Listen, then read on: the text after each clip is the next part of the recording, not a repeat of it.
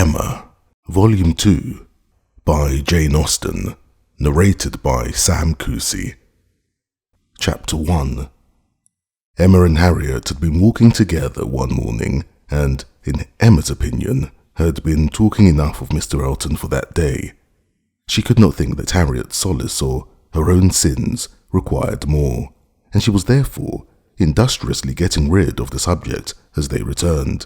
But it burst out again when she thought she had succeeded, and after speaking some time of what the poor must suffer in winter, and receiving no answer than a very plaintive, "Mr. Elton is so good to the poor," she found something else must be done. They were just approaching the house where lived Mrs. and Miss Bates. She determined to call upon them and seek safety in numbers. There was always sufficient reason for such an attention. Mrs. and Miss Bates loved to be called on, and she knew she was considered by the very few whom presumed ever to see imperfection in her as rather negligent in that respect, and as not contributing what she ought to the stock of their scanty comforts. She had had many a hint from Mr. Knightley, and some from her own heart, as to her deficiency, but none were equal to counteract the persuasion of its being very disagreeable, a waste of time, tiresome women, and all the horror of being in danger of falling in the second-rate and third-rate of Highbury, who were calling on them forever, and therefore she seldom went near them. But now she made the sudden resolution of not passing their door without going in, observing, as she proposed it to Harriet, that, as well as she could calculate, they were just now quite safe from any letter from Jane Fairfax. The house belonged to people in business. Mrs. and Miss Bates occupied the drawing-room floor, and there, in the very moderate-sized apartment, which was everything to them, the visitors were most cordially and even gratefully welcomed.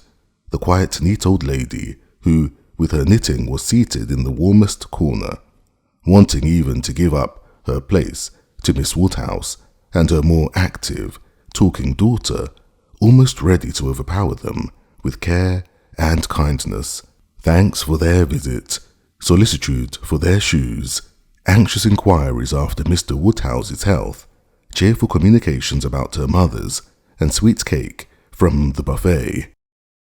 Mrs. Cole had just been there, just called in for 10 minutes, and had been so good as to sit an hour with them, and she had taken a piece of cake and been so kind as to say she liked it very much, and therefore she hoped Miss Woodhouse and Miss Smith would do them the favour to eat a piece too. The mention of the Coles was sure to be followed by that of Mr. Elton. There was intimacy between them, and Mr. Cole had heard from Mr. Elton since his going away. Emma knew what was coming. They must have the letter over again, and settle how long he had been gone, and how much he was engaged in company, and what a favourite he was wherever he went, and how full the master of the ceremonies ball had been, and she went through it very well, with all the interest and all the commendation that could be requisite, and always putting forward to prevent Harriet's being obliged to say a word. This she had prepared for when she entered the house, but meant, having once talked him handsomely over, to be no farther incommoded by any troublesome topic, and to wander at large amongst all the mistresses and misses of Highbury and their card parties. She had not been prepared to have Jane Fairfax succeed Mr. Elton, but he was actually hurried off by Miss Bates. She jumped away from him at last abruptly to the Coles to usher in a letter from her niece. "Oh, yes, Mr. Elton, I understand. Certainly, as to dancing, Mrs. Cole was telling me that dancing at the rooms at Bath was. Mrs. Cole was so kind as to sit some time with us, talking of Jane, for as soon as she came in, she began inquiring after her. Jane is so very great a favourite there. Whenever she is with us, Mrs. Cole does not know how to show her kindness enough, and I must say that Jane deserves it as much as anybody can. And so she began inquiring after her directly, saying, I know you cannot have heard from Jane lately, because it is not her time for writing, And when I immediately said, "But indeed we have. We had a letter this very morning," I do not know that I ever saw anybody more surprised. "Have you, upon your honour?" said she. "Well, that is quite unexpected. Do let me hear what she says." Emma's politeness was at hand directly to say, with smiling interest, "Have you heard from Miss Fairfax so lately? I am extremely happy. I hope she's well." "Thank you. You are so kind," replied the happily deceived aunt, while eagerly hunting for the letter. "Oh, here it is. I was sure it could not be far off, but I had put my housewife upon it, you see, without being aware, and so it was quite hid. But I had it in my hand so very lately that I was almost sure it must be on the table. I was reading it to Mrs. Cole, and since she went away, I was reading it again to my mother, for it is such a pleasure to her, a letter from Jane, that she can never hear it often enough, so I knew it could not be far off, and here it is, only just under my housewife, and since you are so kind as to wish to hear what she says. But first of all, I really must, in justice to Jane, apologize for her writing so short a letter. Only 2 pages, you see, hardly 2, and in general, she fills the whole paper and crosses half. My mother often wonders that I can make it out so well. She often says, when the letter is first opened, "Well, Hetty, now I think you will be put to it to make out all that checker work, don't you, ma'am?" And then I tell her I am sure she would contrive to make it out herself if she had nobody to do it for her. Every word of it. I am sure she would pore over it till she had made out every word. And indeed, though my mother's eyes are not so good as they were, she can see amazingly well still, thank God, with the help of spectacles. It is such a blessing. My mothers are really very good indeed. Jane often says, when she is here, "I'm sure, Grandmamma, you must have had very strong eyes to see as you do, and so much fine work as you have done too. I only wish my eyes may last me as well." All this spoken extremely fast obliged Miss Bates to stop for breath, and Emma said something very civil about the excellence of Miss Fairfax's handwriting. "You are extremely kind," replied Miss Bates, highly gratified. "You who are such a judge, and write so beautifully yourself. I am sure there is nobody's praise that could give us so much pleasure as Miss Woodhouse's." "My mother does not hear. She's a little deaf, you know. Ma'am," addressing her, "do you hear what Miss Woodhouse is so obliging to say about Jane's handwriting?" And Emma had the advantage of hearing her own silly compliment repeated twice over before the good old lady could comprehend it. She was pondering in the meanwhile upon the possibility, without seeming very rude, of making her escape from Jane Fairfax's letter, and had almost resolved on hurrying away directly under some slight excuse when Miss Bates turned to her again and seized her attention. "My mother's deafness is very trifling, you see, just nothing at all. By only raising my voice and saying anything 2 or 3 times over, she is sure to hear, but then she is used to my voice. But it is very remarkable that she should always hear Jane better than she does me. Jane speaks so distinctly. However, she will not find her grandmamma at all deafer than she was 2 years ago, which is saying a great deal at my mother's time of life, and it really is a full 2 years ago, you know, since she was here. We never were so long without seeing her before, and as I was telling Mrs. Cole, we shall hardly know how to make enough of her now. Are you expecting Miss Fairfax here soon? Oh yes, next week. Indeed, that must be a very great pleasure." "Thank you. You are very kind. Yes, next week. Everybody is so surprised, and everybody says the same obliging things. I'm sure she will be as happy to see her friends at Highbury as they can be to see her. Yes, Friday or Saturday. She cannot say which, because Colonel Campbell will be wanting the carriage himself one of those days. So very good of them to send her the whole way. But they always do, you know. Oh yes, Friday or Saturday next. That is what she writes about. That is the reason of her writing out of rule, as we call it, for, in the common course, we should not have heard from her before next Tuesday or Wednesday. Yes, so I imagined. I was afraid there could be little chance of my hearing anything of Miss Fairfax today. So obliging of you. No, we should not have heard, if it had been for this particular circumstance, of her being to come here so soon. My mother is so delighted, for she is to be 3 months with us at least. 3 months, she says so positively, as I am going to have the pleasure of reading to you. The case is, you see, that the Campbells are going to Ireland. Mrs. Dixon has persuaded her father and mother to come over and see her directly. They had not intended to go over till the summer, but she is so impatient to see them again, for till she married, last October, she was never away from them so much as a week, which must make it very strange to be in different kingdoms. I was going to say, but however different countries, and so she wrote a very urgent letter to her mother or her father. I declare I do not know which it was, but we shall see presently in Jane's letter, wrote in Mr. Dixon's name as well as her own, to press their coming over directly, and they would give them the meeting in Dublin and take them back to their country seat, Bailey Craig, a beautiful place, I fancy. Jane has heard a great deal of its beauty from Mr. Dixon, I mean. I do not know what she ever heard about it from anybody else, but it was very natural, you know, that he should like to speak of his own place while he was paying his addresses. And as Jane used to be very often walking out with them, for Colonel and Mrs. Campbell were very particular about their daughters not walking out often with only Mr. Dixon, for which I do not at all blame them.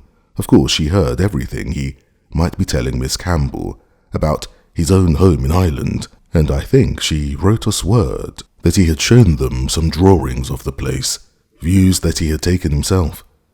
He's a most amiable, charming young man, I believe. Jane was quite longing to go to Ireland from his account of things.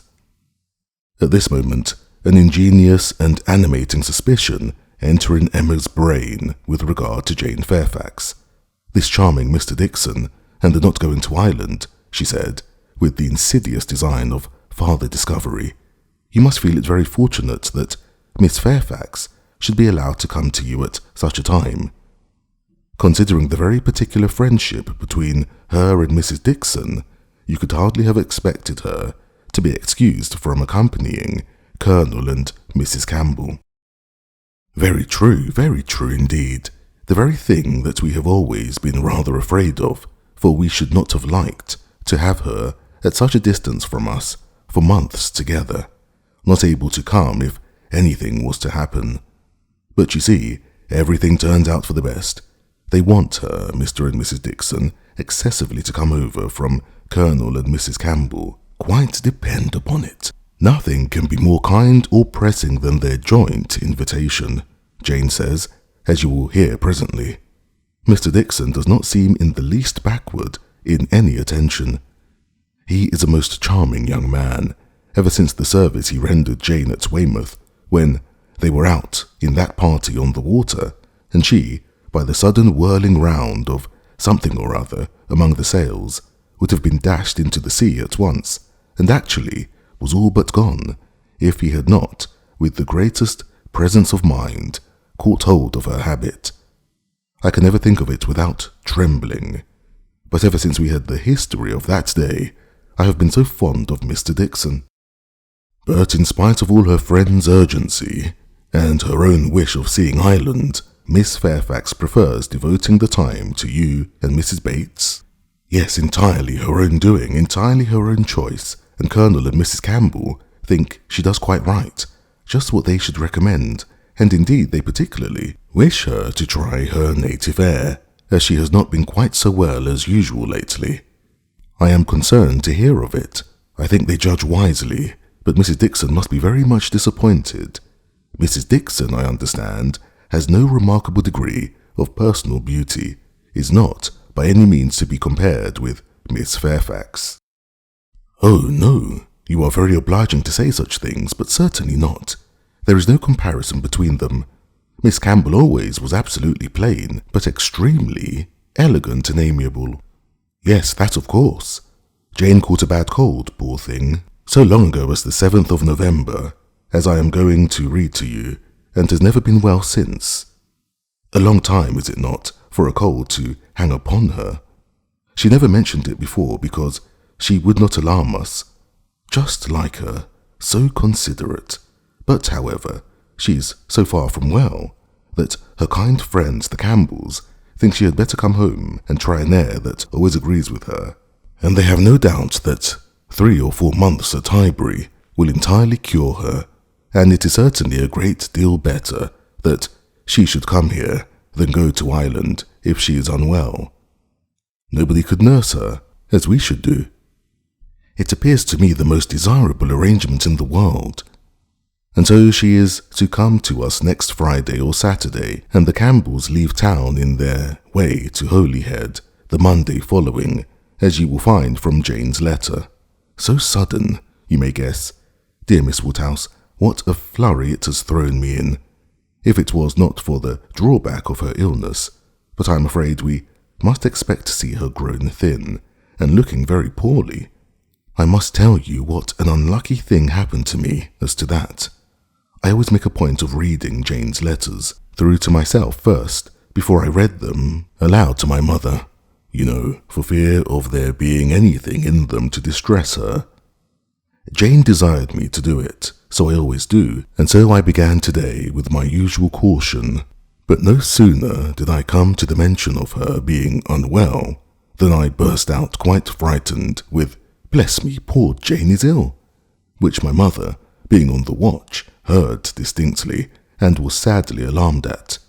However, when I read on, I found it was not near so bad as I had fancied at first, and I make so light of it now to her that she does not think much about it. But I cannot imagine how I could be so off my guard. If Jane does not get well soon, we will call in Mr. Perry. The expense shall not be thought of, and though he is so liberal and so fond of Jane that I dare say he would not mean to charge anything for attendance, we could not suffer it to be so, He has a wife and family to maintain, and is not to be giving away his time. Well, now I have just given you a hint of what Jane writes about, we will turn to her letter, and I am sure she tells her own story a great deal better than I can tell it for her. "I am afraid we must be running away," said Emma, glancing at Harriet and beginning to rise. "My father will be expecting us.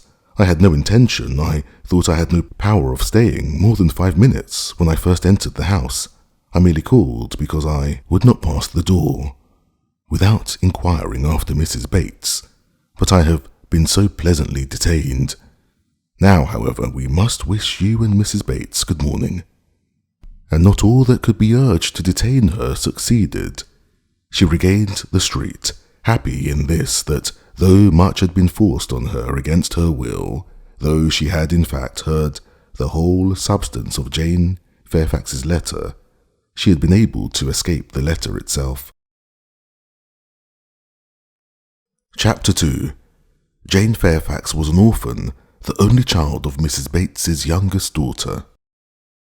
The marriage of Lieutenant Fairfax of the so-and-so regiment of infantry and Miss Jane Bates had its day and fame and pleasure, hope and interest, but nothing now remained of it save the melancholy remembrance of him dying in action abroad, of his widow sinking under consumption and grief soon afterwards, and this girl. By birth she belonged to Highbury, and when at 3 years old, on losing her mother, she became the property, the charge, the consolation, the foundling of her grandmother and aunt. There had seemed every probability of her being permanently fixed there, and of her being taught only what very limited means could command, and growing up with no advantages of connection or improvement, to be engraft on what nature had given her in a pleasing person, good understanding, and warm-hearted, well-meaning relations. but the compassionate feelings of a friend of her father gave a change to her destiny. This was Colonel Campbell, who had very highly regarded Fairfax as an excellent officer and most deserving young man, and father had been indebted to him for such attentions during a severe camp fever as he believed had saved his life. These were claims which he did not learn to overlook, though some years passed away from the death of poor Fairfax before his own return to England put anything in his power. When he did return, he sought out the child and took notice of her.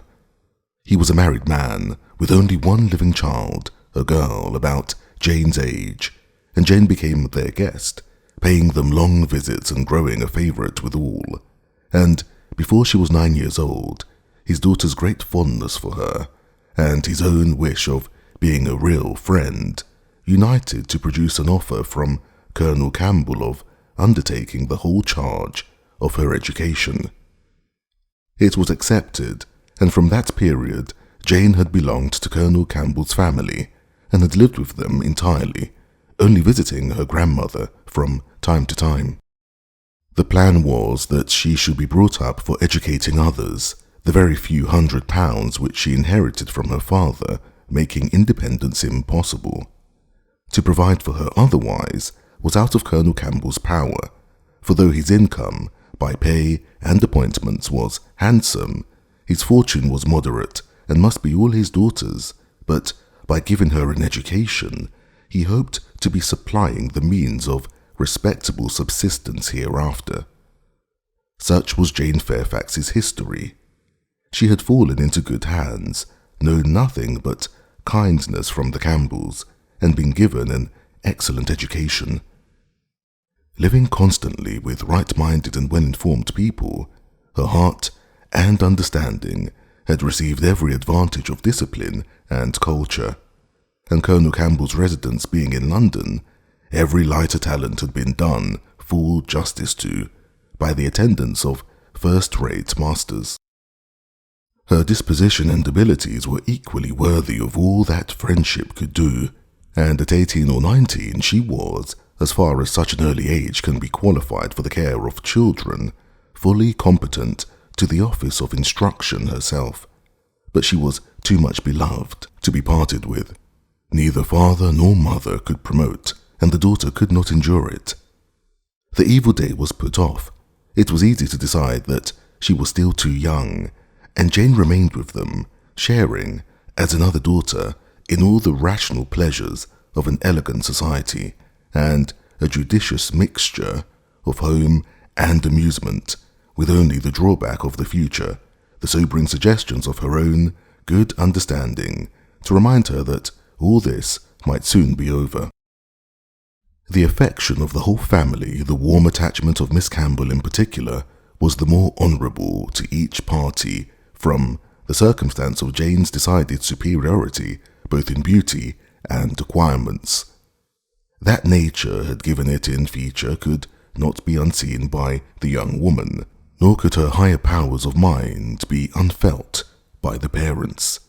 They continued together, and with unabated regard, however, till the marriage of Miss Campbell, who, by that chance, that luck which so often defies anticipation in matrimonial affairs, giving attraction to what is moderate rather than to what is superior, engaged the affections of Mr. Dixon, a young man, rich and agreeable, almost as soon as they were acquainted, and was eligibly and happily settled, while Jane Fairfax had yet her bread to earn. This event had very lately taken place, too lately for anything to be yet attempted by her less fortunate friend towards entering on her path of duty, though she had now reached the age which her own judgment had fixed on for beginning. She had long resolved that 21 should be the period. With the fortitude of a devoted novitiate, she had resolved at 21 to complete the sacrifice and retire from all the pleasures of life, of rational intercourse, equal society, peace and hope, to penance and mortification forever. The good sense of Colonel and Mrs. Campbell could not oppose such a resolution, though their feelings did. As long as they lived, no exertions would be necessary. Their home might be hers forever, and for their own comfort, they would have retained her wholly. But this would be selfishness. What must be at last had better be soon. Perhaps they began to feel it might have been kinder and wiser to have resisted the temptation of any delay, and spared her from a taste of such enjoyments of ease and leisure as must now be relinquished. Still, however, affection was glad to catch at any reasonable excuse for not hurrying on the wretched moment. She had never been quite well since the time of their daughter's marriage. Until she should have completely recovered her usual strength, they must forbid her engaging in duties which, so far from being compatible with a weakened frame and varying spirits, seemed, under the most favourable circumstances, to require something more than human perfection of body and mind to be discharged with tolerable comfort. With regard to her not accompanying them to Ireland, her account to her aunt contained nothing but truth, though there might be some truths not told. It was her own choice to give the time of their absence to Highbury, to spend, perhaps, her last months of perfect liberty with those kind relations to whom she was so very dear, and the Campbells, whatever might be their motive or motives, whether single or double or treble, gave the arrangement their ready sanction, and said that they depended more on a few months spent in her native air for the recovery of her health than on anything else.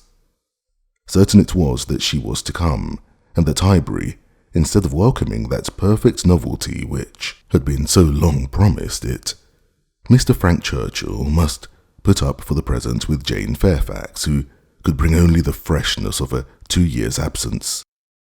Emma was sorry to have to pay civilities to a person she did not like through 3 long months. To be always doing more than she wished, and less than she ought. Why she did not like Jane Fairfax might be a difficult question to answer. Mr. Knightley had once told her it was because she saw in her the really accomplished young woman which she wanted to be thought herself, and though the accusation had been eagerly refuted at the time, there were moments of self-examination in which her conscience could not quite acquit her. But she could never get acquainted with her.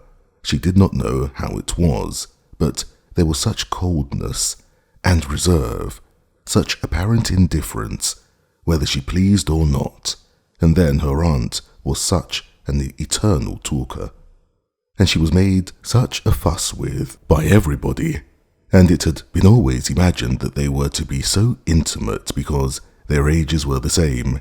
Everybody had supposed they must be so fond of each other. These were her reasons. She had no better. It was a dislike so little just.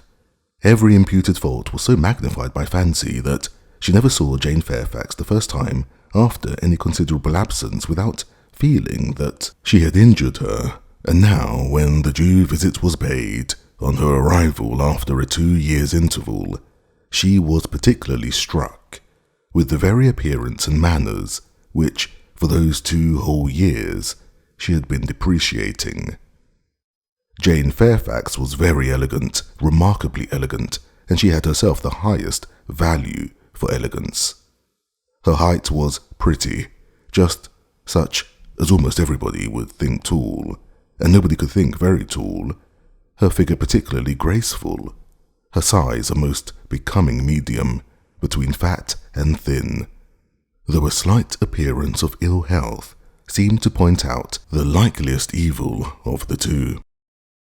Emma could not but feel all this, and then her face, her features. There was more beauty in them altogether than she had remembered. It was not regular, but it was very pleasing beauty. Her eyes, a deep grey, with dark eyelashes and eyebrows, had never been denied their praise. But the skin, which she had been used to cavil at as wanting colour, had a clearness and delicacy which really needed no fuller bloom. It was a style of beauty of which elegance was the reigning character, and as such she must, in honour, by all her principles, admire it. Elegance which, whether of person or of mind, she saw so little in Highbury. There, not to be vulgar, was distinction and merit. In short, she sat, during the first visit, looking at Jane Fairfax with twofold complacency, the sense of pleasure and the sense of rendering justice, and was determining that she would dislike her no longer. When she took in her history, indeed her situation as well as her beauty, when she considered what all this elegance was destined to do, what she was going to sink from, how she was going to live, it seemed impossible to feel anything but compassion and respect, especially if to every well-known particular entitling her to interest were added the highly probable circumstance of an attachment to Mr. Dixon, which she had so naturally started to herself. In that case, nothing could be more pitiable or more honourable than the sacrifices she had resolved on. Emma was very willing now to acquit her of having seduced Mr. Dixon's affections from his wife, or of anything mischievous which her imagination had suggested at first. If it were love, it might be simple, single, successless love on her side alone. She might have been unconsciously sucking in the sad poison, while a sharer of his conversation with her friend, and from the best, the purest of motives, might now be denying herself this visit to Ireland and resolving to divide herself effectually from him and his connections by soon beginning her career of laborious duty. Upon the whole, Emma left her with such softened, charitable feelings as made her look around in walking home and lament that Highbury afforded no young man worthy of giving her independence, nobody that she could wish to scheme about for her. These were charming feelings, but not lasting. Before she had committed herself by any public profession of eternal friendship for Jane Fairfax, or done more towards a recantation of past prejudices and errors than saying to Mr. Knightley, "She certainly is handsome, she is better than handsome," Jane had spent an evening at Hartfield with her grandmother and aunt, and everything was relapsing much into its usual state. Former provocations reappeared. The aunt was as tiresome as ever, more tiresome because anxiety for her health was now added to admiration of her powers, and they had to listen to the description of exactly how little bread and butter she ate for breakfast and how small a slice of mutton for dinner, as well as to see exhibitions of new caps and new work bags for her mother and herself, and Jane's offences rose again. They had music. Emma was obliged to play, and the thanks and praise which necessarily followed appeared to her an affectation of candour, an air of greatness, meaning only to show off in higher style her own very superior performance. She was, besides, which was the worst of all, so cold, so cautious. There was no getting at her real opinion. Wrapped up in a cloak of politeness, she seemed determined to hazard nothing. She was disgustingly, was suspiciously reserved. If anything could be more, where all was most, she was more reserved on the subject of Weymouth and the Dixons than anything. She seemed bent on giving no real insight into Mr. Dixon's character, or her own value for his company, or opinion of the suitableness of the match. It was all general approbation and smoothness, nothing delineated or distinguished. It did her no service, however. Her caution was thrown away. Emma saw its artifice and returned to her first surmises. There probably was something more to conceal than her own preference. Mr. Dixon, perhaps, had been very near changing one friend for the other, or been fixed only to Miss Campbell for the sake of the future £12,000. The like reserve prevailed on other topics. She and Mr. Frank Churchill had been at Weymouth at the same time. It was known that they were a little acquainted, but not a syllable of real information could Emma procure as to what he truly was. Was he handsome? She believed he was reckoned a very fine young man. Was he agreeable? He was generally thought so. Did he appear a sensible young man, a young man of information? At a watering place or in a common London acquaintance, it was difficult to decide on such points. Manners were all that could be safely judged of, under a much longer knowledge than they had yet had of Mr. Churchill. She believed everybody found his manners pleasing. Emma could not forgive her. Chapter 3. Emma could not forgive her, but as neither provocation nor resentment were discerned by Mr. Knightley, who had been of the party and had seen only proper attention and pleasing behaviour on each side, he was expressing the next morning, being at Hartfield again on business with Mr. Woodhouse, his approbation of the whole, not so openly as he might have done had her father been out of the room, but speaking plain enough to be very intelligible to Emma. He had been used to thinking her unjust to Jane, and had now great pleasure in marking an improvement. A very pleasant evening, he began, as soon as Mr. Woodhouse had been talked into what was necessary, told that he understood, and the papers swept away. Particularly pleasant. You and Miss Fairfax gave us some very good music.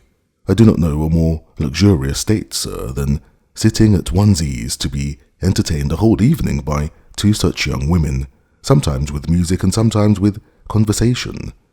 I am sure Miss Fairfax must have found the evening pleasant, Emma. You left nothing undone. I was glad you made her play so much. For having no instrument at her grandmother's, it must have been a real indulgence. I am happy you approved, said Emma, smiling, but I hope I am not often deficient in what is due to guests at Hartfield. No, my dear, said her father instantly, that, I am sure, you are not. There is nobody half so attentive and civil as you are. If anything, you are too attentive. The muffin last night, if it had been handed round once, I think it would have been enough. No, said Mr. Knightley, nearly at the same time. You are not often deficient either in manner or comprehension. I think you understand me, therefore.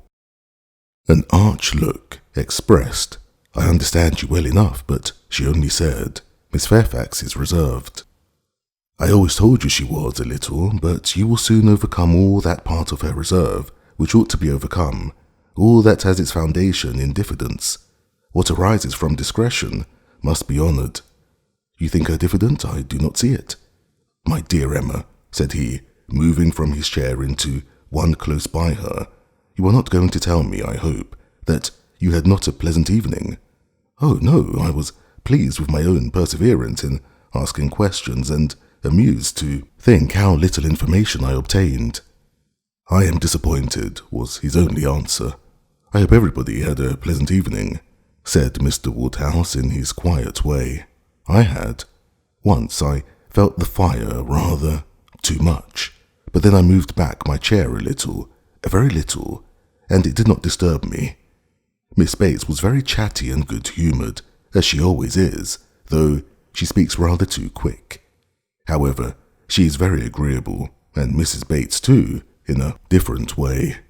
I like old friends, and Miss Jane Fairfax is a very pretty sort of young lady, a very pretty and a very well-behaved young lady indeed. She must have found the evening agreeable, Mr. Knightley, because she had Emma. True, sir, said Emma, because she had Miss Fairfax. Emma saw his anxiety, and wishing to appease it, at least for the present, said, and with a sincerity which no one could question, she's a sort of elegant creature that one cannot keep one's eyes from. I am always watching her to admire, and I do pity her from my heart. Mr. Knightley looked as if he were more gratified than he cared to express, and before he could make any reply, Mr. Woodhouse, whose thoughts were on the Bateses, said, It is a great pity that their circumstances should be so confined. A great pity indeed, and I have often wished, but it is so little one can venture to do. Small, trifling presents of anything uncommon. Now we have killed a porker, and Emma thinks of sending them a loin or a leg. It is very small and delicate. Hartfield pork is not like any other pork, but still it is pork. And, my dear Emma, unless one could be sure of their making it into steaks, nicely fried, as ours are fried, without the smallest grease, and not roast it, for no stomach can bear roast pork, I think we had better send the leg. Do not you think so, my dear? My dear Papa, I sent the whole hind quarter. I knew you would wish it. There will be the leg to be salted, you know, which is so very nice, and the loin to be dressed directly in any manner they like. That's right, my dear, very right. I had not thought of it before, but that is the best way. They must not oversalt the leg, and then, if it is not oversalted, and if it is very thoroughly boiled, just as Searle boils ours, and eaten very moderately of, with a boiled turnip and a little carrot or parsnip, I do not consider it unwholesome.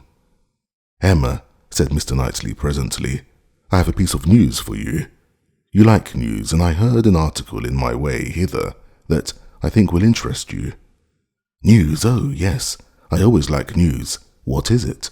Why do you smile so? Where did you hear it? At Randalls?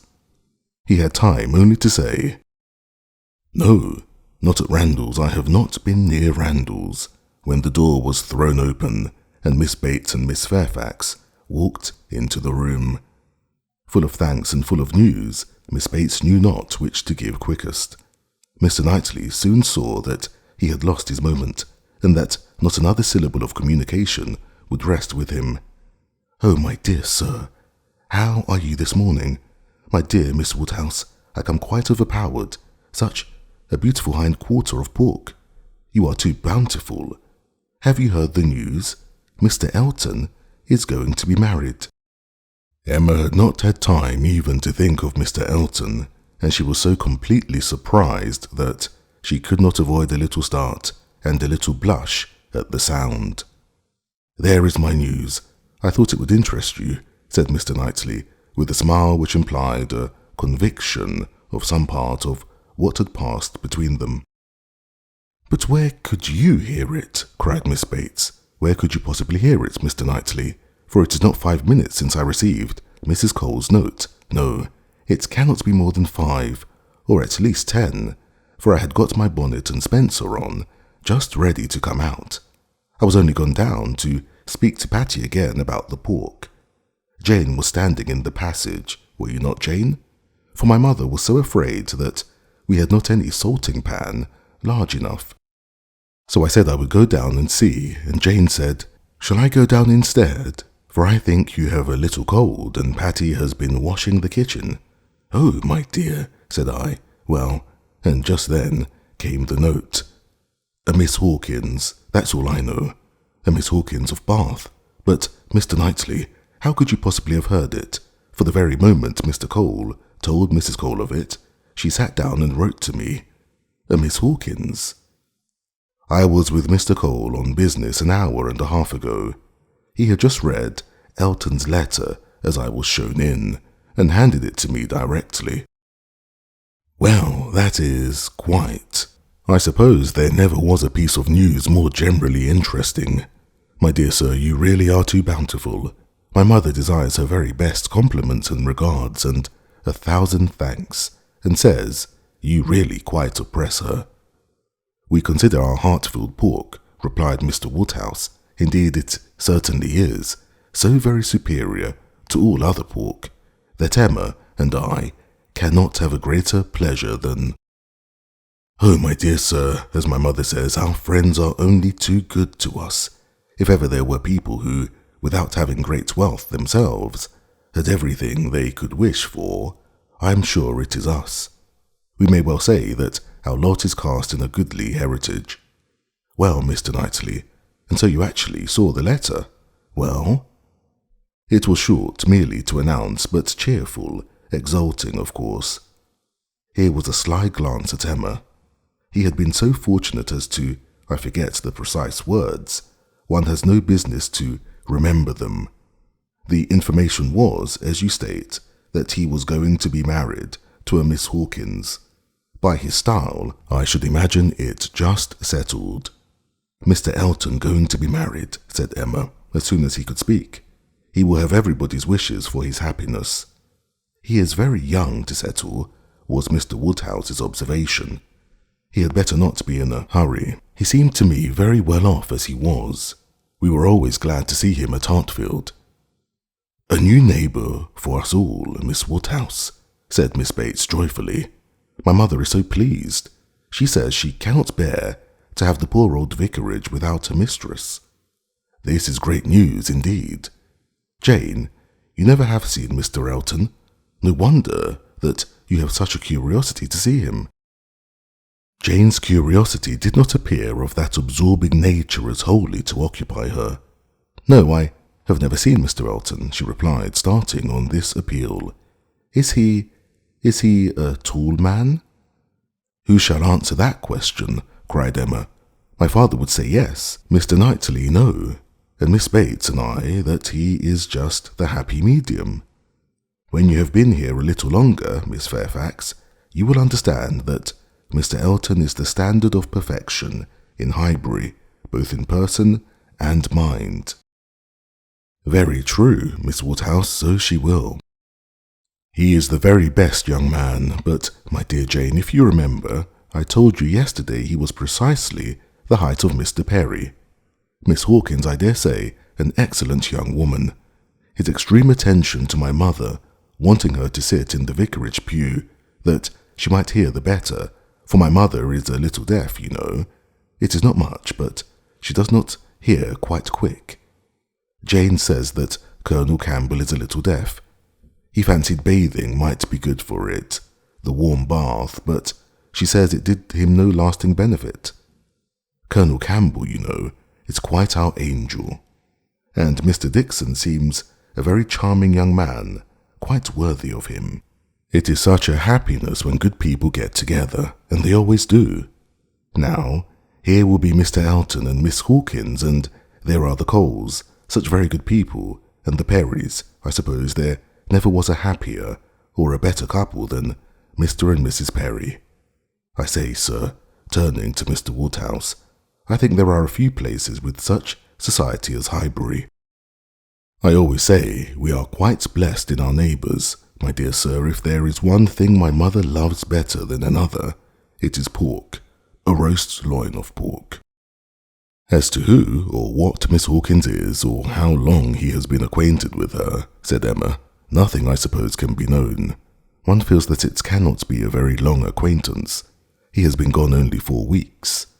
Nobody had any information to give, and after a few more wonderings, Emma said, You are silent, Miss Fairfax, but I hope you mean to take an interest in this news. You who have been hearing and seeing so much of late on these subjects, who must have been so deep in the business on Miss Campbell's account, we shall not excuse your being indifferent about Mr. Elton and Miss Hawkins. When I have seen Mr. Elton, replied Jane, I dare say I shall be interested, but I believe it requires that with me. And as it is some months since Miss Campbell married, the impression may be a little worn off. Yes, he has been gone just 4 weeks, as you observed, Miss Woodhouse, and Miss Bates 4 weeks yesterday. And Miss Hawkins, well, I had always rather fancied it would be some young lady hereabouts. Not that I ever, Mrs. Cole once whispered to me, but I immediately said, No, Mr. Elton is a most worthy young man, but, in short, I do not think I am particularly quick at those sort of discoveries. I do not pretend to it. What is before me I see. At the same time, nobody could wonder if Mr. Elton should have aspired. Miss Woodhouse lets me chatter on so good-humouredly. She knows I would not offend for the world. How does Miss Smith do? She seems quite recovered now. Have you heard from Mrs. John Knightley lately? Oh, those dear little children. Jane, do you know I always fancy Mr. Dixon like Mr. John Knightley? I mean in person, tall, and with that sort of look, and not very talkative. Quite wrong, my dear aunt, there is no likeness at all. Very odd. But one never does form a just idea of anybody beforehand. One takes up a notion and runs away with it. Mr. Dixon, you say, is not, strictly speaking, handsome? Handsome? Oh, no, far from it, certainly plain. I told you he was plain. My dear, you said that Miss Campbell would not allow him to be plain, and that you yourself— Oh, as for me, my judgment is worth nothing. Where I have a regard, I always think a person well-looking, but I gave what I believed the general opinion when I called him plain. Well, my dear Jane, I believe we must be running away. The weather does not look well, and Grandma will be uneasy. You are too obliging, my dear Miss Woodhouse, but we really must take leave. This has been a most agreeable piece of news indeed. I shall just go round by Mrs. Cole's, but I shall not stop 3 minutes. And Jane, you had better go home directly. I would not have you out in a shower. We think she is the better for Highbury already. Thank you, we do indeed. I shall not attempt calling on Mrs. Goddard, for I really do not think she cares for anything but boiled pork. When we dress the leg, it will be another thing. Good morning to you, my dear sir. Oh, Mr. Knightley is coming too. Well, that is so very. I am sure if Jane is tired, you will be so kind as to give her your arm. Mr. Elton and Miss Hawkins, good morning to you. Emma, alone with her father, had half her attention wanted by him while he lamented that young people would be in such a hurry to marry, and to marry strangers too, and the other half she could give to her own view of the subject. It was to herself an amusing and a very welcome piece of news, as proving that Mr. Elton could not have suffered long, but she was sorry for Harriet. Harriet must feel it, and all that she could hope was, by giving the first information herself, to save her from hearing it abruptly from others. It was now about the time that she was likely to call, if she were to meet Miss Bates in her way, and upon its beginning to rain, Emma was obliged to expect that the weather would be detaining her at Mrs. Goddard's, and that the intelligence would undoubtedly rush upon her without preparation. The shower was heavy but short, and it had not been over 5 minutes, when in came Harriet, just as the heated, agitated look which hurrying thither with a full heart was likely to give, and the "Oh, Miss Woodhouse, what do you think has happened?" which instantly burst forth, had all the evidence of corresponding perturbation. As the blow was given, Emma felt that she could not now show greater kindness than in listening, and Harriet, unchecked, ran eagerly through what she had to tell. She had set out from Mrs. Goddard's half an hour ago. She had been afraid it would rain. She had been afraid it would pour down every moment, but she thought she might get to Hartfield first. She had hurried on as fast as possible, but then, as she was passing by the house where a young woman was making up a gown for her, she thought she would just step in and see how it went on, and though she did not seem to stay half a moment there, soon after she came out it began to rain, and she did not know what to do, so she ran on directly, as fast as she could, and took shelter at Ford's. Ford's was the principal woolen draper, linen draper, and haberdasher's shop united. The shop that was first in size and fashion in the place. And so there she had sat, without an idea of anything in the world, full 10 minutes, perhaps, when, all of a sudden, who should come in? To be sure, it was so very odd. But they always dealt at Ford's. Who should come in but Elizabeth Martin and her brother? Dear Miss Woodhouse, only think. I thought I should have fainted. I did not know what to do.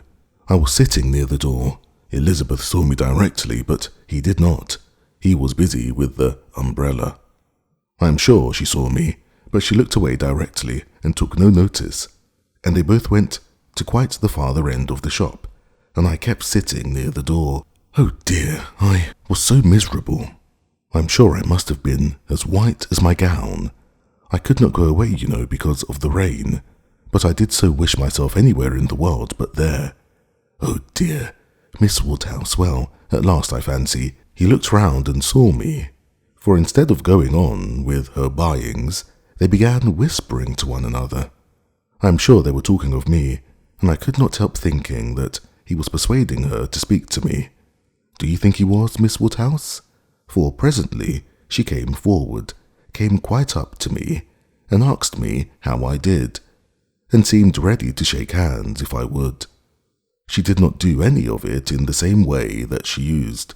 I could see she was altered. But, however, she seemed to try to be very friendly, and we shook hands and stood talking some time, but I know no more what I said. I was in such a tremble. I remember she said she was sorry we never met now, which I thought almost too kind. Dear Miss Woodhouse, I was absolutely miserable. By that time it was beginning to hold up, and I was determined that nothing should stop me from getting away. And then only think. I found he was coming up towards me too, slowly, you know, and as if I did not quite know what to do. And so he came and spoke, and I answered, and I stood for a minute, feeling dreadfully, you know. One can't tell how. And then I took courage and said it did not rain, and I must go. And so off I set, and I had not got 3 yards from the door when he came after me, only to say if I was going to Hartfield, he thought I had much better go round by Mr. Cole's stable, for I should find the near way quite floated by this rain. Oh dear, I thought it would have been the death of me. So I said I was very much obliged to him. You know I could not do less, and then he went back to Elizabeth, and I came round by the stables. I believe I did, but I hardly knew where I was, or anything about it. Oh, Miss Woodhouse, I would rather have done anything than have it happen, and yet, you know, there was a sort of satisfaction in seeing him behave so pleasantly and so kindly. And Elizabeth, too. Oh, Miss Woodhouse, do talk to me and make me comfortable again. Very sincerely did Emma wish to do so, but it was not immediately in her power. She was obliged to stop and think. She was not thoroughly comfortable herself. The young man's conduct and his sister's seemed the result of real feeling, and she could not but pity them. As Harriet described it, there had been an interesting mixture of wounded affection and genuine delicacy in their behaviour, but she had believed them to be well-meaning, worthy people before, and what difference did this make in the evils of the connection? It was folly to be disturbed by it. Of course, he must be sorry to lose her. They must all be sorry. Ambition, as well as love, had probably been mortified. They might all have hoped to rise by Harriet's acquaintance, and besides, what was the value of Harriet's description? So easily pleased, so little discerning. What signified her praise? She exerted herself and did try to make her comfortable by considering all that had passed as a mere trifle and quite unworthy of being dwelt on. It might be distressing for the moment, said she, but you seem to have behaved extremely well, and it is over, and may never, can never, as a first meeting, occur again, and therefore you need not think about it. Harriet said, very true, and she would not think about it, but still she talked of it, still she could talk of nothing else, and Emma, at last, in order to put the Martins out of her head, was obliged to hurry on the news, which she had meant to give with so much tender caution, hardly knowing herself whether to rejoice or be angry, ashamed or only amused, at such a state of mind in poor Harriet, such a conclusion of Mr. Elton's importance with her. Mr. Elton's rights, however, gradually revived, though she did not feel the first intelligence as she might have done the day before, or an hour before. Its interest soon increased, and before their first conversation was over, she had talked herself into all the sensations of curiosity, wonder and regret, pain and pleasure, as to this fortunate Miss Hawkins, which could conduce to place the Martins under proper subordination in her fancy. Emma learned to be rather glad that there had been such a meeting.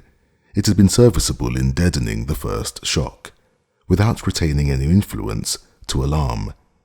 As Harriet now lived, the Martins could not get at her without seeking her, where hitherto they had wanted either the courage or the condescension to seek her, for since her refusal of the brother, the sisters never had been at Mrs. Goddard's, and a 12-month might pass without their being thrown together again, with any necessity, or even any power of speech.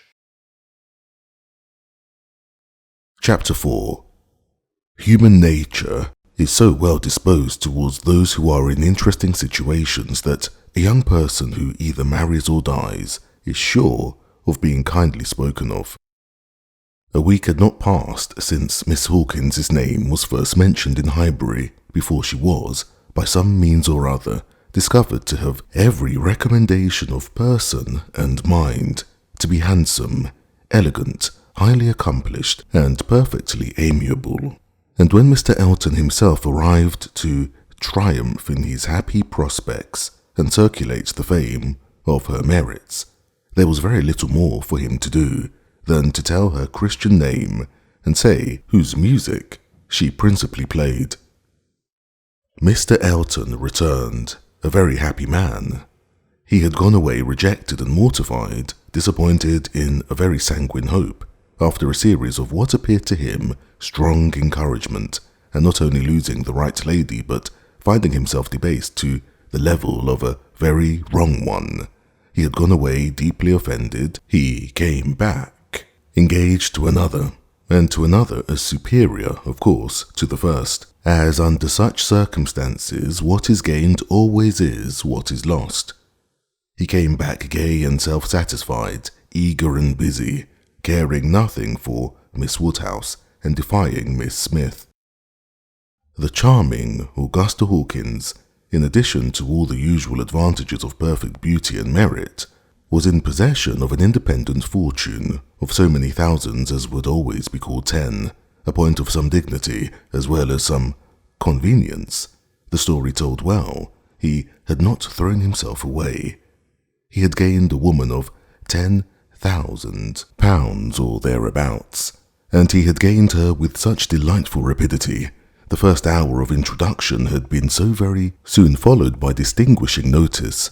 The history which he had to give Miss Cole of the rise and progress of the affair was so glorious, the steps so quick, from the accidental rencontre to the dinner at Mr. Green's and the party at Mrs. Brown's, smiles and blushes rising in importance, with consciousness and agitation richly scattered.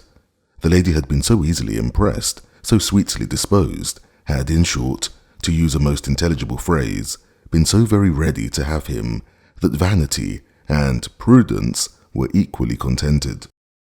He had caught both substance and shadow, both fortune and affection, and was just the happy man he ought to be, talking only of himself and of his own concerns, expecting to be congratulated, ready to be laughed at, and, with cordial, fearless smiles, now addressing all the young ladies of the place, to whom, a few weeks ago, he would have been more cautiously gallant. The wedding was no distant event, as the parties had only themselves to please, and nothing but the necessary preparations to wait for, and when he set out for Bath again, there was a general expectation which a certain glance of Mrs. Cole's did not seem to contradict, that when he next entered Highbury he would bring his bride. During his present short stay, Emma had barely seen him, but just enough to feel that the first meeting was over and to give her the impression of his not being improved by the mixture of pique and pretension now spread over his air.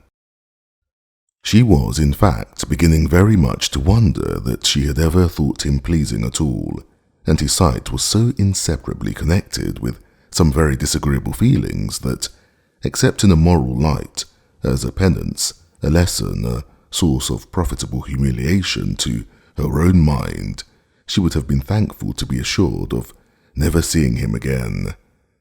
She wished him very well, but he gave her pain, and his welfare 20 miles off would administer most satisfaction. The pain of his continued residence in Highbury, however, must certainly be lessened by his marriage.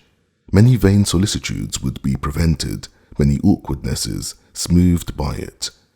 A Mrs. Elton would be an excuse for any change of intercourse. Former intimacy might sink without remark. It would be almost beginning their life of civility again. Of the lady, individually, Emma thought very little. She was good enough for Mr. Elton, no doubt, accomplished enough for Highbury, handsome enough to look plain, probably by Harriet's side. As to connection, there Emma was perfectly easy, persuaded that after all his own vaunted claims and disdain of Harriet, he had done nothing. On that article, truth seemed attainable. What she was must be uncertain, but who she was might be found out, and setting aside the £10,000, it did not appear that she was at all Harriet's superior. She brought no name, no blood, no alliance. Miss Hawkins was the youngest of the two daughters of a Bristol merchant, of course, he must be called, but as the whole of the profits of his mercantile life appeared so very moderate, it was not unfair to guess the dignity of his line of trade had been very moderate also. Part of every winter she had been used to spending in Bath, but Bristol was her home, the very heart of Bristol, for though the father and mother had died some years ago, an uncle remained, in the law line. Nothing more distinctly honourable was hazarded of him than that he was in the law line, and with him the daughter had lived. Emma guessed him to be the drudge of some attorney, and too stupid to rise, and all the grandeur of the connection seemed dependent on the elder sister, who was very well married, to a gentleman in a great way near Bristol, who kept 2 carriages. That was the wind-up of the history. That was the glory of Miss Hawkins. Could she but have given Harriet her feelings about it all? She had talked her into love, but alas, she was not so easily to be talked out of it. The charm of an object to occupy the many vacancies of Harriet's mind was not to be talked away. He might be superseded by another. He certainly would indeed. Nothing could be clearer. Even a Robert Martin would have been sufficient, but nothing else, she feared, would cure her. Harriet was one of those who, having once begun, would be always in love. And now, poor girl, she was considerably worse from the reappearance of Mr. Elton. She was always having a glimpse of him somewhere or other. Emma saw him only once, but 2 or 3 times every day Harriet was sure just to meet with him, or just to miss him, just to hear his voice or see his shoulder, just to have something occur to preserve him in her fancy, in all the favouring warmth of surprise and conjecture. She was, moreover, perpetually hearing about him, for, excepting when at Hartfield, she was always among those who saw no fault in Mr. Elton and found nothing so interesting as the discussion of his concerns, and every report, therefore, every guess, all that had already occurred, all that might occur in the arrangement of his affairs, comprehending income, servants, and furniture, was continually in agitation around her. Her regard was receiving strength by invariable praise of him, and her regrets kept alive, and feelings irritated by ceaseless repetitions of Miss Hawkins' happiness, and continual observation of how much he seemed attached, his air, as he walked by the house, the very sitting of his hat, being all proof of how much he was in love. Had it been allowable entertainment, had there been no pain to her friend or reproach to herself in the waverings of Harriet's mind, Emma would have been amused by its variations. Sometimes Mr. Elton predominated, sometimes the Martins, and each was occasionally useful as a check to the other. Mr. Elton's engagement had been the cure of the agitation of meeting Mr. Martin. The unhappiness produced by the knowledge of that engagement had been a little put aside by Elizabeth Martin's calling at Mrs. Goddard's a few days afterwards.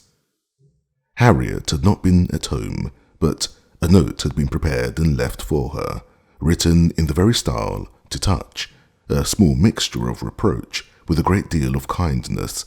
Until Mr. Elton himself appeared, she had been much occupied by it, continually pondering over what could be done in return, and wishing to do more than she dared to confess.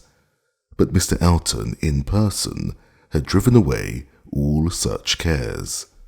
While she stayed, The Martins were forgotten, and on the very morning of his setting off for Bath again, Emma, to dissipate some of the distress it occasioned, judged it best for her to return Elizabeth Martin's visit. How that visit was to be acknowledged, what would be necessary, and what might be safest had been a point of some doubtful consideration. Absolute neglect of the mother and sisters when invited to come would be ingratitude. It must not be, and yet the danger of a renewal of the acquaintance.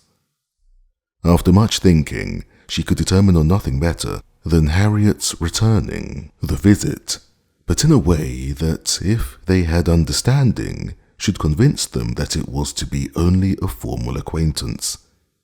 She meant to take her in the carriage, leave her at the Abbey Mill, while she drove a little farther, and call for her again so soon as to allow no time for insidious applications or dangerous recurrences to the past, and give the most decided proof of what degree of intimacy was chosen for the future.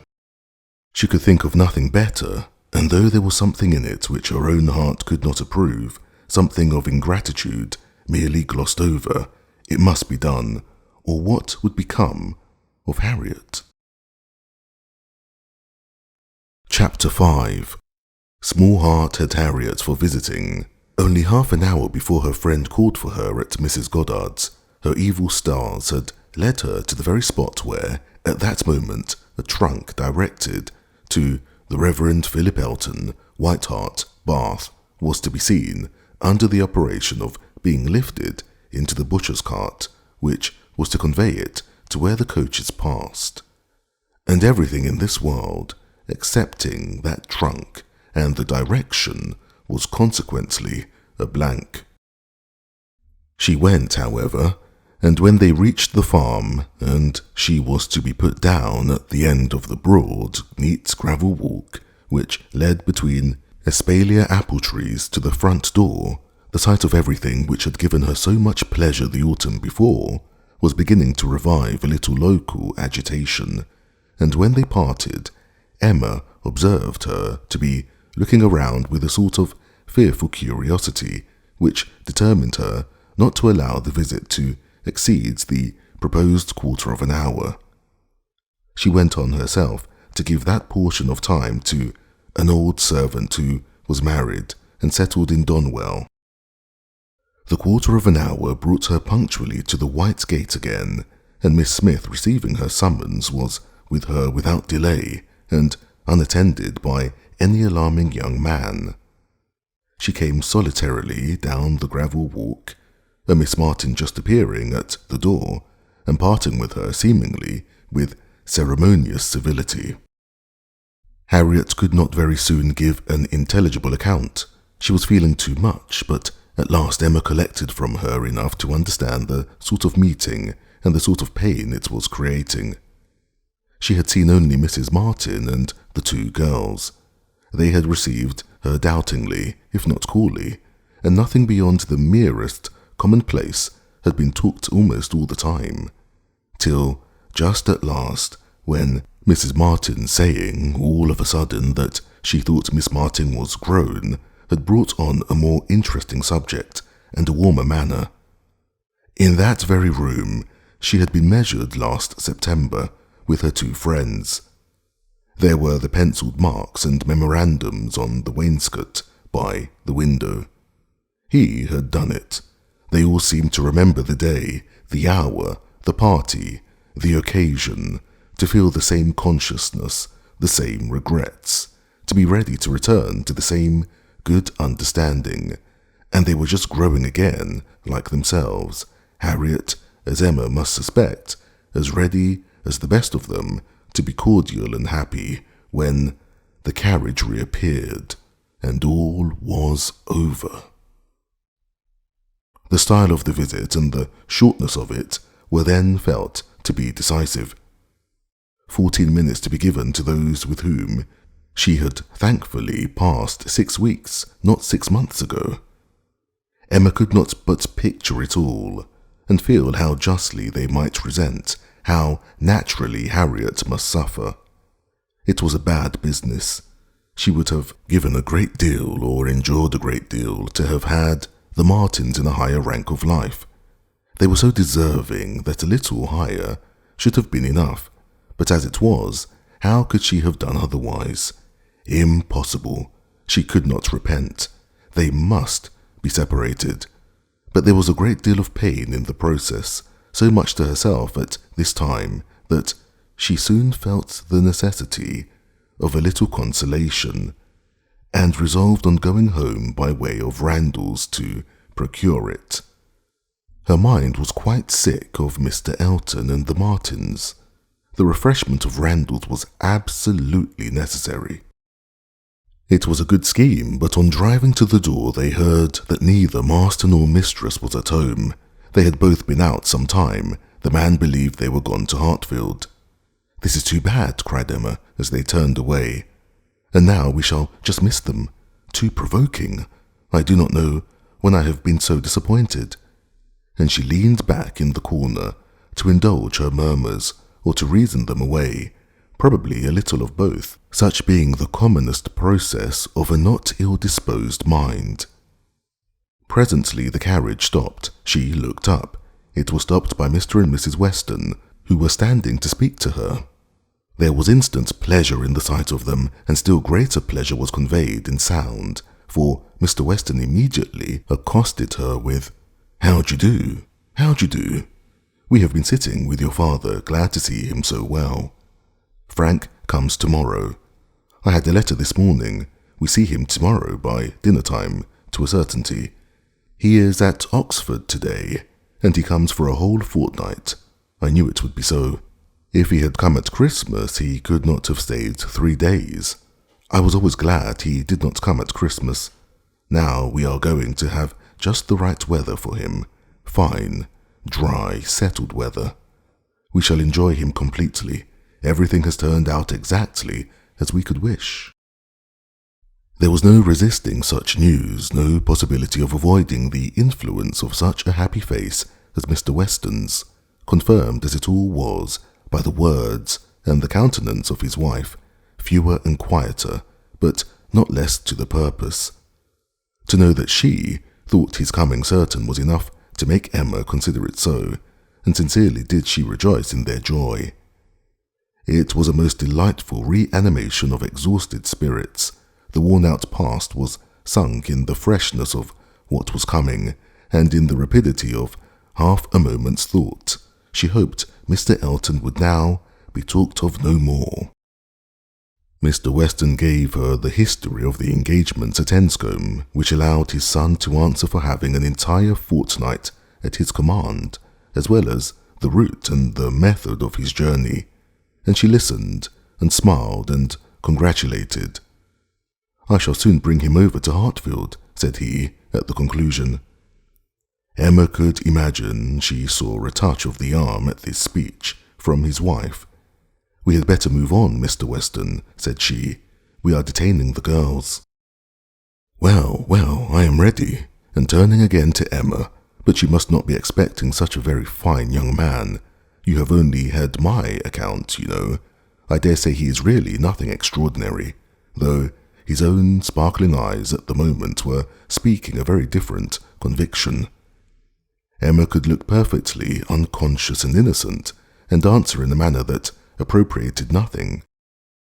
"Think of me tomorrow, my dear Emma, about 4 o'clock," was Mrs. Weston's parting injunction, spoken with some anxiety and meant only for her. 4 o'clock, depend upon it he will be here by 3, was Mr. Weston's quick amendment, and so ended a most satisfactory meeting. Emma's spirits were mounted quite up to happiness. Everything wore a different air. James and his horses seemed not half so sluggish as before. When she looked at the hedges, she thought the elder, at least, must soon be coming out, and when she turned round to Harriet, she saw something like a look of spring, a tender smile even there. "Will Mr. Frank Churchill pass through Bath as well as Oxford?" was a question, however, which did not augur much. But neither geography nor tranquillity could come all at once, and Emma was now in a humour to resolve that they should both come in time. The morning of the interesting day arrived, and Mrs. Weston's faithful pupil did not forget either at 10 or 11 or 12 o'clock that she was to think of her at 4. "My dear, dear anxious friend," said she in mental soliloquy, while walking downstairs from her own room, "always over-careful for everybody's comfort but your own. I see you now, in all your little fidgets, going again and again into his room, to be sure that all is all right." The clock struck 12 as she passed through the hall. "'Tis 12, I shall not forget to think of you 4 hours hence, and by this time tomorrow, perhaps, or a little later, I may be thinking of the possibility of their all calling here. I am sure they will bring him soon." She opened the parlour door and saw 2 gentlemen sitting with her father, Mr. Weston and his son. They had been arrived only a few minutes, and Mr. Weston had scarcely finished his explanation of Frank's being a day before his time, and her father was yet in the midst of his very civil welcome and congratulations when she appeared to have her share of surprise, introduction, and pleasure. The Frank Churchill so long talked of, so high in interest, was actually before her. He was presented to her, and she did not think too much had been said in his praise. He was a very good-looking young man. Height, air, address, all were unexceptionable, and his countenance had a great deal of the spirit and liveliness of his father's. He looked quick and sensible. She felt immediately that she should like him, and there was a well-bred ease of manner and a readiness to talk which convinced her that he came intending to be acquainted with her, and that acquainted they soon must be. He had reached Randalls the evening before. She was pleased with the eagerness to arrive, which made him alter his plan and travel earlier, later, and quicker, that he might gain half a day. "I told you yesterday," cried Mr. Weston with exultation, "I told you all that he would be here before the time named. I remembered what I used to do myself. One cannot creep upon a journey, one cannot help getting on faster than one has planned, and the pleasure of coming in upon one's friends before the lookout begins is worth a great deal more than any little exertion it needs." "It is a great pleasure where one can indulge in it," said the young man, "though there are not many houses that I should presume on so far, but in coming home I felt I might do anything." The word home made his father look on him with fresh complacency. Emma was directly sure that he knew how to make himself agreeable. The conviction was strengthened by what followed. He was very much pleased with Randalls, thought it a most admirably arranged house, would hardly allow it even to be very small, admired the situation, the walk to Highbury, Highbury itself, Hartfield still more, and professed himself to have always felt the sort of interest in the country which none but one's own country gives, and the greatest curiosity to visit it. That he should never have been able to indulge so amiable a feeling before passed suspiciously through Emma's brain, but still, if it were a falsehood, it was a pleasant one, and pleasantly handled. His manner had no air of study or exaggeration. He did really look and speak as if in a state of no common enjoyment. Their subjects in general were such as belonged to an opening acquaintance. On his side were the inquiries. Was she a horsewoman? Pleasant rides? Pleasant walks? Had they a large neighbourhood? Highbury perhaps afforded society enough. There were several pretty houses in and about it. Balls? Had they balls? Was it a musical society? But when satisfied on all these points and their acquaintance proportionably advanced, he contrived to find an opportunity, while their two fathers were engaged with each other, of introducing his mother-in-law and speaking of her with so much handsome praise, so much warm admiration, so much gratitude for the happiness she secured to his father, and her very kind reception of himself, as was an additional proof of his knowing how to please, and of his certainly thinking it worthwhile to try to please her. He did not advance a word of praise beyond what she knew to be thoroughly deserved by Mrs. Weston, but undoubtedly he could know very little of the matter. He understood what would be welcome. He could be sure of little else. His father's marriage, he said, had been the wisest measure. Every friend must rejoice in it, and the family from whom he had received such a blessing must be ever considered as having conferred the highest obligation on him. He got as near as he could to thanking her for Miss Taylor's merits without seeming quite to forget that, in the common course of things, it was to be rather supposed that Miss Taylor had formed Miss Woodhouse's character than Miss Woodhouse Miss Taylor's, and at last, as if resolved to qualify his opinion completely for travelling round to its object, he wound it all up with astonishment at the youth and beauty of her person. "Elegant, agreeable manners I was prepared for," said he, "but I confess that, considering everything, I had not expected more than a very tolerably well-looking woman of a certain age. I did not know that I was to find a pretty young woman in Mrs. Weston." "You cannot see too much perfection in Mrs. Weston for my feelings," said Emma. "Were you to guess her to be 18, I should listen with pleasure, but she would be ready to quarrel with you for using such words. Don't let her imagine that you have spoken of her as a pretty young woman."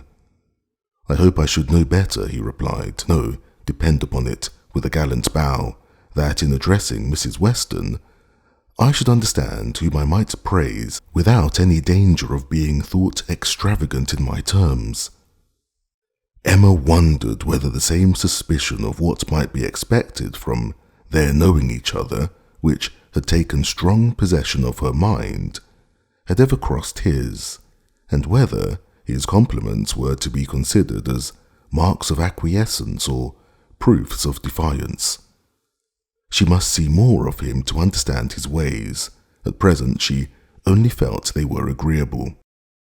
She had no doubt of what Mr. Weston was often thinking about. His quick eye she detected again and again, glancing towards them with a happy expression, and even when he might have determined not to look, she was confident that he was often listening. Her own father's perfect exemption from any thought of the kind, the entire deficiency in him of all such thought of penetration or suspicion, was a most comfortable circumstance. Happily, he was not farther from approving matrimony than from foreseeing it. Though always objecting to every marriage that was arranged, he never suffered beforehand from the apprehension of any. It seemed as if he could not think so ill of any two persons understanding as to suppose they meant to marry till it were proved against them. She blessed the favouring blindness.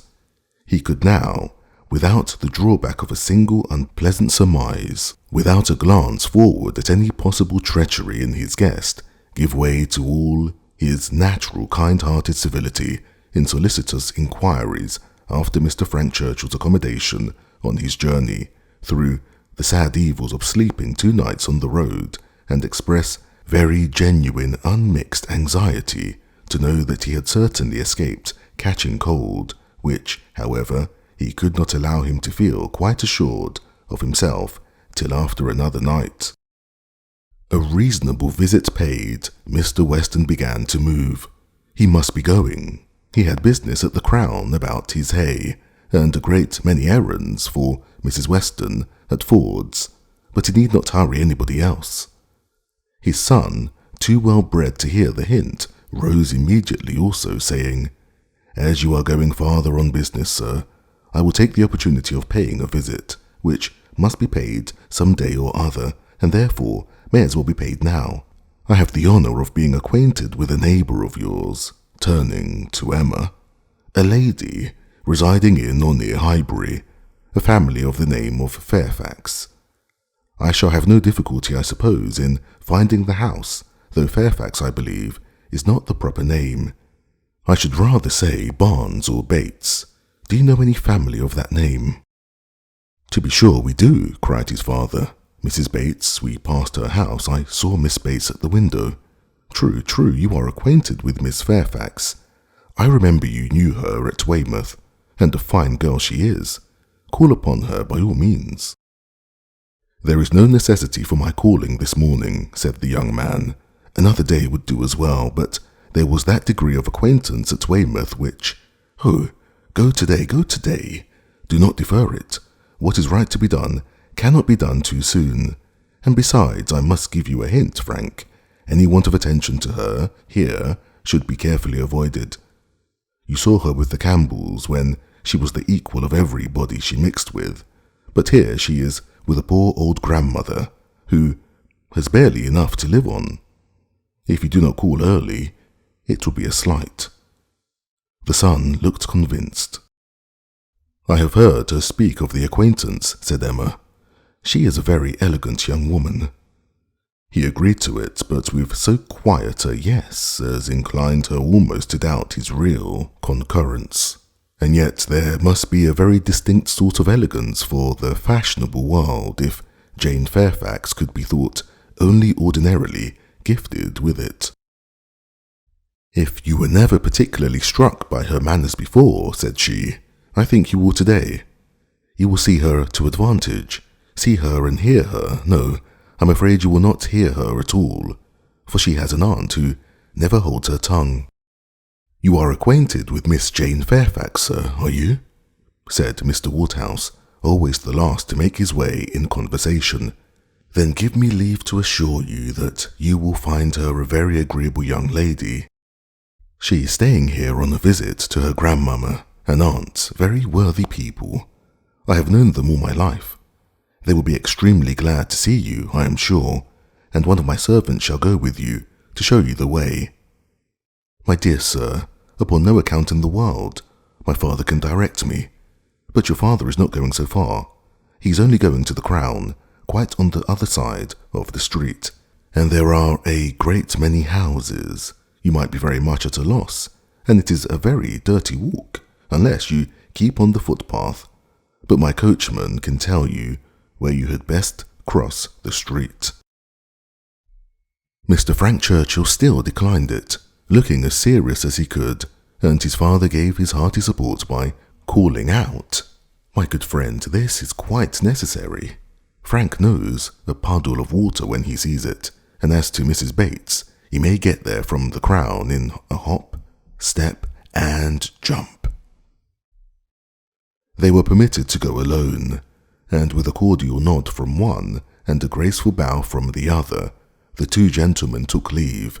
Emma remained very well pleased with this beginning of the acquaintance, and could now engage to think of them all at Randalls any hour of the day with full confidence in their comfort. Chapter 6. The next morning brought Mr. Frank Churchill again. He came with Mrs. Weston, to whom and to Highbury he seemed to take very cordially. He had been sitting with her, it appeared most companionably at home, till her usual hour of exercise, and on being desired to choose their walk, immediately fixed on Highbury. He did not doubt there being very pleasant walks in every direction, but if left to him, he should always choose the same. Highbury, that airy, cheerful, happy-looking Highbury, would be his constant attraction. Highbury, with Mrs. Weston, stood for Hartfield, and she trusted to its bearing the same construction with him. They walked thither directly.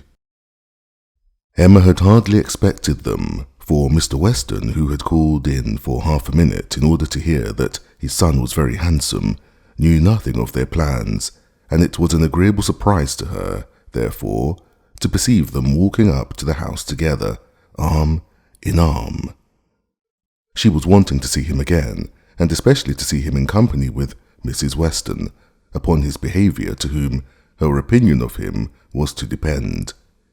If he were deficient there, nothing should make amends for it, but on seeing them together she became perfectly satisfied. It was not merely in fine words or hyperbolical compliments that he paid his duty.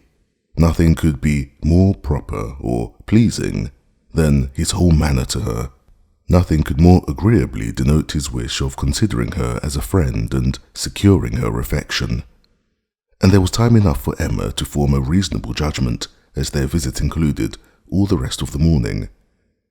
They were all three walking about together for an hour or two, first round the shrubberies of Hartfield, and afterwards in Highbury. He was delighted with everything, admired Hartfield sufficiently for Mr. Woodhouse's ear, and, when their going farther was resolved on, confessed his wish to be made acquainted with the whole village, and found matter of commendation and interest much oftener than Emma could have supposed. Some of the objects of his curiosity spoke very amiable feelings. He begged to be shown the house which his father had lived in so long, and which had been the home of his father's father, and on recollecting that an old woman who had nursed him was still living, walked in quest of her cottage from one end of the street to the other, and though in some points of pursuit or observation there was no positive merit, they showed altogether a goodwill towards Highbury in general, which must be very like a merit to those he was with. Emma watched and decided that, with such feelings as were shown, it could not be fairly supposed that he had been ever voluntarily absenting himself, that he had not been acting a part or making a parade of insincere professions, and that Mr. Knightley certainly had not done him justice.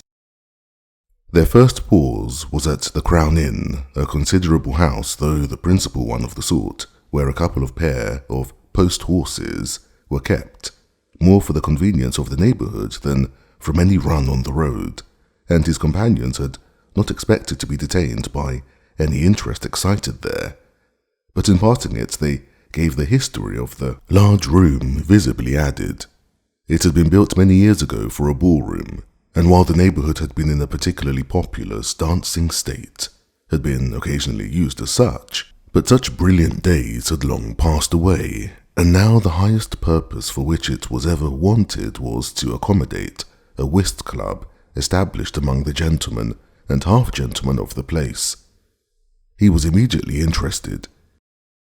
Its character as a ballroom caught him, and instead of passing on, he stopped for several minutes at the two superior sashed windows which were open, to look in and contemplate its capabilities, and lament that its original purpose should have ceased. He saw no fault in the room. He would acknowledge none which they suggested. No, it was long enough, broad enough, handsome enough. It would hold the very number for comfort. They ought to have balls there at least every fortnight through the winter. Why had not Miss Woodhouse revived the former good old days of the room? She who could do anything in Highbury. The want of proper families in the place, and the conviction that none beyond the place and its immediate environs could be tempted to attend, were mentioned, but he was not satisfied. He could not be persuaded that so many good-looking houses as he saw around him could not furnish numbers enough for such a meeting, and even when particulars were given and families described, he was still unwilling to admit that the inconvenience of such a mixture would be anything, or that there would be the smallest difficulty in everybody's returning into their proper place the next morning. He argued like a young man very much bent on dancing, and Emma was rather surprised to see the constitution of the Western prevail so decidedly against the habits of the Churchills. He seemed to have all the life and spirit, cheerful feelings, and social inclinations of his father, and nothing of the pride or reserve of Enscombe.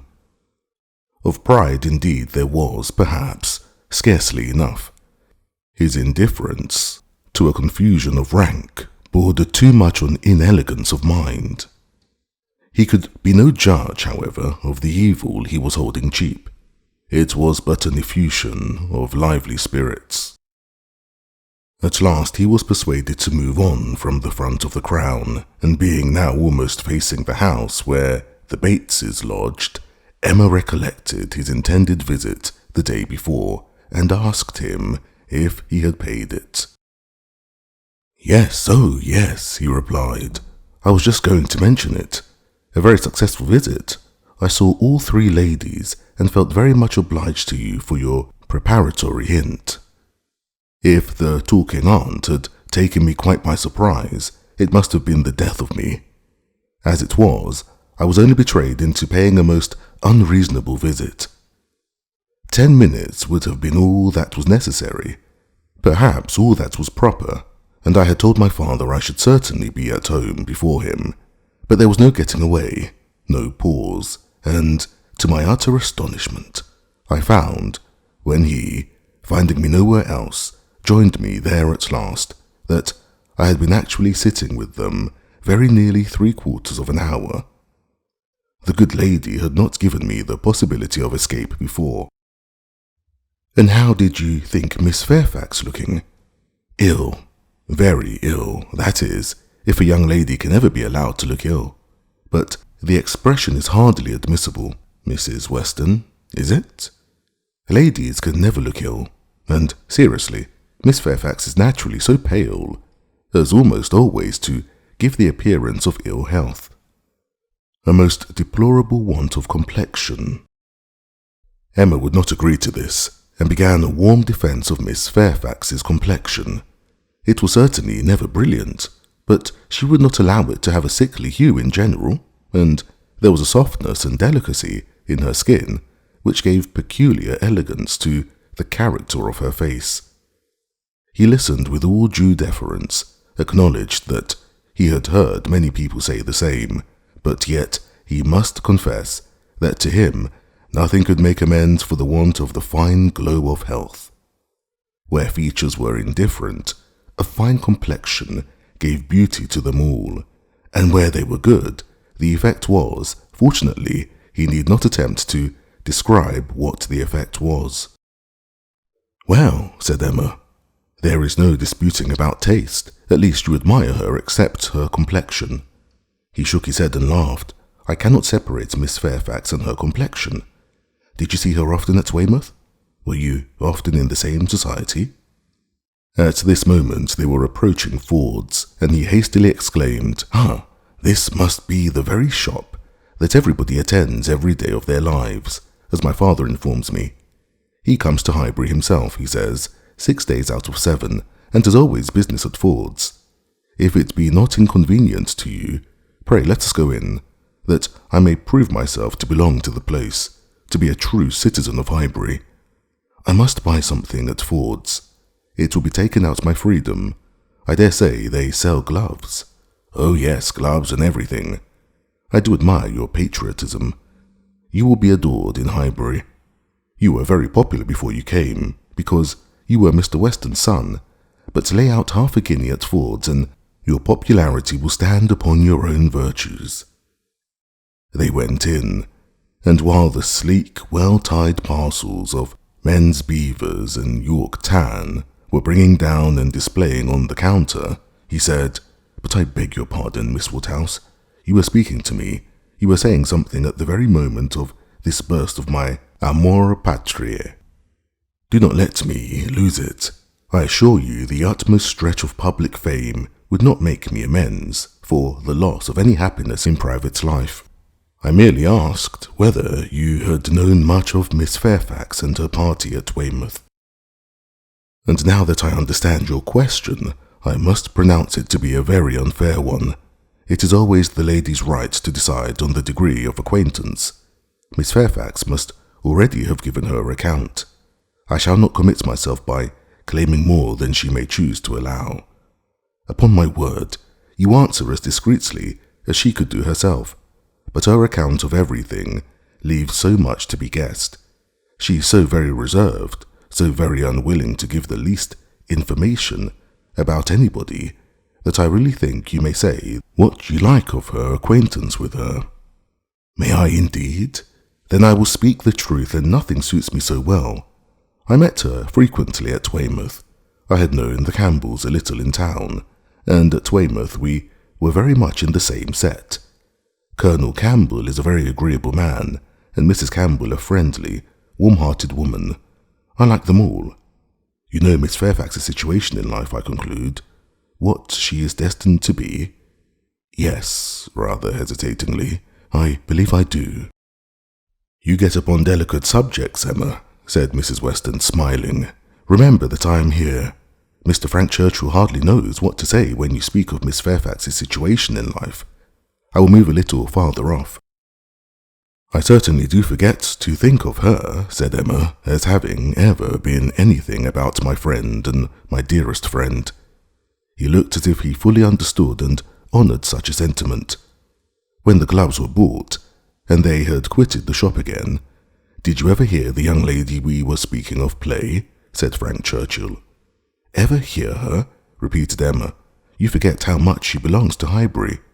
I have heard her every year of our lives since we both began. She plays charmingly." "You think so, do you? I wanted the opinion of someone who could really judge. She appeared to me to play well, that is, with considerable taste, but I know nothing of the matter myself. I am excessively fond of music, but without the smallest skill or right of judging of anybody's performance. I have been used to hearing hers admired, and I remember one proof of her being thought to play well. A man, a very musical man, and in love with another woman, engaged to her, on the point of marriage, would yet never ask that other woman to sit down to the instrument if the lady in question could sit down instead, never seemed to like to hear one if he could hear the other. That, I thought, in a man of known musical talent, was some proof." "Proof indeed," said Emma, highly amused. "Mr. Dixon is very musical, is he? We shall know more about them all in half an hour, from you, than Miss Fairfax would have vouchsafed in half a year." "Yes, Mr. Dixon and Miss Campbell were the persons, and I thought it a very strong proof." "Certainly very strong it was. To own the truth, a great deal stronger than if I had been Miss Campbell. Would have been at all agreeable to me. I could not excuse a man's having more music than love, more ear than eye, a more acute sensibility of fine sounds than to my feelings. How did Miss Campbell appear to like it? It was a very particular friend, you know." "Poor comfort," said Emma, laughing. "One would rather have a stranger preferred than one's very particular friend.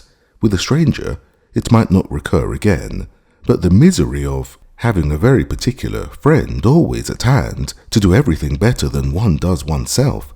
Poor Mrs. Dixon, well, I am glad she is gone to settle in Ireland. You are right.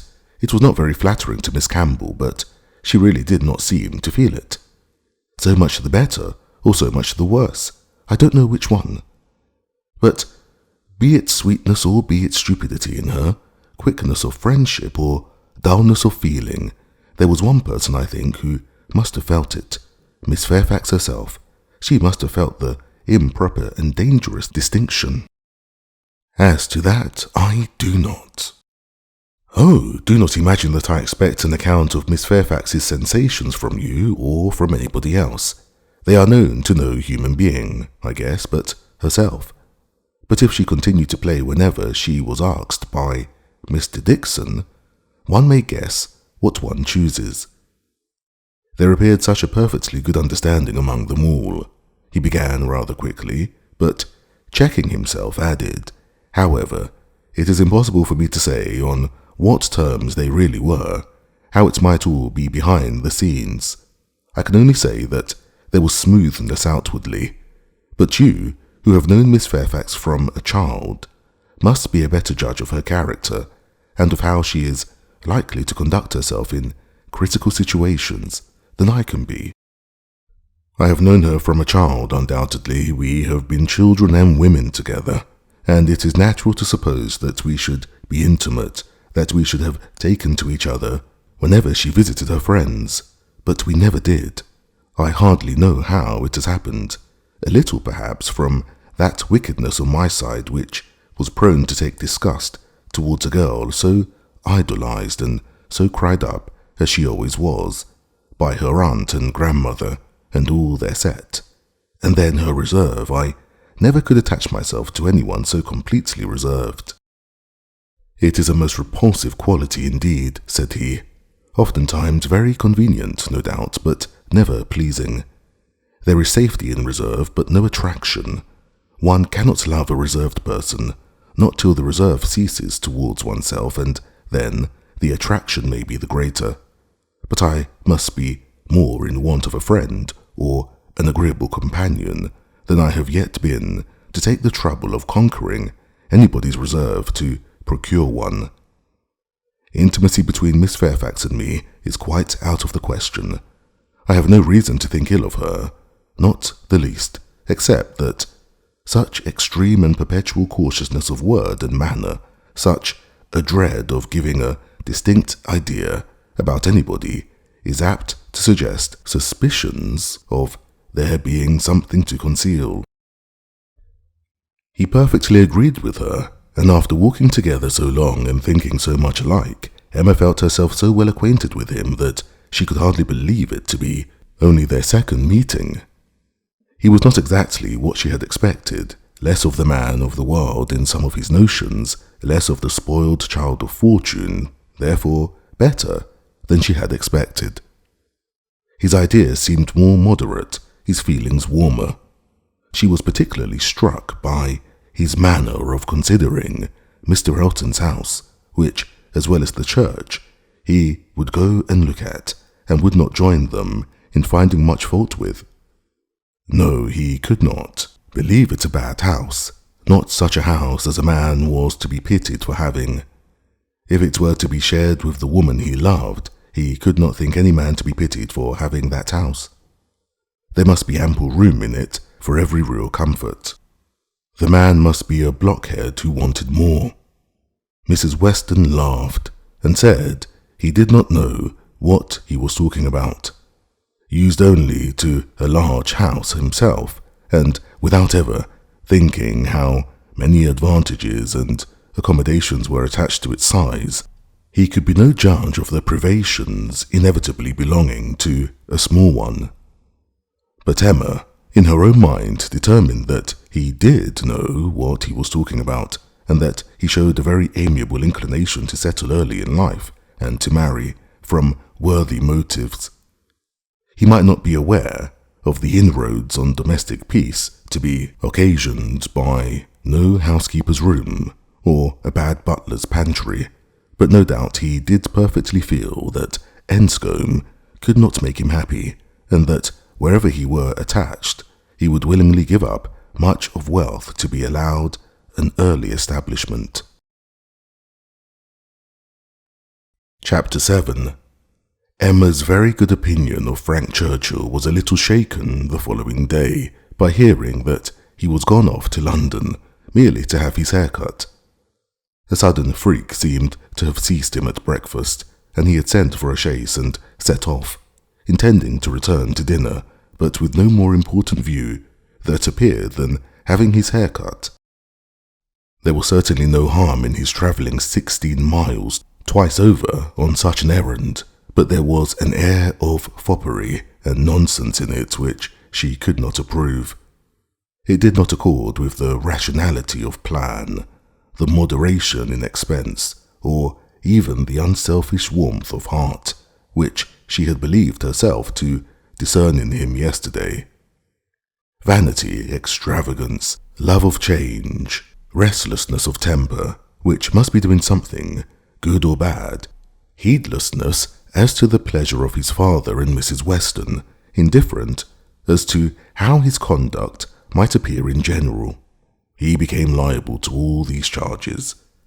His father only called him a coxcomb, and thought it a very good story, but that Mrs. Weston did not like it was clear enough by her passing it over as quickly as possible, and making no other comment than that all young people would have their little whims. With the exception of this little blot, Emma found that his visit hitherto had given her friend only good ideas of him. Mrs. Weston was very ready to say how attentive and pleasant a companion he made himself, how much she saw to like him in his disposition altogether. He appeared to have a very open temper, certainly a very cheerful and lively one. She could observe nothing wrong in his notions, a great deal decidedly right. He spoke of his uncle with warm regard, was fond of talking of him, said he would be the best man in the world if he were left to himself, and though there was no being attached to his aunt, he acknowledged her kindness with gratitude, and seemed to mean always to speak of her with respect. This was all very promising, and but for such an unfortunate fancy for having his hair cut, there was nothing to denote him unworthy of the distinguished honour which her imagination had given him, the honour, if not of being really in love with her, of being at least very near it, and saved only by her own indifference, for still her resolution held of never marrying, the honour, in short, of being marked out for her by all their joint acquaintance. Mr. Weston, on his side, added a virtue to the account which must have some weight. He gave her to understand that Frank admired her extremely, thought her very beautiful and very charming, and with so much to be said for him altogether, she found she must not judge him harshly. As Mrs. Weston observed, all young people would have their little whims. There was one person among his new acquaintances in Surrey not so leniently disposed. In general, he was judged, throughout the parishes of Donwell and Highbury, with great candour. Liberal allowances were made for the little excesses of such a handsome young man, one who smiled so often and bowed so well, but there was one spirit among them not to be softened from its power of censure by bows or smiles, Mr. Knightley. The circumstance was told him at Hartfield. For the moment he was silent, but Emma heard him almost immediately afterwards say to himself, over a newspaper he held in his hand, just the trifling, silly fellow I took him for. She had half a mind to resent, but an instant's observation convinced her that it was really said only to relieve his own feelings, and not meant to provoke, and therefore she let it pass. Although in one instance the bearers of not good tidings, Mr. and Mrs. Weston's visit this morning was in another respect particularly opportune. Something occurred while they were at Hartfield to make Emma want their advice, and which was still more lucky, she wanted exactly the advice they gave. This was the occurrence. The Coles had been settled some years in Highbury, and were very good sort of people, friendly, liberal, and unpretending, but on the other hand, they were of low origin in trade, and only moderately genteel. On their first coming into the country, they had lived in proportion to their income, quietly, keeping little company, and that little unexpensively. But the last year or two had brought them a considerable increase of means. The house in town had yielded greater profits, and fortune in general had smiled on them. With their health, their views increased, their want of a larger house, their inclination for more company. They added to their house, to their number of servants, to their expenses of every sort, and by this time were, in fortune and style of living, second only to the family in Hartfield.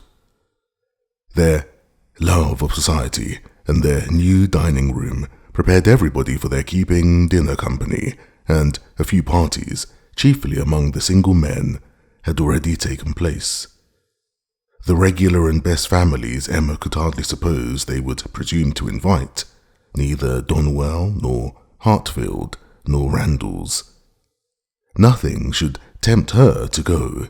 If they did, and she regretted that her father's known habits would be giving her refusal less meaning than she could wish. The Coles were very respectable in their way, but they ought to be taught that it was not for them to arrange the terms on which the superior families would visit them. This lesson she very much feared they would receive only from herself. She had little hope of Mr. Knightley, none of Mr. Weston, but she had made up her mind how to meet this presumption so many weeks before it appeared that, when the insult came at last, it found her very differently affected. Donwell and Randalls had received their invitation, and none had come for her father and herself, and Mrs. Weston's accounting for it, with, I suppose, they will not take the liberty with you. They know you do not dine out, was not quite sufficient. She felt that she should like to have had the power of refusal, and afterwards, as the idea of the party to be assembled there, consisting precisely of those whose society was dearest to her, occurred again and again, she did not know that she might not have been tempted to accept. Harriet was to be there in the evening, and the Bateses. They had been speaking of it as they walked about Highbury the day before, and Frank Churchill had most earnestly lamented her absence. Might not the evening end in a dance? Had been a question of his.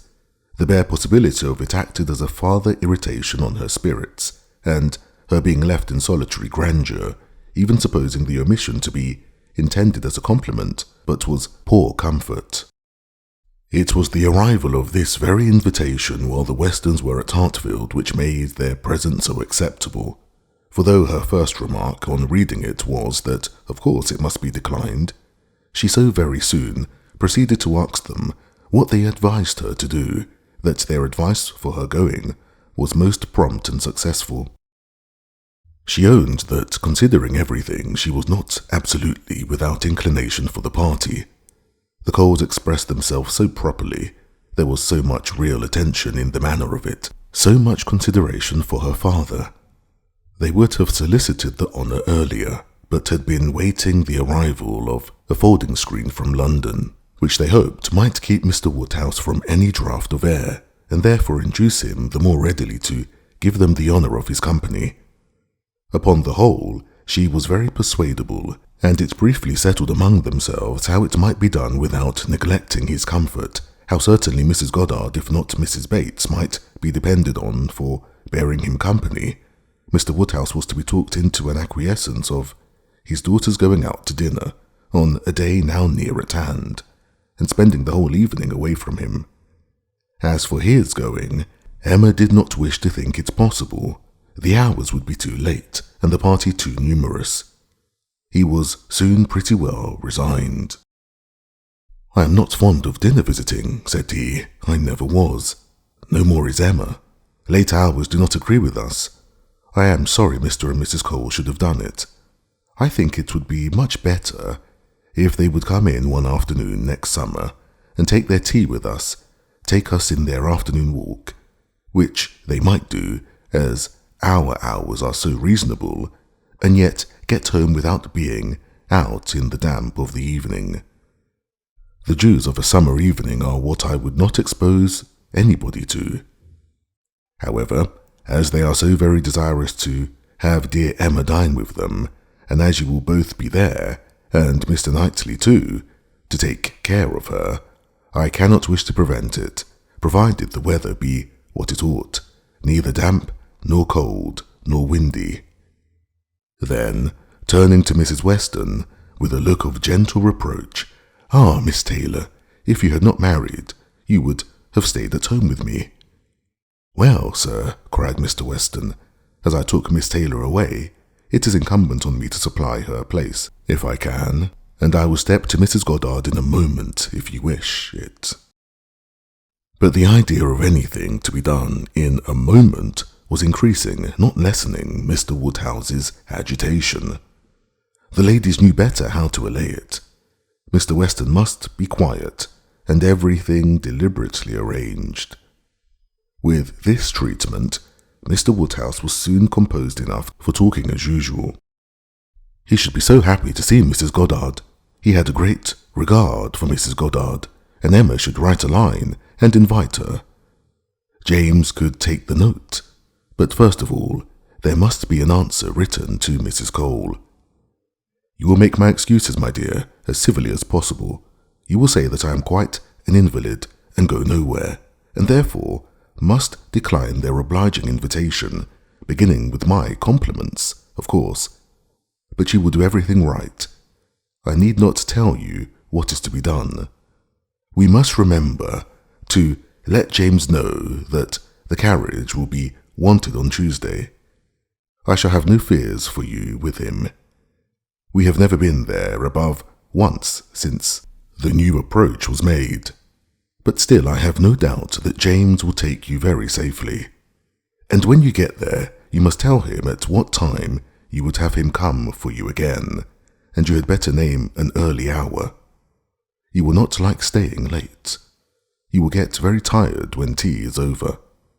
But you would not wish me to come away before I am tired, Papa? No, oh no, my love, but you will soon be tired. There will be a great many people talking at once. You will not like the noise.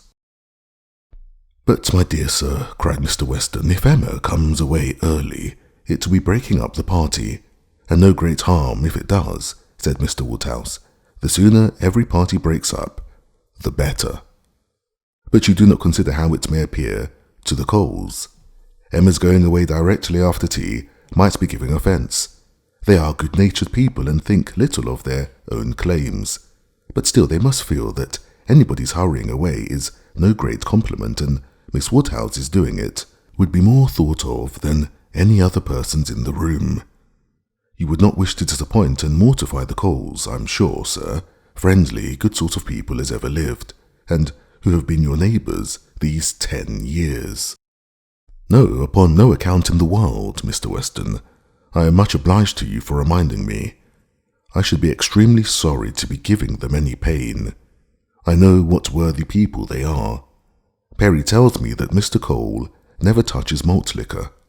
You would not think it to look at him, but he is bilious. Mr. Cole is very bilious. No, I would not be the means of giving them any pain. My dear Emma, we must consider this. I am sure, rather than run the risk of hurting Mr. and Mrs. Cole, you would stay a little longer than you might wish. You will not regard being tired. You will be perfectly safe, you know, among your friends. Oh yes, Papa, I have no fears at all for myself, and I should have no scruples of staying as late as Mrs. Weston. But on your account, I am only afraid of your sitting up for me. I am not afraid of your not being exceedingly comfortable with Mrs. Goddard. She loves piquet, you know, but when she is gone home, I am afraid you will be sitting up by yourself, instead of going to bed at your usual time, and the idea of that would entirely destroy my comfort. You must promise me not to sit up.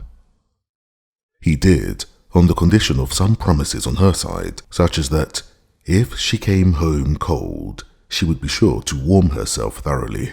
If hungry, that she would take something to eat, that her own maid should sit up for her, and that Searle and the butler should see that everything were safe in the house as usual. Chapter 8. Frank Churchill came back again, and if he kept his father's dinner waiting, it was not known at Hartfield, for Mrs. Weston was too anxious for his being a favourite with Mr. Woodhouse to betray any imperfection which could be concealed. He came back, had his hair cut, and laughed at himself with a very good grace, but without seeming really at all ashamed of what he had done. He had no reason to wish his hair longer, to conceal any confusion of face, no reason to wish the money unspent, to improve his spirits.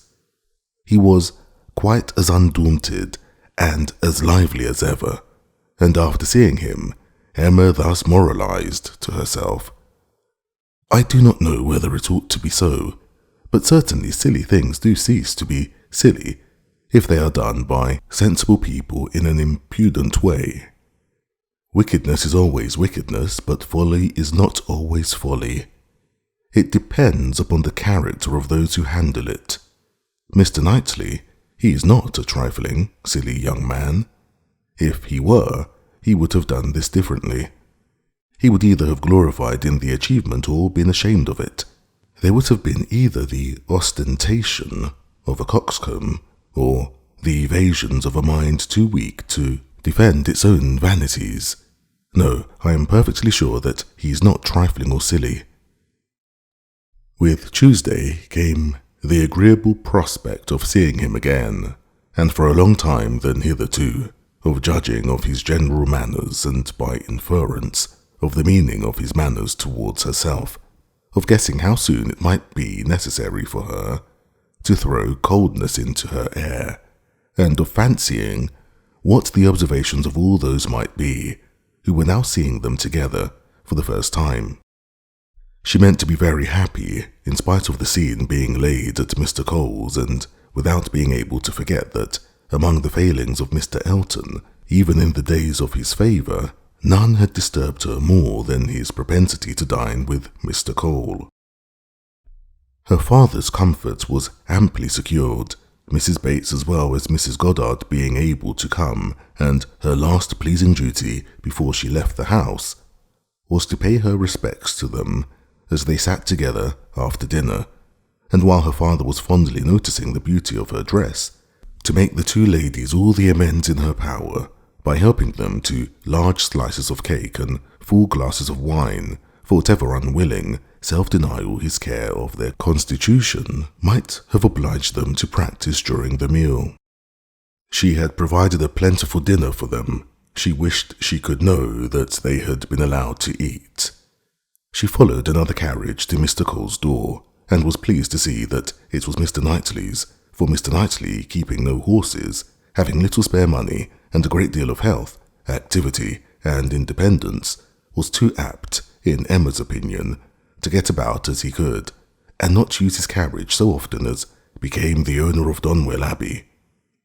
She had an opportunity now of speaking her approbation, while warm from her heart, for he stopped to hand her out. "This is coming as you should do," said she, "like a gentleman. I am quite glad to see you." He thanked her, observing how lucky that we should arrive at the same moment, for if we had met first in the drawing-room, I doubt whether you would have discerned me to be more of a gentleman than usual. You might not have distinguished how I came, by my look or manner. Yes, I should. I am sure I should. There is always a look of unconsciousness or bustle when people come in a way which they know to be beneath them. You think you carry it off very well, I dare say, but with you it is a sort of bravado, an air of affected unconcern. I always observe it whenever I meet you under those circumstances. Now you have nothing to try for. You are not afraid of being supposed ashamed. You are not striving to look taller than anybody else. Now I shall really be very happy to walk into the same room with you." "Nonsensical girl," was his reply, but not at all in anger. Emma had as much reason to be satisfied with the rest of the party as with Mr. Knightley. She was received with a cordial respect, which could not but please, and given all the consequence she could wish for. When the Westons arrived, the kindest looks of love, the strongest of admiration were for her. From both husband and wife, the son approached her with a cheerful eagerness, which marked her as his peculiar object, and at dinner she found him seated by her, and, as she firmly believed, not without some dexterity on his side. The party was rather large, as it included one other family, a proper, unobjectionable country family, whom the Coles had the advantage of naming among their acquaintance, and the male part of Mr. Cox's family, the lawyer of Highbury. The less worthy females were to come in the evening with Miss Bates, Miss Fairfax, and Miss Smith. But already, at dinner, they were too numerous for any subject of conversation to be general, and while politics and Mr. Elton were talked over, Emma could fairly surrender all her attention to the pleasantness of her neighbour. The first remote sound to which she felt herself obliged to attend was the name of Jane Fairfax. Mrs. Cole seemed to be relating something of her that was expected to be very interesting. She listened and found it well worth listening to. That very dear part of Emma, her fancy, received an amusing supply.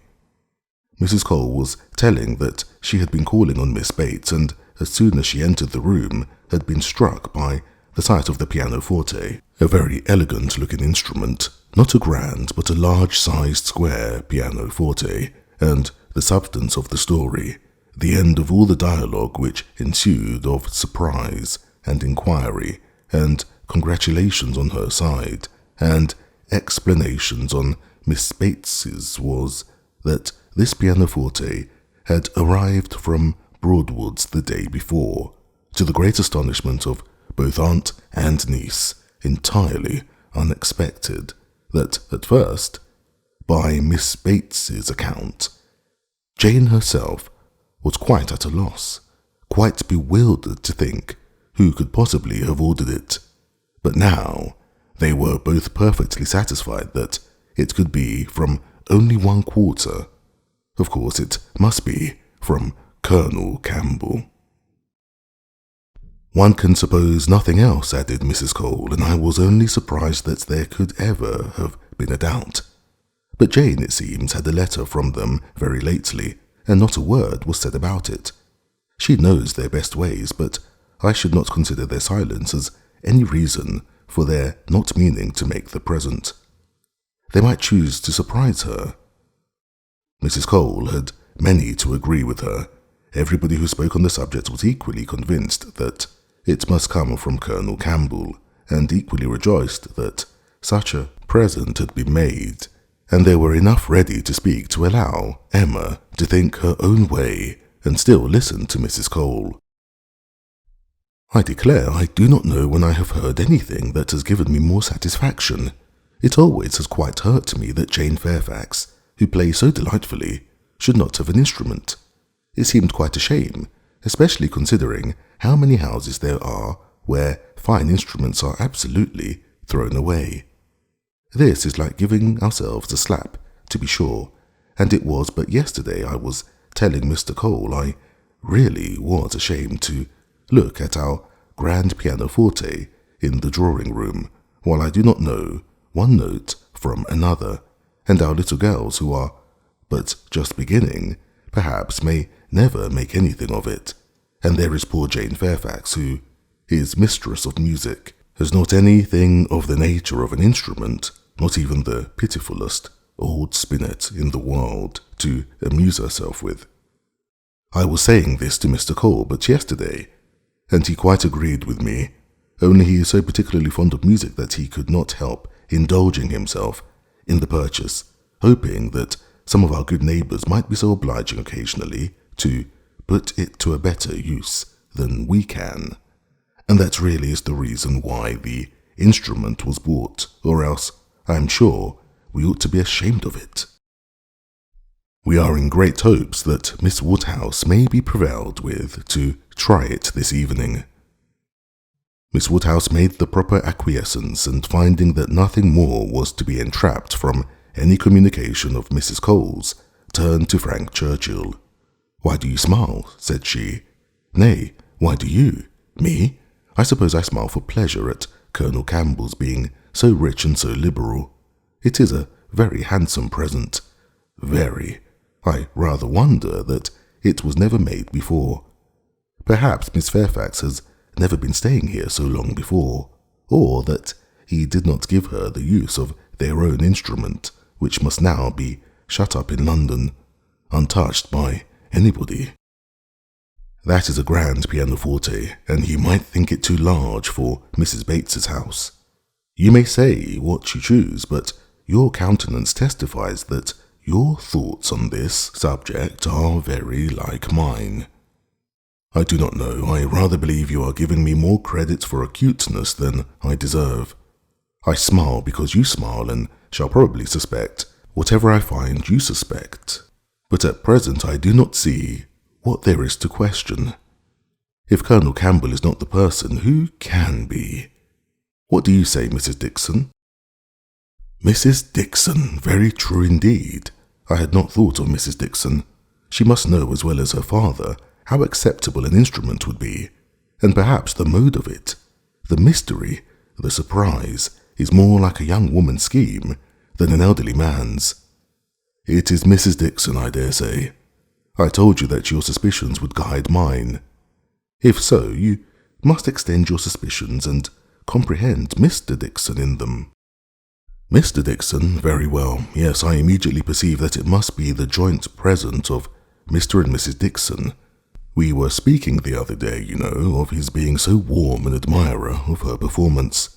Yes, and what you told me on that head confirmed an idea which I had entertained before.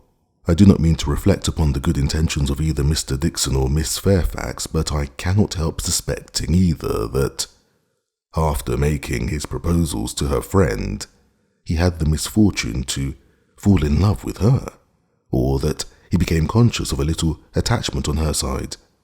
One might guess 20 things without guessing exactly the right, but I'm sure there must be a particular cause for her choosing to come to Highbury instead of going with the Campbells to Ireland. Here she must be leading a life of privation and penance.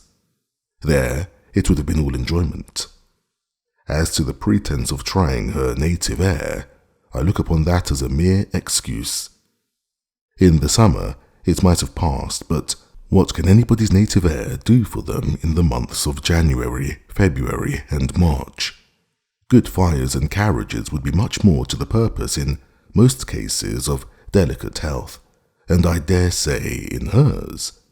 I do not require you to adopt all my suspicions, though you make so noble a profession of doing it, but I honestly tell you what they are.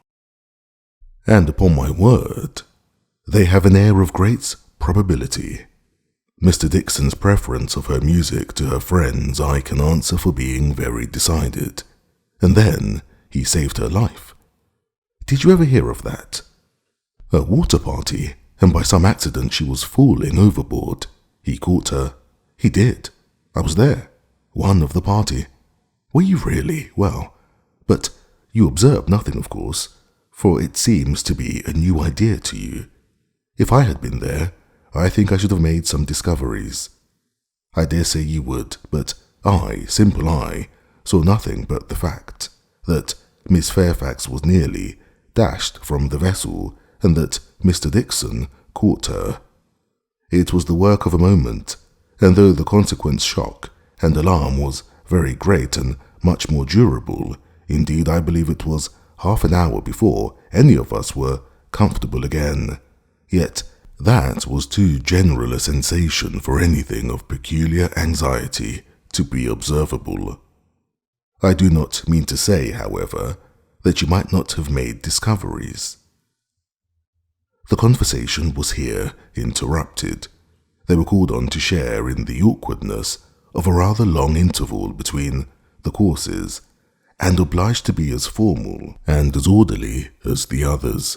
But when the table was again safely covered, when every corner dish was placed exactly right, and occupation and ease were generally restored, Emma said, "The arrival of this pianoforte is decisive with me.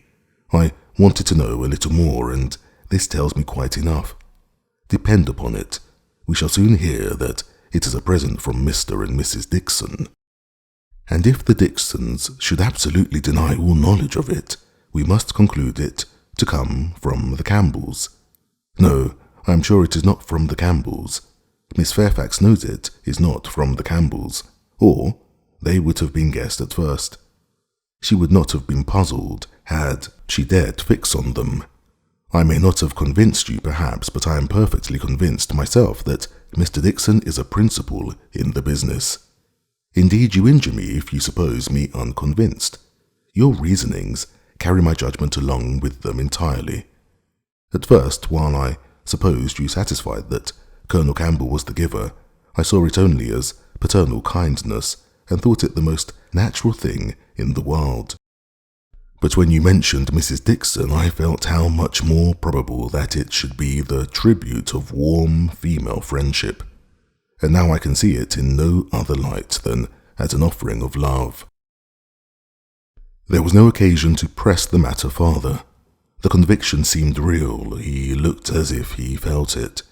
She said no more. Other subjects took their turn, and the rest of the dinner passed away.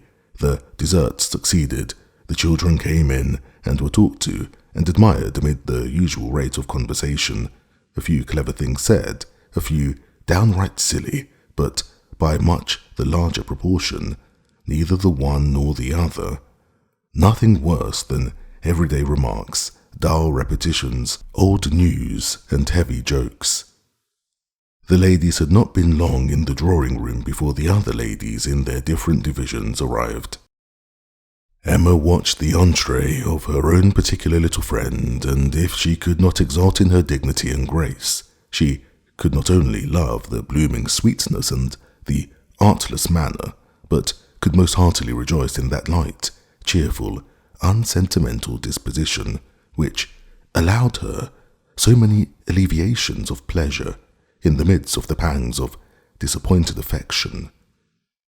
There she sat, and who would have guessed how many tears she had been lately shedding?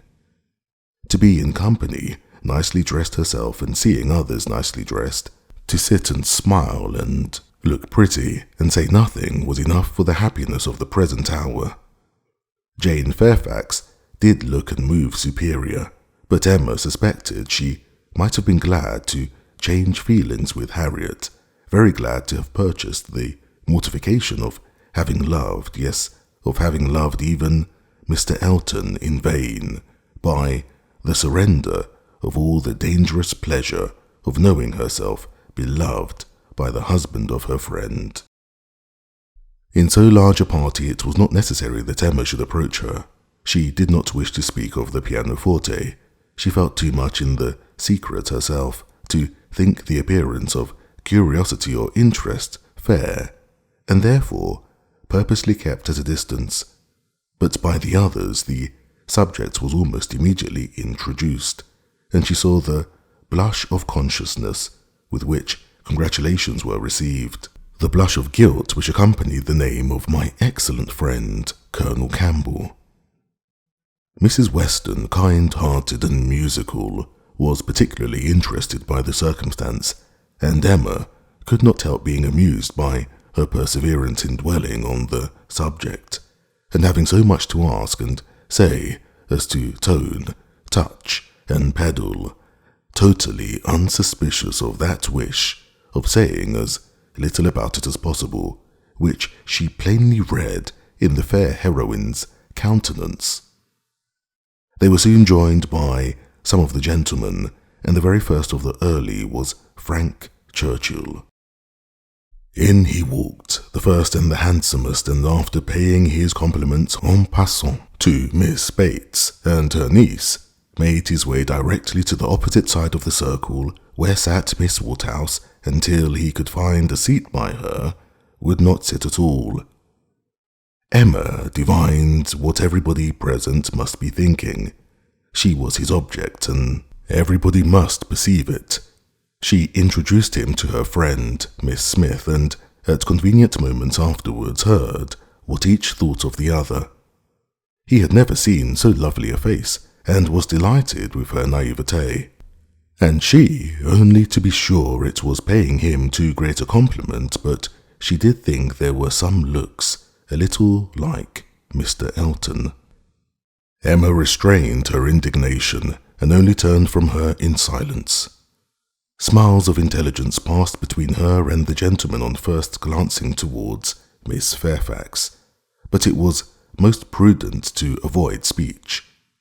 He told her that he had been impatient to leave the dining-room, hated sitting long, was always the first to move when he could, that his father, Mr. Knightley, Mr. Cox, and Mr. Cole were left very busy over parish business, that as long as he had stayed, however, it had been pleasant enough, as he had found them in general a set of gentlemanlike sensible men, and spoke so handsomely of Highbury altogether, thought it so abundant in agreeable families, and Emma began to feel she had been used to despising the place rather too much.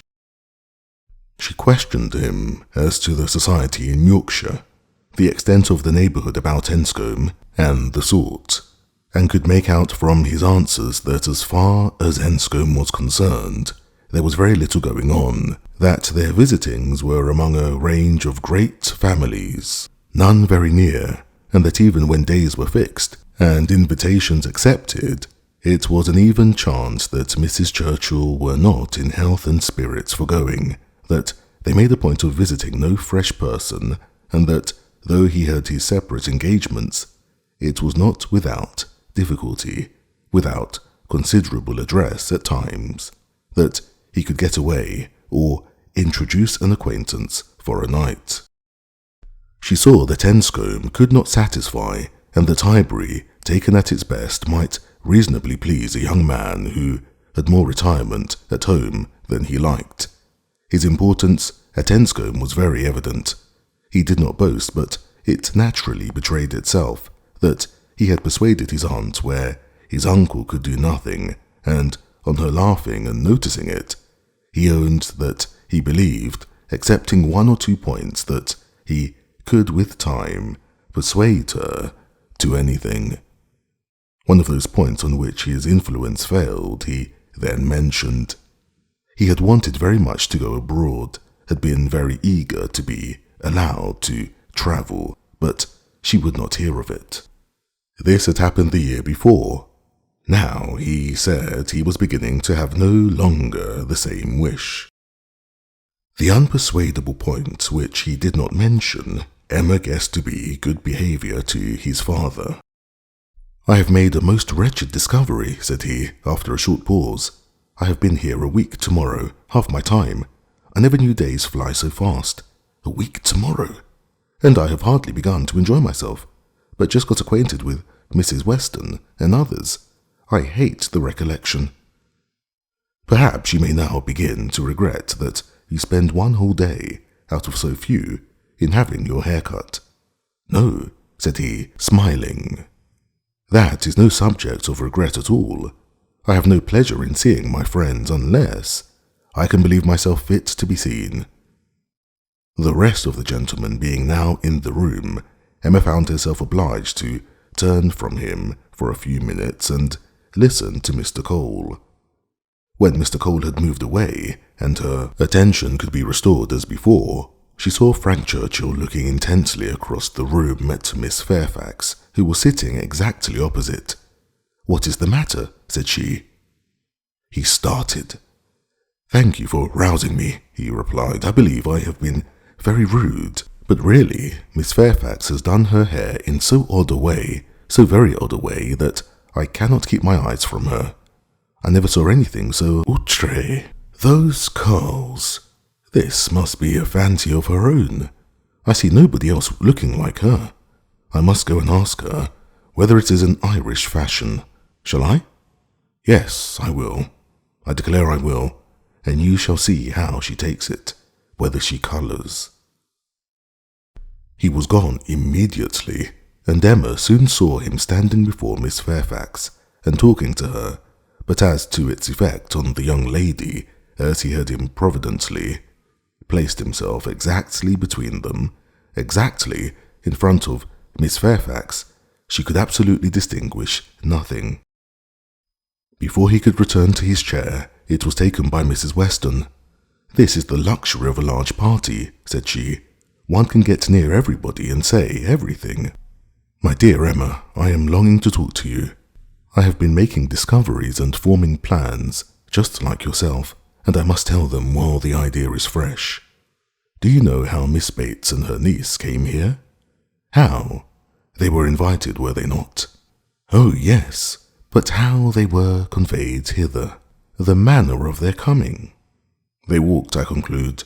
How else could they come?" "Very true. Well, a little while ago it occurred to me how very sad it would have been to see Jane Fairfax walking home again, late at night, and cold as the nights are now. And as I looked at her, though I never saw her appear to more advantage, it struck me that she was heated, and would therefore be particularly liable to take cold. Poor girl, I could not bear the idea of it, so, as soon as Mr. Weston came into the room and I could get at him, I spoke to him about the carriage. You may guess how readily he came into my wishes, and, having his approbation, I made my way directly to Miss Bates to assure her that the carriage would be at her service before it took us home, for I thought it would be making her comfortable at once. Good soul, she was as grateful as possible, you may be sure. Nobody was ever so fortunate as herself. But with many, many thanks, there was no occasion to trouble us, for Mr. Knightley's carriage had brought and was to take them home again. I was quite surprised, very glad, I'm sure, but really quite surprised. Such a very kind attention and so thoughtful an attention. The sort of thing that so few men would think of. And, in short, from knowing his usual ways, I am very much inclined to think that it was for their accommodation the carriage was used at all. I do suspect he would not have had a pair of horses for himself, and that it was only as an excuse for assisting them. Very likely, said Emma, nothing more likely. I know no man more likely than Mr. Knightley to do the sort of thing, to do anything really good-natured, useful, considerate, or benevolent. He's not a gallant man, but he's a very humane one, and this, considering Jane Fairfax's ill health, would appear a case of humanity to him, and for an act of unostentatious kindness, there is nobody whom I would fix on more than on Mr. Knightley. I know he had horses today, for we arrived together, and I laughed at him about it, but he said not a word that could betray. Well, said Mrs. Weston, smiling, you give him credit for more simple, disinterested benevolence in this instance than I do, for while Miss Bates was speaking, a suspicion darted into my head, and I have never been able to get it out again. The more I think of it, the more probable it appears. In short, I have made a match between Mr. Knightley and Jane Fairfax. See the consequence of keeping you company. What do you say to it?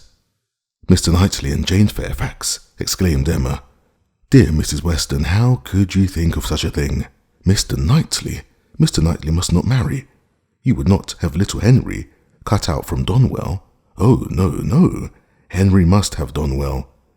I cannot at all consent to Mr. Knightley's marrying, and I am sure it is not at all likely. I am amazed that you should think of such a thing. My dear Emma, I have told you what led me to think of it. I do not want the match. I do not want to injure dear little Henry, but the idea has been given me by circumstances, and if Mr. Knightley really wished to marry, you would not have him refrain on Henry's account, a boy of 6 years old who knows nothing of the matter. Yes, I would. I could not bear to have Henry supplanted. Mr. Knightley marry? No, I have never had such an idea, and I cannot adopt it now. And Jane Fairfax, too, of all women. Nay, she has always been a first favourite with him, as you very well know. But the imprudence of such a match. I am not speaking of its prudence, merely its probability. I see no probability in it, unless you have any better foundation than what you mention. His good nature, his humanity, as I tell you, would be quite enough to account for the horses. He has a great regard for the Bateses, you know, independent of Jane Fairfax, and is always glad to show them attention. My dear Mrs. Weston, do not take to matchmaking. You do it very ill. Jane Fairfax, mistress of the Abbey. Oh, no, no. Every feeling revolts. For his own sake, I would not have him do so mad a thing. Imprudent, if you please, but not mad, excepting inequality of fortune and, perhaps, a little disparity of age. I can see nothing unsuitable. But Mr. Knightley does not want to marry. I'm sure he has not the least idea of it. Do not put it into his head. Why should he marry? He is as happy as possible by himself, with his farm, and his sheep, and his library, and all the parish to manage, and he is extremely fond of his brother's children. He has no occasion to marry, either to fill up his time or his heart. My dear Emma, as long as he thinks so, it is so. But if he really loves Jane Fairfax, nonsense. He does not care about Jane Fairfax. In the way of love, I am sure he does not. He would do any good to her, or her family, but, well, said Mrs. Weston, laughing, perhaps the greatest good he could do them would be to give Jane such a respectable home. If it would be good to her, I am sure it would be evil to himself, a very shameful and degrading connection. How would he bear to have Miss Bates belonging to him? To have her haunting the Abbey and thanking him all day long for his great kindness in marrying Jane. So very kind and obliging, but he always had been such a very kind neighbour. And then fly off, through half a sentence, to her mother's old petticoat. Not that it was such a very old petticoat either, for still it would last a great while, and indeed she must thankfully say that their petticoats were all very strong. For shame, Emma, do not mimic her. You divert me against my conscience, and upon my word I do not think Mr. Knightley would be much disturbed by Miss Bates. Little things do not irritate him. She might talk on, and if he wanted to say anything himself, he would only talk louder and drown her voice. But the question is not whether it would be a bad connection for him, but whether he wishes it, and I think he does. I have heard him speak, and so must you, so very highly of Jane Fairfax. The interest he takes in her, his anxiety about her health, his concern that she should have no happier prospect. I have heard him express himself so warmly on those points. Such an admirer of her performance on the pianoforte and of her voice. I have heard him say that he could listen to her forever. Oh, and I had almost forgotten one idea that occurred to me. This pianoforte that has been sent here by somebody, though we have all been so well satisfied to consider it a present from the Campbells, may it not be from Mr. Knightley? I cannot help suspecting him. I think he is just the person to do it, even without being in love. Then it can be no argument to prove that he is in love, but I do not think it is at all a likely thing for him to do. Mr. Knightley does nothing mysteriously. I have heard him lamenting her having no instrument repeatedly, oftener than I should suppose a circumstance would, in the common course of things, occur to him. Very well, and if he had intended to give her one, he would have told her so. There might be scruples of delicacy, my dear Emma. I have a very strong notion that it comes from him, and am sure he was particularly silent when Mrs. Cole told us of it at dinner. You take up an idea, Mrs. Weston, and run away with it, as you have many a time reproached me with doing. I see no sign of attachment. I believe nothing of the pianoforte, and proof only shall convince me that Mr. Knightley has any thought of marrying Jane Fairfax. They combated the point some time longer in the same way, Emma rather gaining ground over the mind of her friend, for Mrs. Weston was the most used of the two to yielding, till a little bustle in the room showed them that tea was over, and the instrument in preparation, and at the same moment Mr. Cole, approaching to entreat Miss Woodhouse would do them the honour of trying it. Frank Churchill, of whom, in the eagerness of her conversation with Mrs. Weston, she had been seeing nothing except that he had found a seat by Miss Fairfax, followed Mr. Cole to add his very pressing entreaties, and as, in every respect, it suited Emma best to lead, she gave a very proper compliance. She knew the limitations of her own powers too well to attempt more than she could perform with credit. She wanted neither taste nor spirit in the little things which are generally acceptable, and could accompany her own voice well. One accompaniment to her song took her agreeably by surprise, a second slightly but correctly taken by Frank Churchill. Her pardon was duly begged at the close of the song, and everything usual followed. He was accused of having a delightful voice and a perfect knowledge of music, which was properly denied, and that he knew nothing of the matter, and had no voice at all, roundly asserted. They sang together once more, and Emma would then resign her place to Miss Fairfax, whose performance, both vocal and instrumental, she never could attempt to conceal from herself, was infinitely superior to her own. With mixed feelings, she seated herself at a little distance from the numbers round the instrument to listen. Frank Churchill sang again. They had sung together once or twice, it appeared, at Weymouth. But the sight of Mr. Knightley among the most attentive soon drew away half Emma's mind, and she fell into a train of thinking on the subject of Mrs. Weston's suspicions, to which the sweet sounds of the united voices gave only momentary interruptions. Her objections to Mr. Knightley's marrying did not in the least subside. She could see nothing but evil in it. It would be a great disappointment to Mr. John Knightley, consequently to Isabella. A real injury to the children, a most mortifying change and material loss to them all. A very great deduction from her father's daily comfort, and as to herself, she could not at all endure the idea of Jane Fairfax at Donwell Abbey. A Mrs. Knightley for them all to give way to. No, Mr. Knightley must never marry. Little Henry must remain the heir of Donwell. Presently Mr. Knightley looked back and came and sat down by her. They talked at first only of the performance. His admiration was certainly very warm. Yet she thought, but for Mrs. Weston it would not have struck her. As a sort of touchstone, however, she began to speak of his kindness in conveying the aunt and niece, and though his answer was in the spirit of cutting the matter short, she believed it to indicate only his disinclination to dwell on any kindness of his own.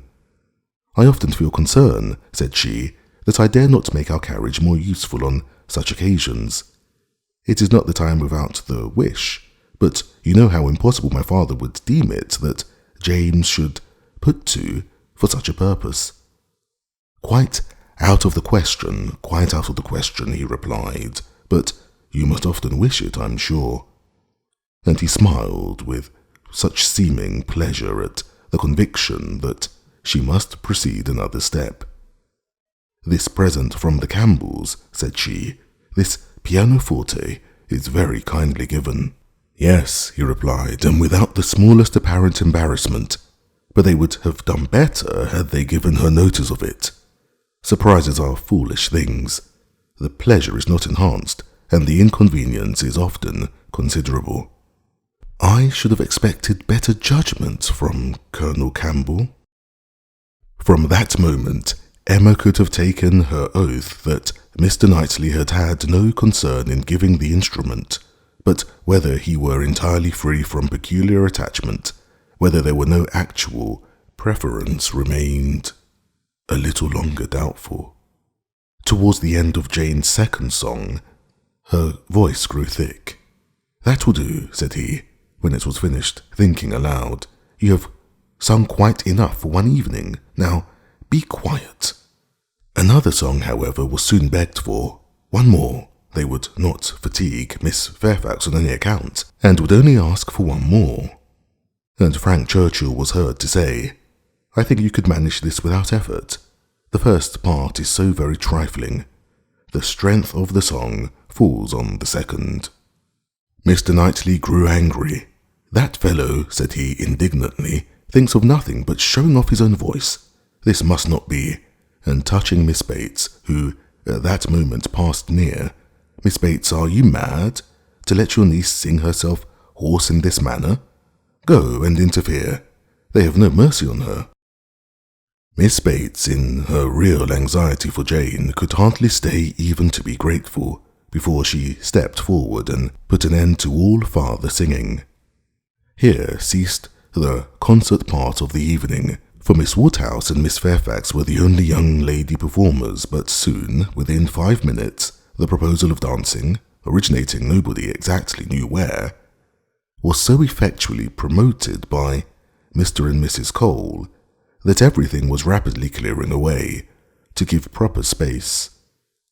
Mrs. Weston, capital in her country dances, was seated, and beginning an irresistible waltz, and Frank Churchill, coming up with most becoming gallantry to Emma, had secured her hand and led her up to the top. While waiting till the other young people could pair themselves off, Emma found time, in spite of the compliments she was receiving on her voice and her taste, to look about and see what became of Mr. Knightley.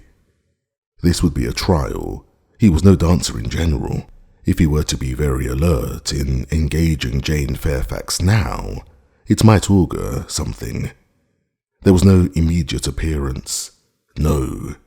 He was talking to Mrs. Cole. He was looking on unconcerned. Jane was asked by somebody else, and he was still talking to Mrs. Cole. Emma had no longer an alarm for Henry. His interest was yet safe, and she led off the dance with genuine spirit and enjoyment. Not more than 5 couples could be mustered, but the rarity and the suddenness of it made it very delightful, and she found herself well matched in a partner. They were a couple worth looking at. 2 dances, unfortunately, were all that could be allowed. It was growing late, and Miss Bates became anxious to get home, on her mother's account. After some attempts, therefore, to be permitted to begin again, they were obliged to thank Mrs. Weston, look sorrowful, and have done. Perhaps it is as well, said Frank Churchill, as he attended Emma to her carriage. I must have asked Miss Fairfax, and her languid dancing would not have agreed with me after yours. Chapter 9.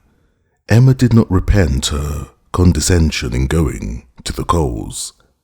The visit afforded her many pleasant recollections the next day, and all that she might be supposed to have lost on the side of dignified seclusion must be amply repaid in the splendour of popularity. She must have delighted the Coles, worthy people who deserved to be made happy, and left a name behind her that would not soon die away. Perfect happiness, even in memory, is not common, and there were 2 points on which she was not quite easy. She doubted whether she had not transgressed the duty of woman by woman in betraying her suspicions of Jane Fairfax's feelings to Frank Churchill. It was hardly right, but it had been so strong an idea that it would escape her, and his submission to all that she told was a compliment to her penetration, which made it difficult for her to be quite certain that she ought to have held her tongue. The other circumstance of regret related also to Jane Fairfax, and there she had no doubt. She did unfeignedly and unequivocally regret the inferiority of her own playing and singing. She did most heartily grieve over the idleness of her childhood, and sat down and practised vigorously an hour and a half. She was then interrupted by Harriet's coming in, and if Harriet's praise could have satisfied her, she might soon have been comforted. "Oh, if I could but play as well as you and Miss Fairfax. Don't class us together, Harriet. My playing is no more like hers than a lamp is like sunshine." "Oh dear, I think you play the best of the 2. I think you play quite as well as she does. I am sure I had much rather hear you. Everybody last night said how well you played. Those who knew anything about it must have felt the difference. The truth is, Harriet, that my playing is just good enough to be praised, but Jane Fairfax's is much beyond it. Well, I always shall think that you play quite as well as she does, or that if there is any difference nobody would ever find it out. Mr. Cole said how much taste you had, and Mr. Frank Churchill talked a great deal about your taste, and that he valued taste much more than execution." "Ah, but Jane Fairfax has them both, Harriet." "Are you sure? I saw she had execution, but I did not know she had any taste. Nobody talked about it, and I hate Italian singing. There is no understanding a word of it. Besides, if she does play so very well, you know, it is no more than she is obliged to do, because she will have to teach. The Coxes were wondering last night whether she would get into any great family. How did you think the Coxes looked? Just as they always do, very vulgar. They told me something, said Harriet rather hesitatingly, but it is nothing of any consequence. Emma was obliged to ask what they had told her, though fearful of its producing Mr. Elton. They told me that Mr. Martin dined with them last Saturday. Oh, he came to their father upon some business, and he asked them to stay to dinner. Oh, they talked a great deal about him, especially Anne Cox. I do not know what she meant, but she asked me if I thought I should go and stay there again next summer. She meant to be impertinently curious, just as such an Anne Cox should be. She said he was very agreeable the day he dined there. He sat by her at dinner. Miss Nash thinks either of the Coxes would be very glad to marry him. Very likely I think they are, without exception, the most vulgar girls in Highbury. Harriet had business at Ford's. Emma thought it most prudent to go with her. Another accidental meeting with the Martins was possible, and, in her present state, would be dangerous. Harriet, tempted by everything and swayed by half a word, was always very long at a purchase, and while she was still hanging over muslins and changing her mind, Emma went to the door for amusement. Much could not be hoped from the traffic of even the busiest part of Highbury. Mr. Perry, walking hastily by, Mr. William Cox letting himself in at the office door, Mr. Cole's carriage horses, returning from exercise, or a stray letter boy on an obstinate mule, were the liveliest objects she could presume to expect, and when her eyes fell only on the butcher with his tray, a tidy old woman travelling homewards from shop with her basket full, 2 curs quarrelling over a dirty bone, and a string of dawdling children round the baker's little bow window, eyeing the gingerbread, she knew she had no reason to complain, and was amused enough, quite enough still, to stand at the door. A mind lively and at ease can do with seeing nothing, and can see nothing that does not answer. She looked down at Randalls Road. The scene enlarged. 2 persons appeared, Mrs. Weston and her son-in-law. They were walking into Highbury, to Hartfield, of course. They were stopping, however, in the first place at Mrs. Bates's, whose house was a little nearer Randalls than Ford's, and had all but knocked when Emma caught their eye. Immediately they crossed the road and came forward to her, and the agreeableness of yesterday's engagement seemed to give fresh pleasure to the present meeting. Mrs. Weston informed her that she was going to call on the Bateses in order to hear the new instrument. "For my companion tells me," said she, "that I absolutely promised Miss Bates last night that I would come this morning. I was not aware of it myself. I did not know that I had fixed a day, but as he says I did, I'm going now. And while Mrs. Weston pays her visit, I may be allowed, I hope," said Frank Churchill, "to join your party and wait for her at Hartfield, if you are going home." Mrs. Weston was disappointed. "I thought you meant to go with me. They would be very much pleased." "Me? I should be quite in the way, but perhaps I may be equally in the way here. Miss Woodhouse looks as if she did not want me. My aunt always sends me off when she is shopping. She says I fidget her to death, and Miss Woodhouse looks as if she could almost say the same. What am I to do?" "I am here on no business of my own," said Emma. "I am only waiting for my friend. She will probably have soon done, and then we shall go home. But you had better go with Mrs. Weston and hear the instrument." "Well, if you advise it," but with a smile, "if Colonel Campbell should have employed a careless friend, and if it should prove to have an indifferent tone, what shall I say? I shall be no support to Mrs. Weston. She might do very well by herself. A disagreeable truth would be palatable through her lips, but I am wretchedness, being in the world at a civil falsehood."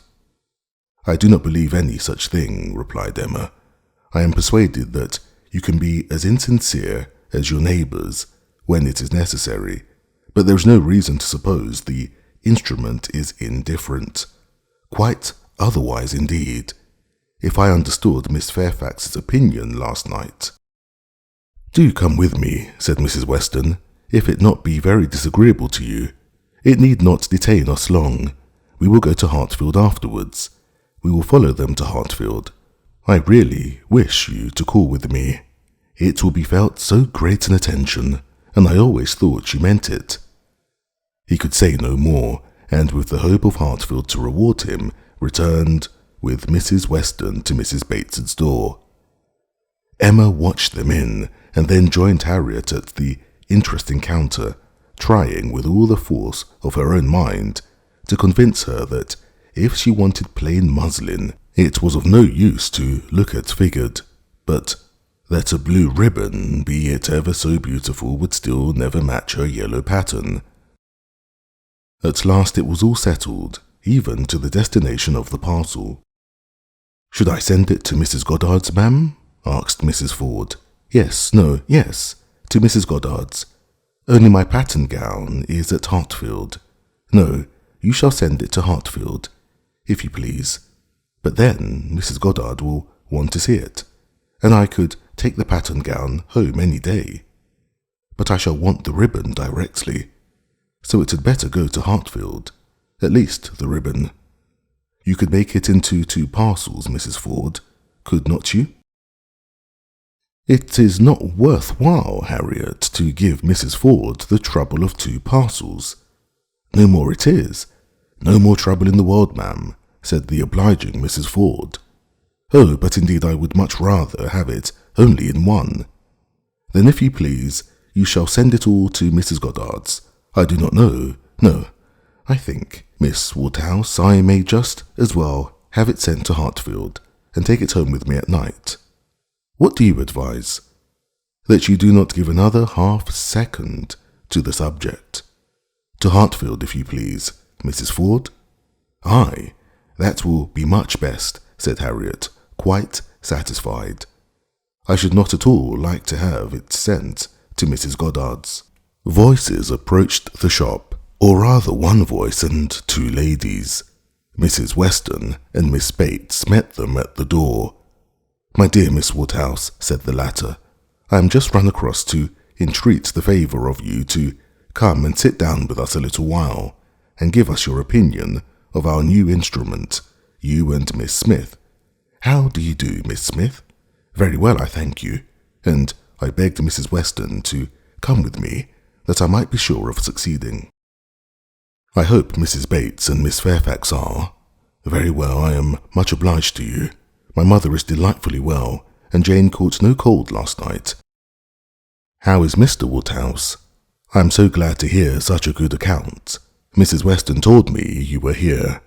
"Oh, then," I said, "I must run across. I am sure Miss Woodhouse will allow me just to run across and entreat her to come in.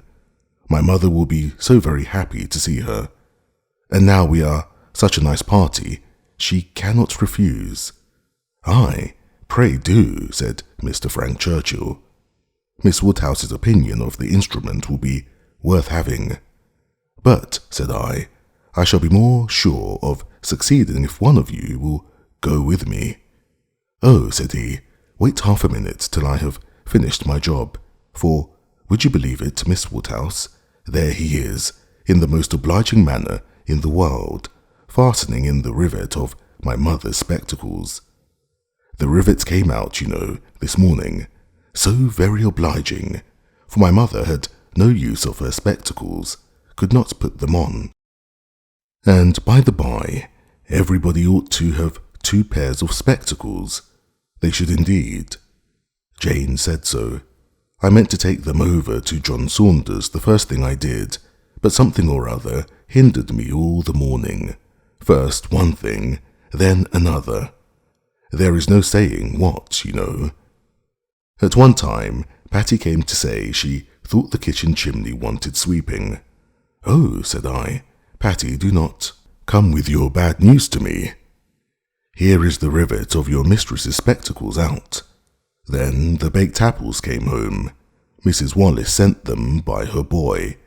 They are extremely civil and obliging to us, the Wallaces, always.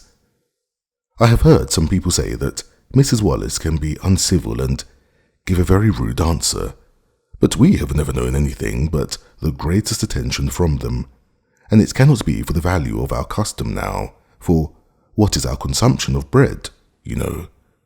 Only 3 of us. Besides dear Jane at present, and she really eats nothing, makes such a shocking breakfast, you would be quite frightened if you saw it. I dare not let my mother know how little she eats, so I say one thing and then I say another, and it passes off.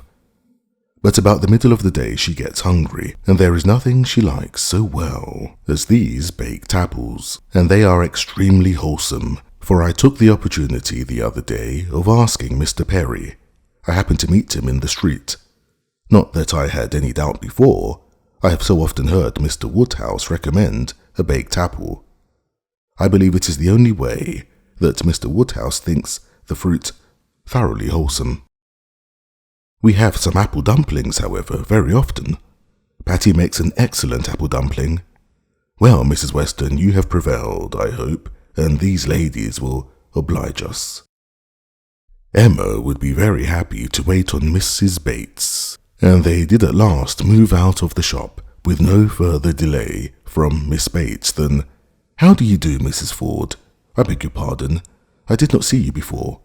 I hear you have a charming collection of new ribbons from town. Jane came back delighted yesterday. Thank you, the gloves do very well, only a little too large about the wrist, but Jane is taking them in." "What was I talking of?" said she, beginning again, when they were all in the street. Emma wondered on what, of all the medley, she would fix. I declare I cannot recollect what I was talking of. "Oh, my mother's spectacles, so very obliging to Mr. Frank Churchill." "Oh," said he, "I do think I can fasten the rivet. I like a job of this kind excessively," which, you know, showed him to be so very. Indeed, I must say that, much as I had heard of him before, and much as I had expected, he very far exceeds anything. I do congratulate you, Mrs. Weston, most warmly. He seems everything the fondest parents could. "Oh," said he, "I fastened the rivet. I like a job of that sort excessively." I never shall forget his manner, and when I brought out the baked apples from the closet, and hoped our friends would be so very obliging as to take some, "Oh," said he, directly, "there is nothing in the way of fruit half so good, and these are the finest looking home-baked apples I ever saw in my life." That, you know, was so very, and I am sure by his manner it was no compliment.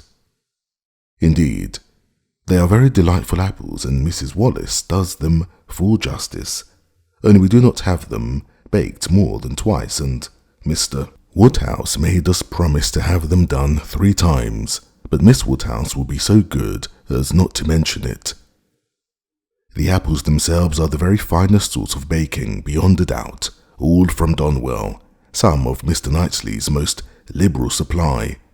He sends us a sack every year, and certainly there never was such a keeping apple anywhere as one of his trees. I believe there is 2 of them.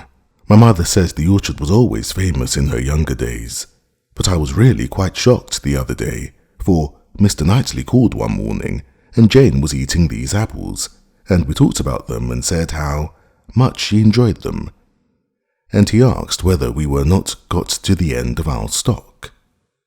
"I am sure you must be," said he, "and I will send you another supply, for I have a great many more than I can ever use.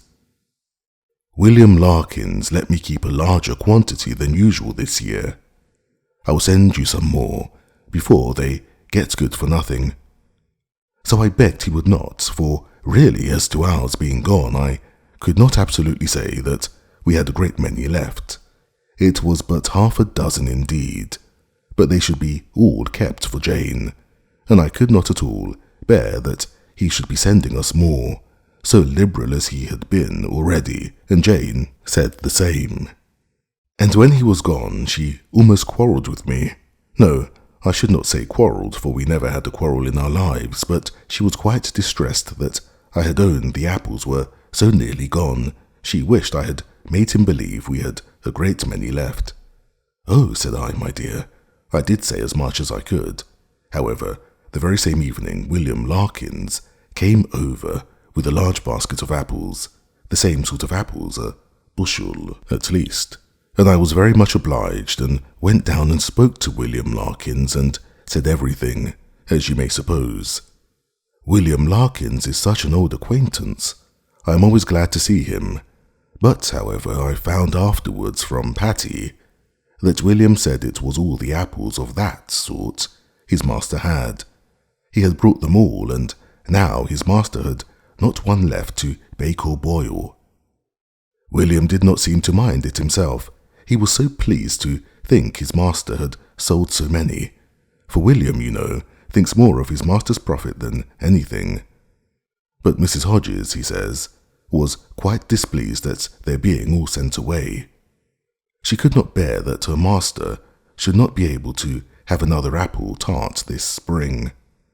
He told Patty this, but bid her not mind it, and be sure not to say anything to us about it, for Mrs. Hodges would be cross sometimes, and as long as so many sacks were sold, it did not signify who ate the remainder. And so Patty told me, and I was excessively shocked indeed. I would not have Mr. Knightley know anything about it for the world. He would be so very. I wanted to keep it from Jane's knowledge, but unluckily I had mentioned it before I was aware. Miss Bates had just done as Patty opened the door, and her visitors walked upstairs, without having any regular narration to attend to, pursued only by the sounds of her desultory goodwill. "Pray take care, Mrs. Weston. There's a step at the turning. Pray take care, Miss Woodhouse. Ours is rather a dark staircase, rather darker and narrower than one could wish. Miss Smith, pray take care. Miss Woodhouse, I'm quite concerned. I'm sure you hit your foot. Miss Smith, the step at the turning." Chapter 10. The appearance of the little sitting room as they entered was tranquillity itself. Mrs. Bates, deprived of her usual employment, slumbering on one side of the fire, Frank Churchill, at a table near her, most deedily occupied about her spectacles, and Jane Fairfax, standing with her back to them, intent on her pianoforte. Busy as he was, however, the young man was yet able to show a most happy countenance on seeing Emma again.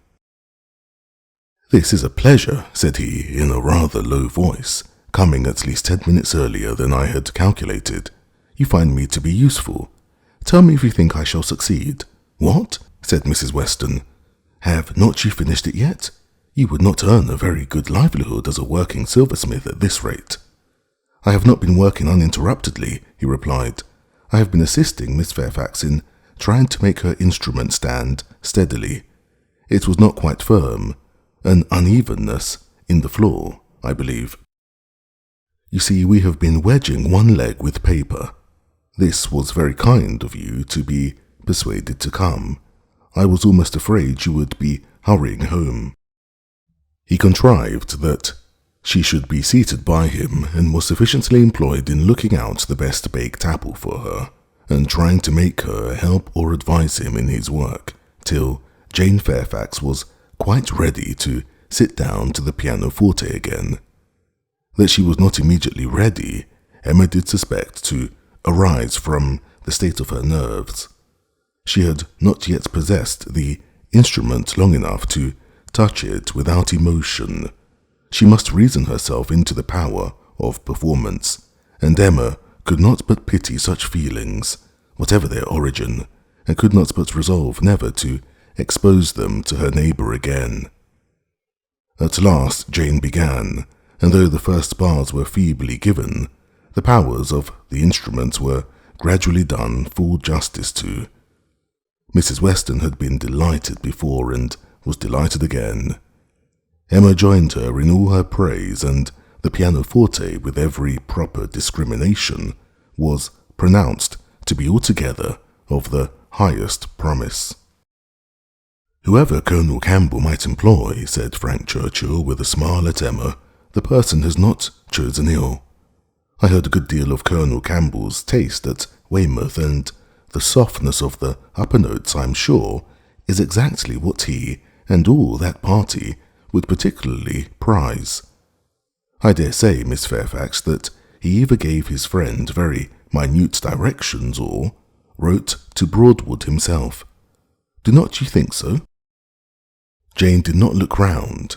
She was not obliged to hear. Mrs. Weston had been speaking to her at the same moment.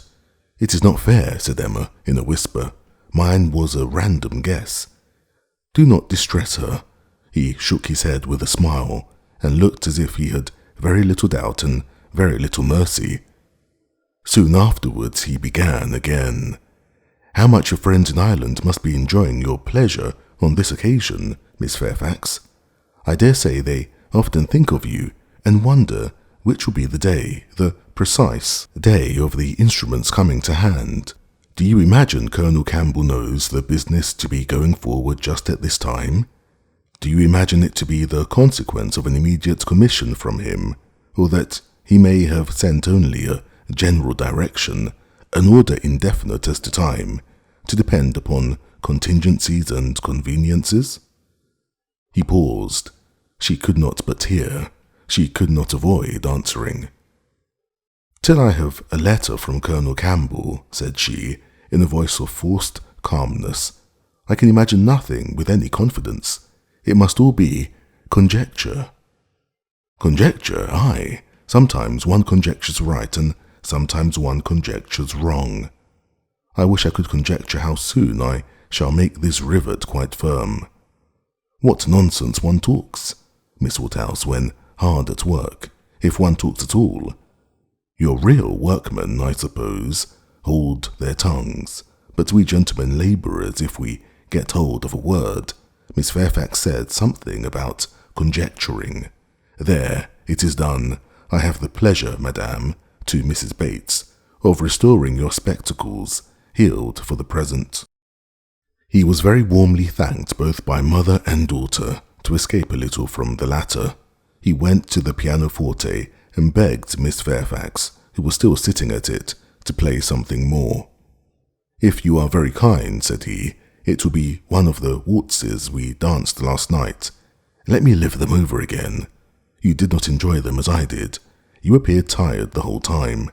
I believe you were glad we danced no longer, but I would have given worlds, all the worlds one ever has to give, for another half hour." She played. What felicity it is to hear a tune again which has made one happy. If I mistake not, that was danced at Weymouth. She looked up at him for a moment, coloured deeply, and played something else. He took some music from a chair near the pianoforte, and turning to Emma, said, "Here is something quite new to me. Do you know it? Kramer. And here are a new set of Irish melodies. That, from such a quarter, one might expect. This was all sent with the instrument. Very thoughtful of Colonel Campbell, was it not? He knew Miss Fairfax could have no music here. I honour that part of the attention particularly. It shows it to have been so thoroughly from the heart. Nothing hastily done, nothing incomplete. True affection only could have prompted it." Emma wished he would be less pointed, yet could not help being amused, and when on glancing her eye towards Jane Fairfax, she caught the remains of a smile, when she saw that, with all the deep blush of consciousness, there had been a smile of secret delight. She had less scruple in the amusement, and much less compunction with respect to her. This amiable, upright, perfect Jane Fairfax was apparently cherishing very reprehensible feelings. He brought all the music to her, and they looked it over again. Emma took the opportunity of whispering, "You speak too plain. She must understand you." "I hope she does. I would have her understand me.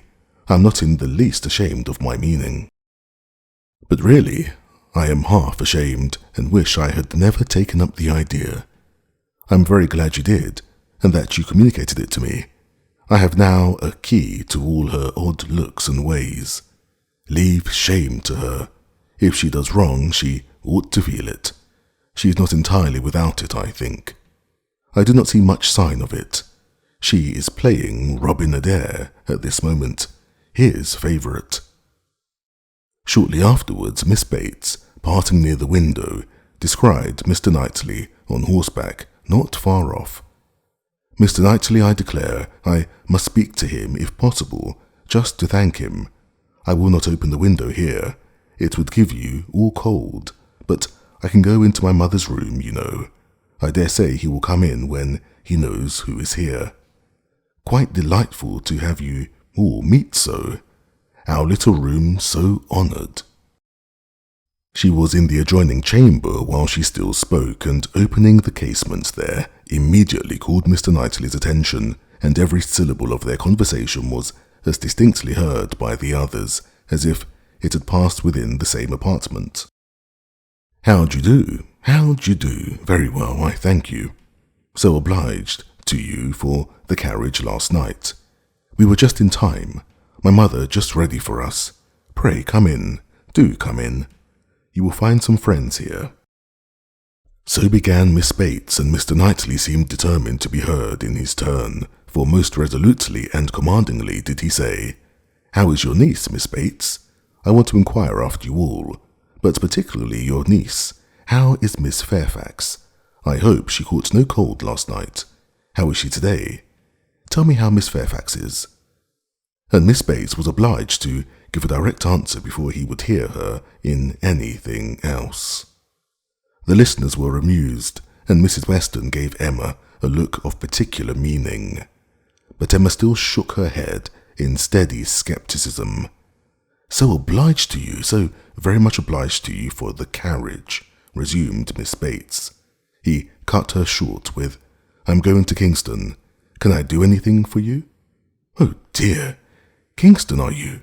Mrs. Cole was saying the other day she wanted something from Kingston. Mrs. Cole had servants to send. "Can I do anything for you?" "No, I thank you, but do come in. Who do you think is here?" "Miss Woodhouse and Miss Smith. So kind as to call to hear the new pianoforte. Do put up your horse at the Crown and come in." "Well," said he, in a deliberating manner, "for 5 minutes perhaps. And here is Mrs. Weston and Mr. Frank Churchill too. Quite delightful. So many friends. No, not now, I thank you. I could not stay 2 minutes. I must get on to Kingston as fast as I can. Oh, do come in. They will be so very happy to see you." "No, no, your room is full enough. I will call another day, and hear the pianoforte." "Well, I am so sorry. Oh, Mr. Knightley, what a delightful party last night. How extremely pleasant. Did you ever see such dancing? Was not it delightful?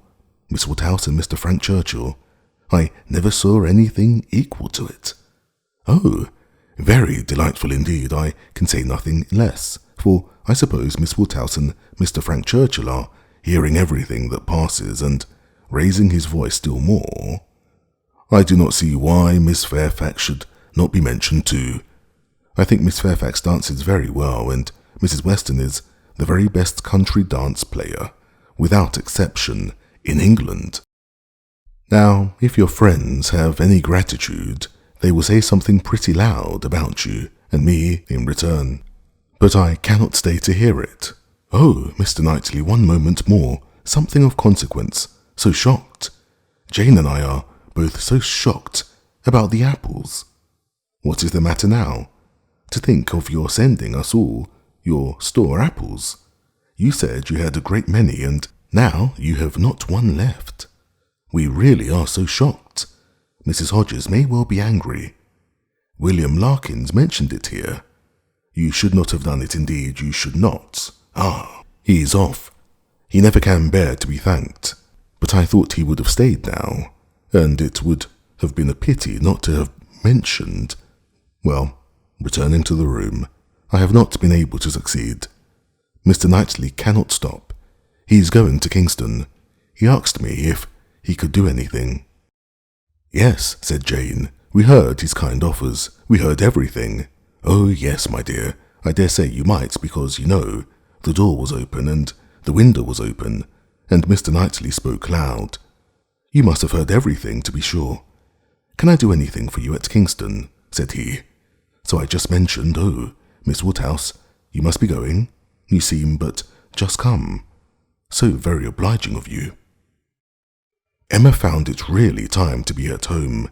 The visit had already lasted long, and on examining watches, so much of the morning was perceived to be gone, that Mrs. Weston and her companion, taking leave also, could allow themselves only to walk with the two young ladies to Hartfield gates before they set off for Randalls. Chapter 11. It may be possible to do without dancing entirely. Instances have been known of young people passing many months successively without being at any ball of any description, and no material injury accrue either to body or mind. But when the beginning is made, when the felicities of rapid motion have once been, though slightly, felt, it must be a very heavy set that does not ask for more. Frank Churchill had danced once at Highbury, and longed to dance again, and the last half hour of an evening which Mr. Woodhouse was persuaded to spend with his daughter at Randalls was passed by the two young people in schemes on the subject. Frank's was the first idea, and his the greatest zeal in pursuing it, for the lady was the best judge of the difficulties and the most solicitous for accommodation and appearance. But still she had inclination enough for showing people again how delightfully Mr. Frank Churchill and Miss Woodhouse danced, for doing that in which she need not blush to compare herself with Jane Fairfax, and even for simple dancing itself, without any of the wicked aids of vanity to assist him. First, in pacing out the room, they were in to see what it could be made to hold, and then in taking the dimensions of the other parlour, in the hope of discovering, in spite of all that Mr. Weston could say, of their exactly equal size, that it was a little the largest. His first proposition and request, that the dance begun at Mr. Cole's should be finished there, that the same party should be collected, and the same musician engaged, met with the readiest acquiescence. Mr. Weston entered into the idea with thorough enjoyment, and Mrs. Weston most willingly undertook to play as long as they could wish to dance, and the interesting employment had followed, of reckoning up exactly who there would be, and portioning out the indispensable division of space to every couple. You and Miss Smith and Miss Fairfax will be there, and the two Miss Coxes 5 had been repeated many times over, and there will be the two Gilberts, young Cox, my father, and myself, besides Mr. Knightley. Yes, that will be quite enough for pleasure. You and Miss Smith and Miss Fairfax will be 3, and the two Miss Coxes 5, and for 5 couples there will be plenty of room. But soon it came to be on one side, but will there be good room for 5 couples? I really do not think there will.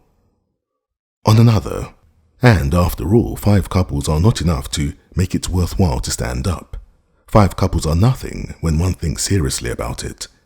It will not do to invite 5 couples. It can be allowable only as the thought of the moment. Somebody said that Miss Gilbert was expected at her brother's and must be invited with the rest. Somebody else believed Mrs. Gilbert would have danced the other evening if she had been asked.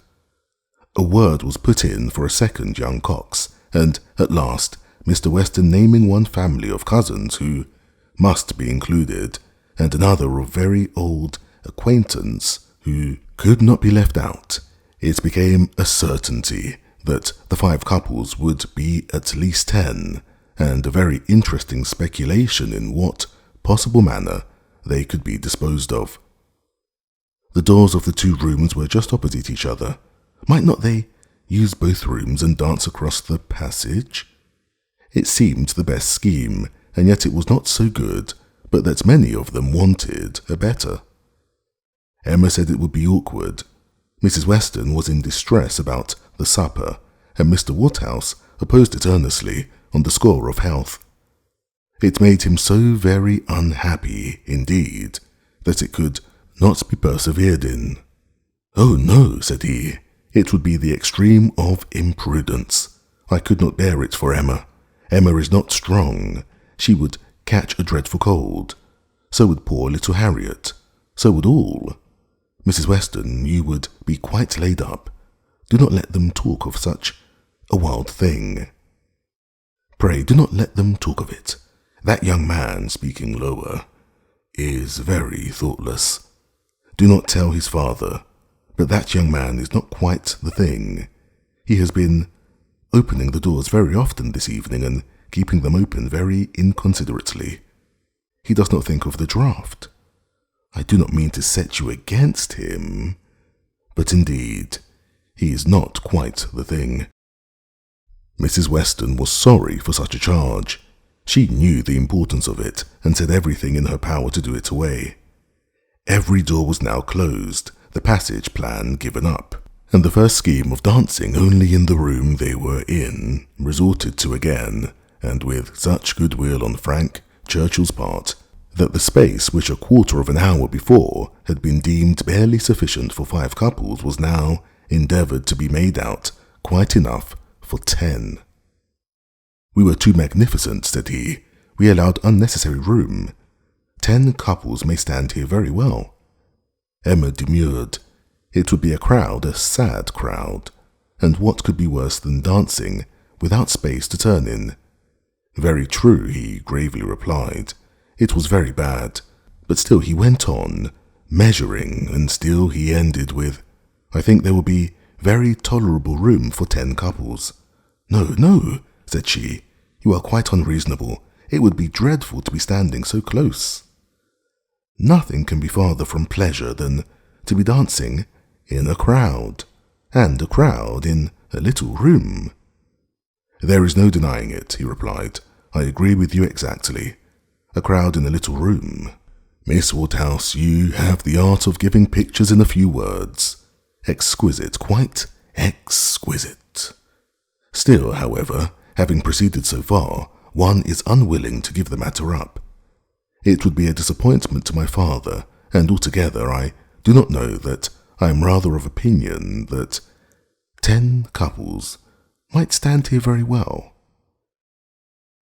Emma perceived that the nature of his gallantry was a little self-willed, and that he would rather oppose than lose the pleasure of dancing with her. But she shook the compliment and forgave the rest.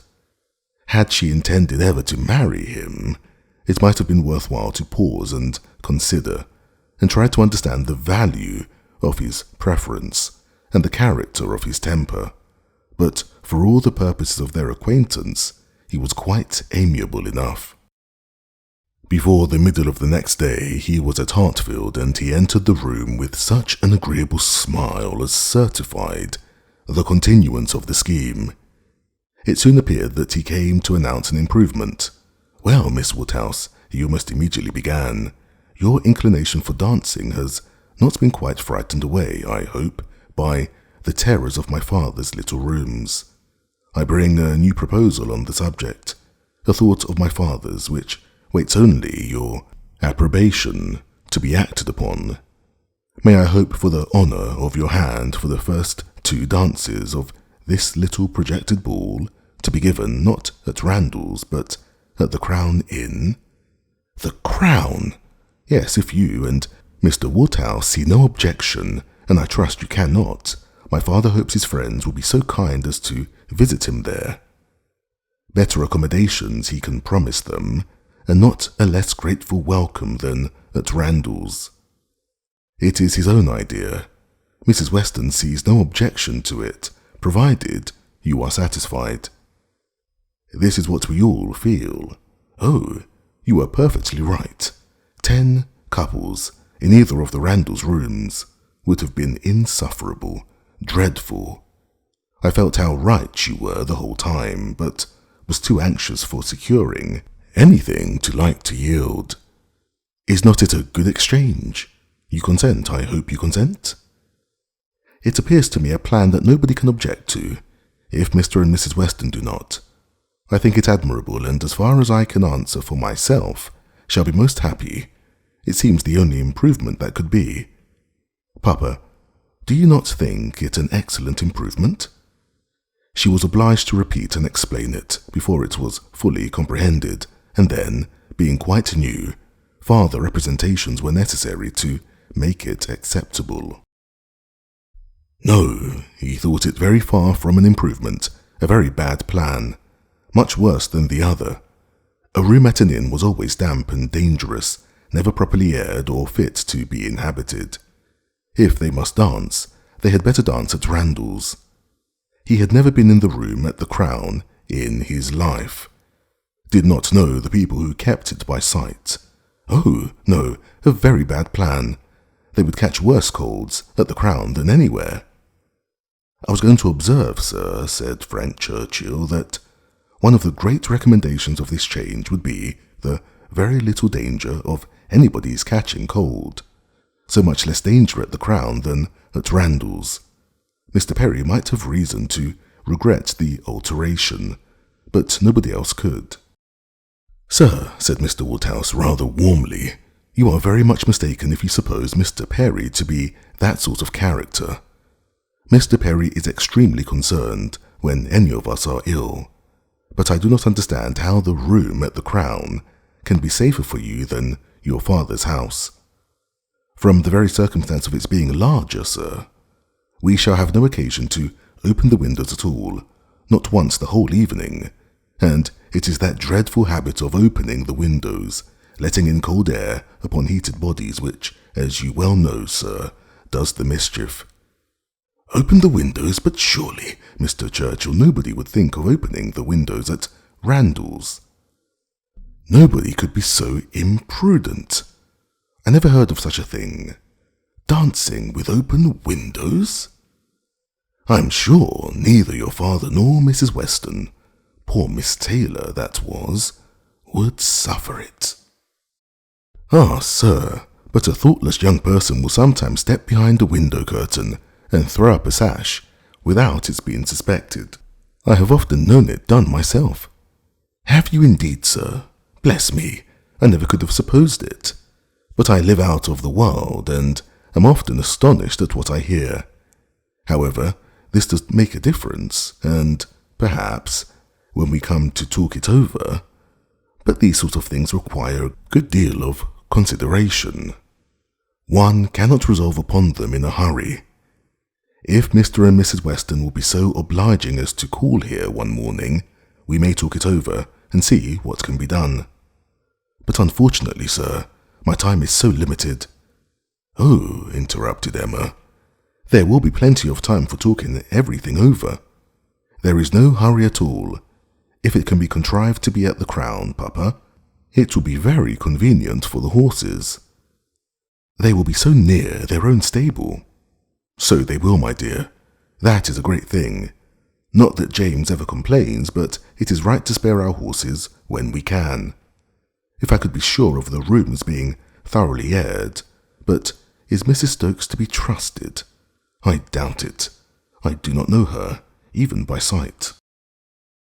I can answer for everything of that nature, sir, because it will be under Mrs. Weston's care. Mrs. Weston undertakes to direct the whole. There, Papa. Now you must be satisfied. Our own dear Miss Weston, who is carefulness itself. Do not you remember what Mr. Perry said so many years ago, when I had the measles? If Miss Taylor undertakes to wrap Miss Emma up, you need not have any fears, sir. How often I have heard you speak of it as such a compliment to her. Aye, very true. Mr. Perry did say so. I shall never forget it. Poor little Emma. You were very bad with the measles. That is, you would have been very bad, but for Perry's great attention. He came 4 times a day for a week. He said from the first it was a very good sort, which was our great comfort, but the measles are a dreadful complaint. I hope whenever poor Isabella's little ones have the measles, she will send for Perry. My father and Mrs. Weston are at the Crown at this moment, said Frank Churchill, examining the capabilities of the house. I left them there and came on to Hartfield, impatient for your opinion, and hoping you might be persuaded to join them and give your advice on the spot. I was desired to say so from both. It would be the greatest pleasure to them if you could allow me to attend you there. They can do nothing satisfactorily without you. Emma was most happy to be called to such a council, and her father engaging to think it all over while she was gone, the 2 young people set off together without delay for the Crown. There were Mr. and Mrs. Weston, delighted to see her and receive her approbation, very busy and very happy in their different way. She in some little distress, and he finding everything perfect. "Emma," said she, "this paper is worse than I expected. Look, in places you see it is dreadfully dirty, and the wainscot is more yellow and forlorn than anything I could have imagined."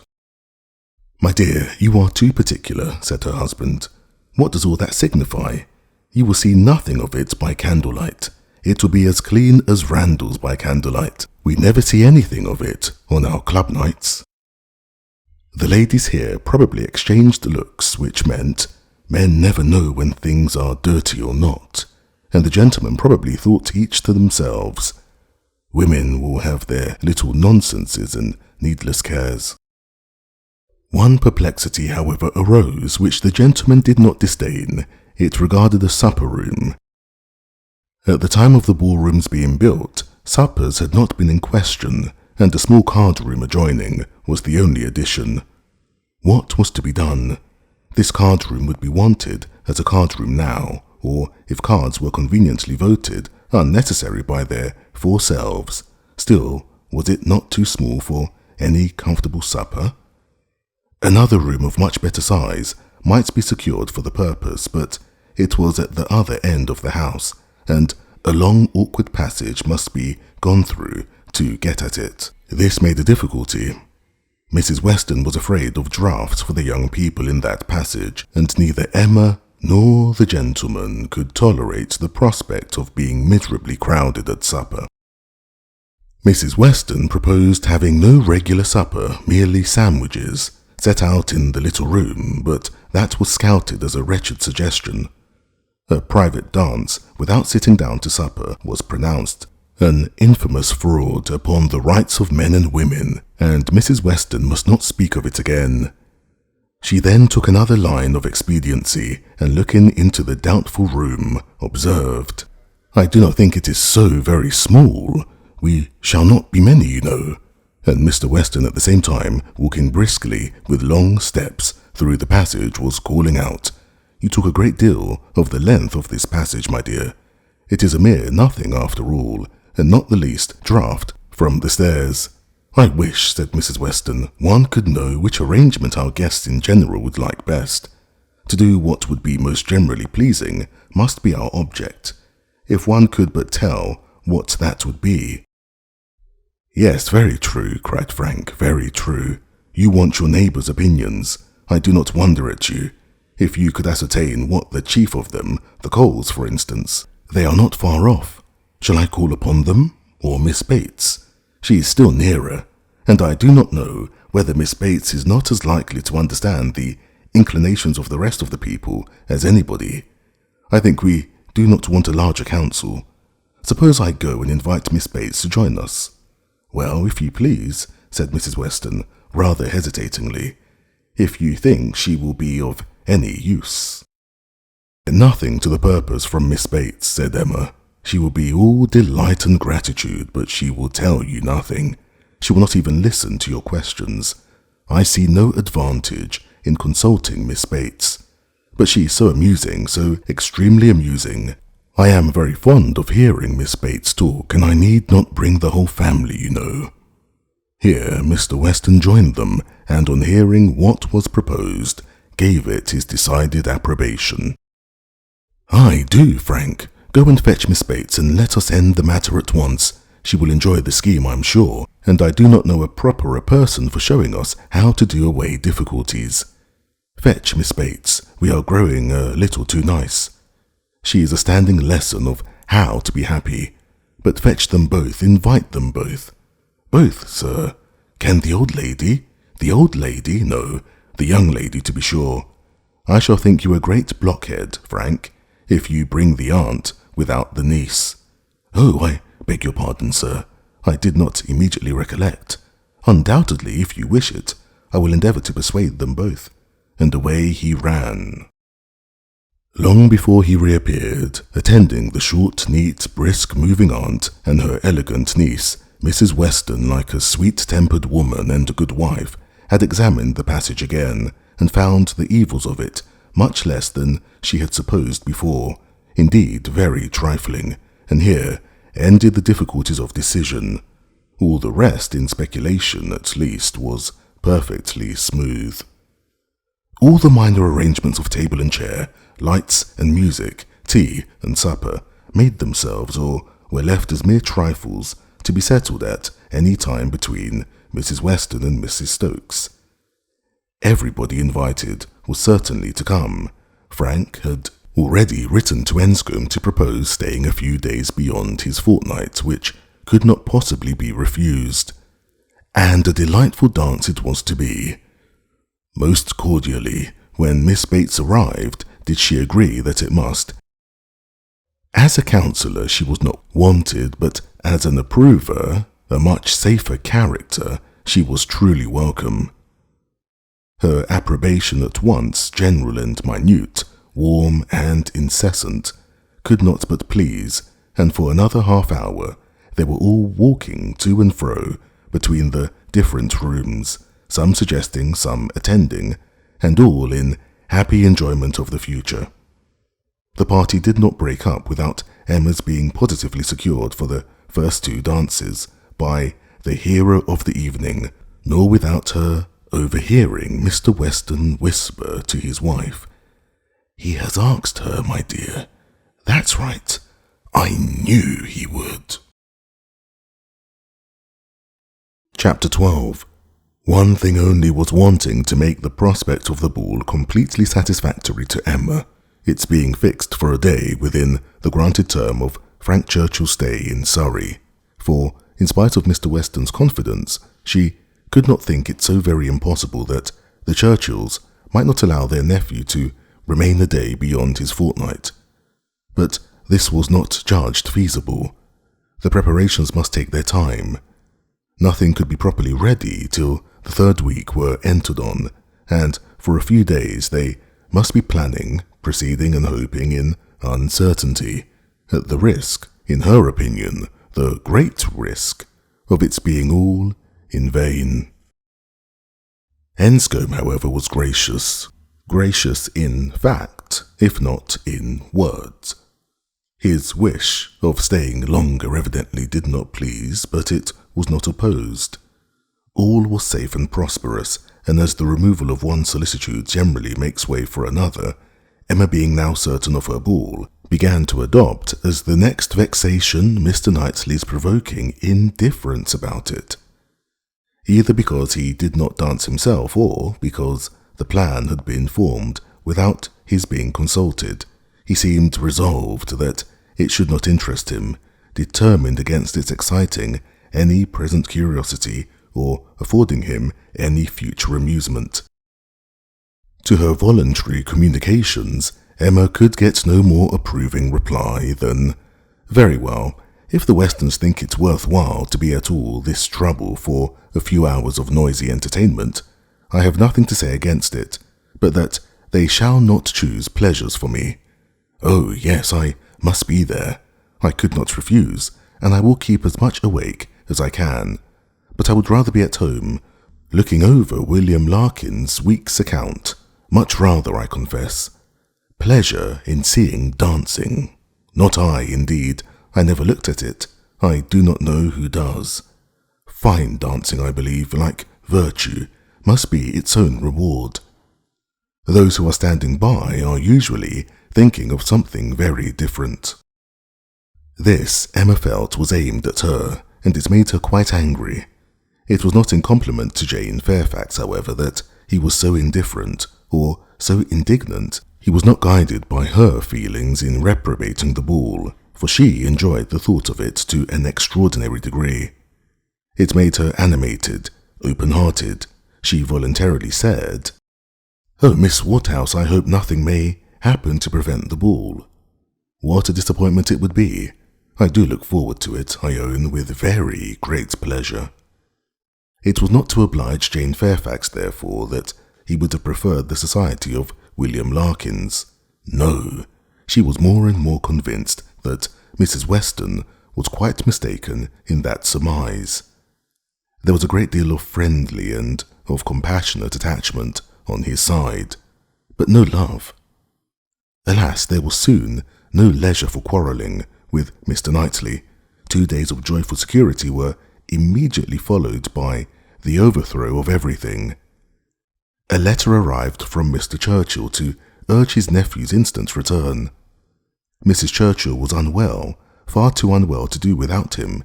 She had been in a very suffering state, so said her husband when writing to her nephew 2 days before, though from her usual unwillingness to give pain and constant habit of never thinking of herself, she had not mentioned it, but now she was too ill to trifle and must entreat him to set off for Enscombe without delay. The substance of this letter was forwarded to Emma in a note from Mrs. Weston instantly. As to his going, it was inevitable. He must be gone within a few hours, though without feeling any real alarm for his aunt to lessen his repugnance. He knew her illnesses. They never occurred but for her own convenience. Mrs. Weston added that he could only allow himself time to hurry to Highbury after breakfast and take leave of the few friends there whom he could suppose to feel any interest in him, and that he might be expected at Hartfield very soon. This wretched note was the finale of Emma's breakfast. When once it had been read, there was no doing anything but lament and exclaim, "The loss of the ball, the loss of the young man, and all that the young man might be feeling. It was too wretched. Such a delightful evening as it would have been. Everybody so happy, and she and her partner the happiest. I said it would be so," was the only consolation. Her father's feelings were quite distinct. He thought principally of Mrs. Churchill's illness and wanted to know how she was treated, and as for the ball, it was shocking to have dear Emma disappointed, but they would be all safer at home. Emma was ready for her visitor some time before he appeared, but if this reflected at all upon his impatience, his sorrowful look and total want of spirits, when he did come might redeem him. He felt the going away almost too much to speak of it. His dejection was most evident. He sat really lost in thought for the first few minutes, and when rousing himself, it was only to say, "Of all horrid things, leave-taking is the worst." "But you will come again," said Emma. "This will not be your only visit to Randalls." "Ah," shaking his head, "the uncertainty of when I may be able to return. I shall try for it with a zeal. It will be the object of all my thoughts and cares, and if my uncle and aunt go to town this spring, but I am afraid they did not stir last spring. I am afraid it is a custom gone forever. Our poor ball must be quite given up. Ah, that ball! Why did we wait for anything? Why not seize the pleasure at once? How often is happiness destroyed by preparation, foolish preparation? You told us it would be so. Oh, Miss Woodhouse, why are you always so right? Indeed, I am very sorry to be right in this instance. I would much rather have been merry than wise.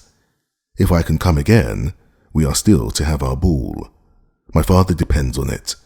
Do not forget your engagement." Emma looked graciously. "Such a fortnight as it has been," he continued, "every day more precious and more delightful than the day before. every day making me less fit to bear any other place. Happy those who can remain at Highbury." "As you do us such ample justice now," said Emma, laughing, "I will venture to ask whether you did not come a little doubtfully at first.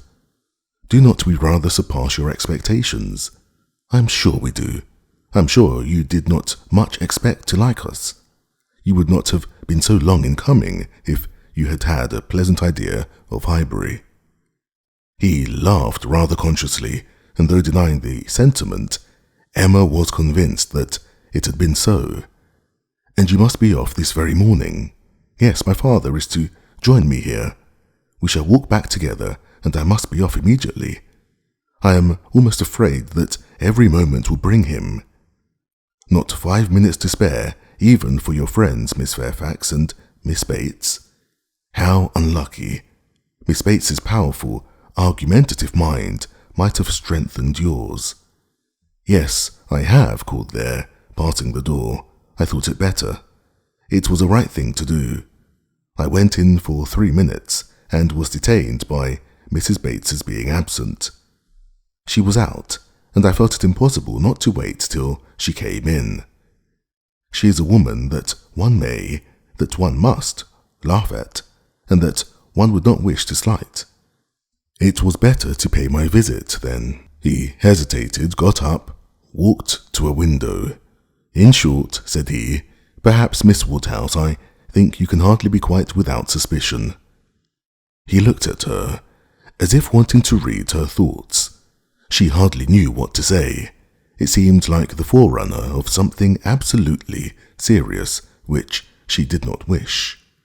Forcing herself to speak, therefore, in the hope of putting it by, she calmly said, "You are quite in the right.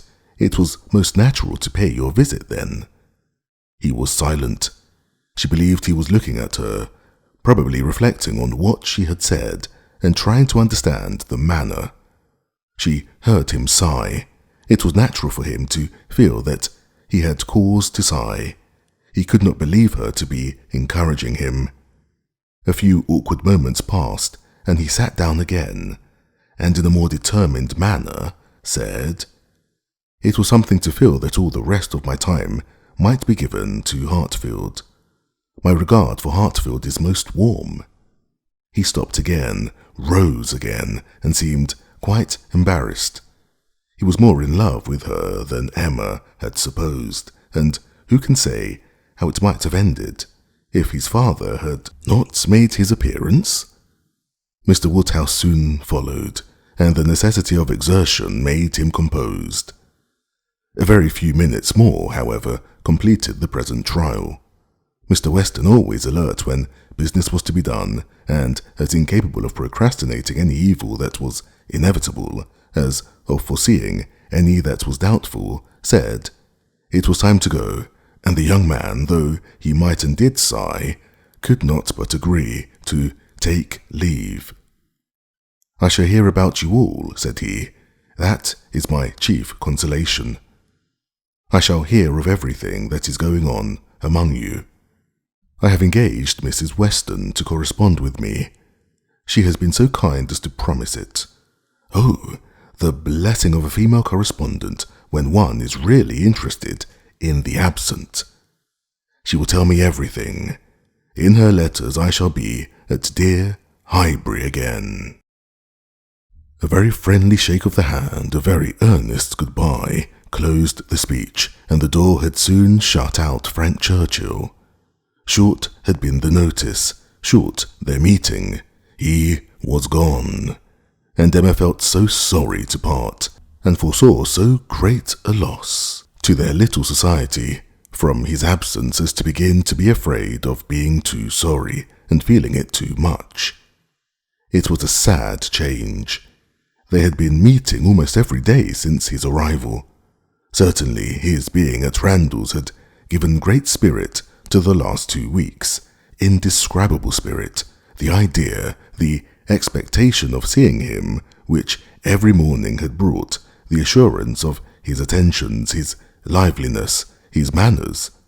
It had been a very happy fortnight, and forlorn, must be the sinking from it into the common course of Hartfield days. To complete every other recommendation, he had almost told her that he loved her.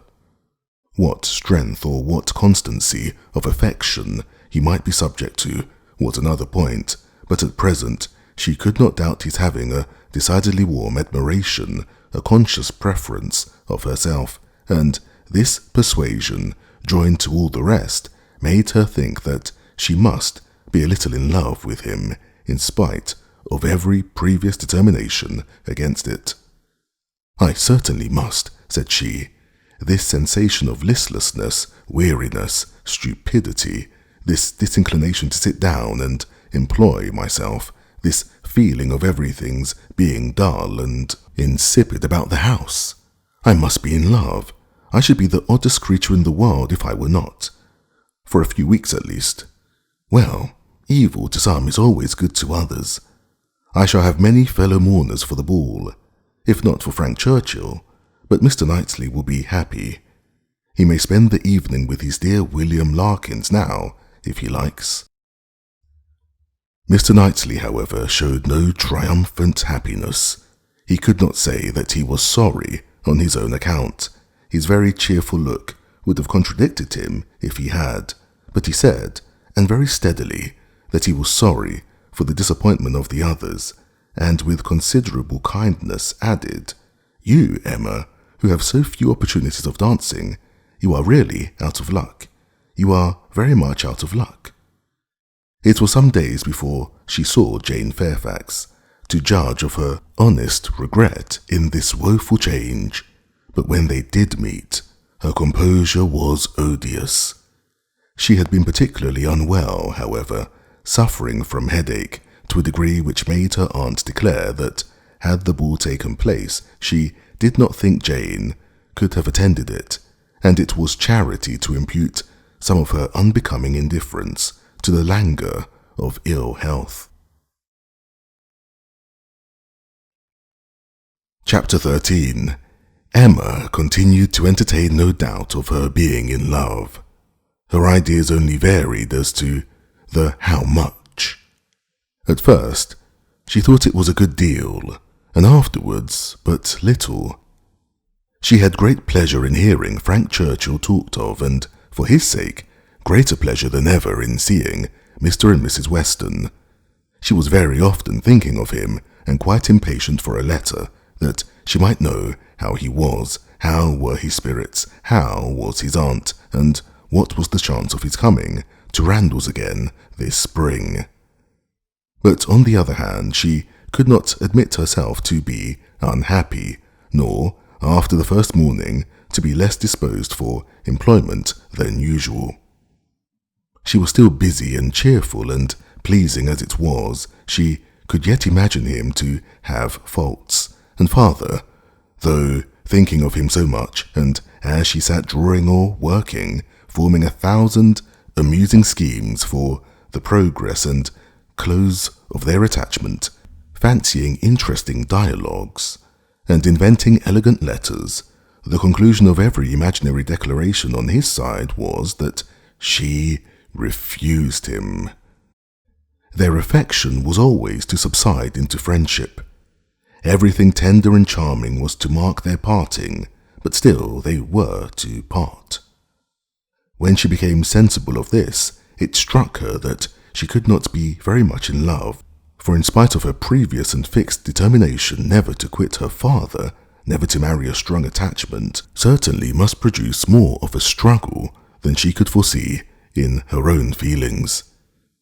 "I do not find myself making any use of the word sacrifice," said she. "In not one of all my clever replies, my delicate negatives, is there any allusion to making a sacrifice. I do suspect that he is not really necessary to my happiness. So much the better. I certainly will not persuade myself to feel more than I do. I am quite enough in love. I should be sorry to be more." Upon the whole, she was equally contented with her view of his feelings. He is undoubtedly very much in love. Everything denotes it. Very much in love indeed, and when he comes again, if his affection continue, I must be on my guard not to encourage it. It would be most inexcusable to do otherwise, as my own mind is quite made up. Not that I imagine he can think I have been encouraging him hitherto. No, if he had believed me at all to share his feelings, he would not have been so wretched. Could he have thought himself encouraged, his looks and language at parting would have been different. Still, however, I must be on my guard. This is in the supposition of his attachment continuing what it now is, but I do not know that I expect it will. I do not look upon him to be quite the sort of man. I do not altogether build upon his steadiness or constancy. His feelings are warm, but I can imagine them rather changeable. Every consideration of the subject, in short, makes me thankful that my happiness is not more deeply involved. I shall do very well again after a little while, and then it will be a good thing over, for they say everybody is in love once in their lives, and I shall have been let off easily. When his letters to Mrs. Weston arrived, Emma had the perusal of it, and she read it with a degree of pleasure and admiration which made her at first shake her head over her own sensations and think she had undervalued their strength. It was a long, well-written letter, giving the particulars of his journey and of his feelings, expressing all the affection, gratitude, and respect which was natural and honourable, and describing everything exterior and local that could be supposed attractive, with spirit and precision. No suspicious flourishes now of apology or concern. It was the language of real feeling towards Mrs. Weston, and the transition from Highbury to Enscombe, the contrast between the places in some of the first blessings of social life was just enough touched on to show how keenly it was felt, and how much more might have been said, but for the restraints of propriety. The charm of her own name was not wanting. Miss Woodhouse appeared more than once, and never without a something of pleasing connection, either a compliment to her taste or a remembrance of what she had said, and in the very last time of its meeting her eye, unadorned as it was by any such broad wreath of gallantry, she yet could discern the effect of her influence and acknowledge the greatest compliment, perhaps, of all conveyed. Compressed into the very lowest vacant corner were these words: I had not a spare moment on Tuesday, as you know, for Miss Woodhouse's beautiful little friend. Pray make no excuses and adieus to her. This, Emma could not doubt, was all for herself. Harriet was remembered only from being her friend. His information and prospects as to Enscombe were neither worse nor better than had been anticipated. Mrs. Churchill was recovering, and he dared not yet, even in his own imagination, fix a time for coming to Randalls again. Gratifying, however, and stimulative as was the letter in the material part, its sentiments she yet found, when it was folded up and returned to Mrs. Weston, that it had not added any lasting warmth, that she could still do without the writer, and that he must learn to do without her. Her intentions were unchanged. Her resolution of refusal only grew more interesting by the addition of a scheme for his subsequent consolation and happiness. His recollection of Harriet and the words which clothed it, the beautiful little friend, suggested to her the idea of Harriet's succeeding her in his affections. Was it impossible?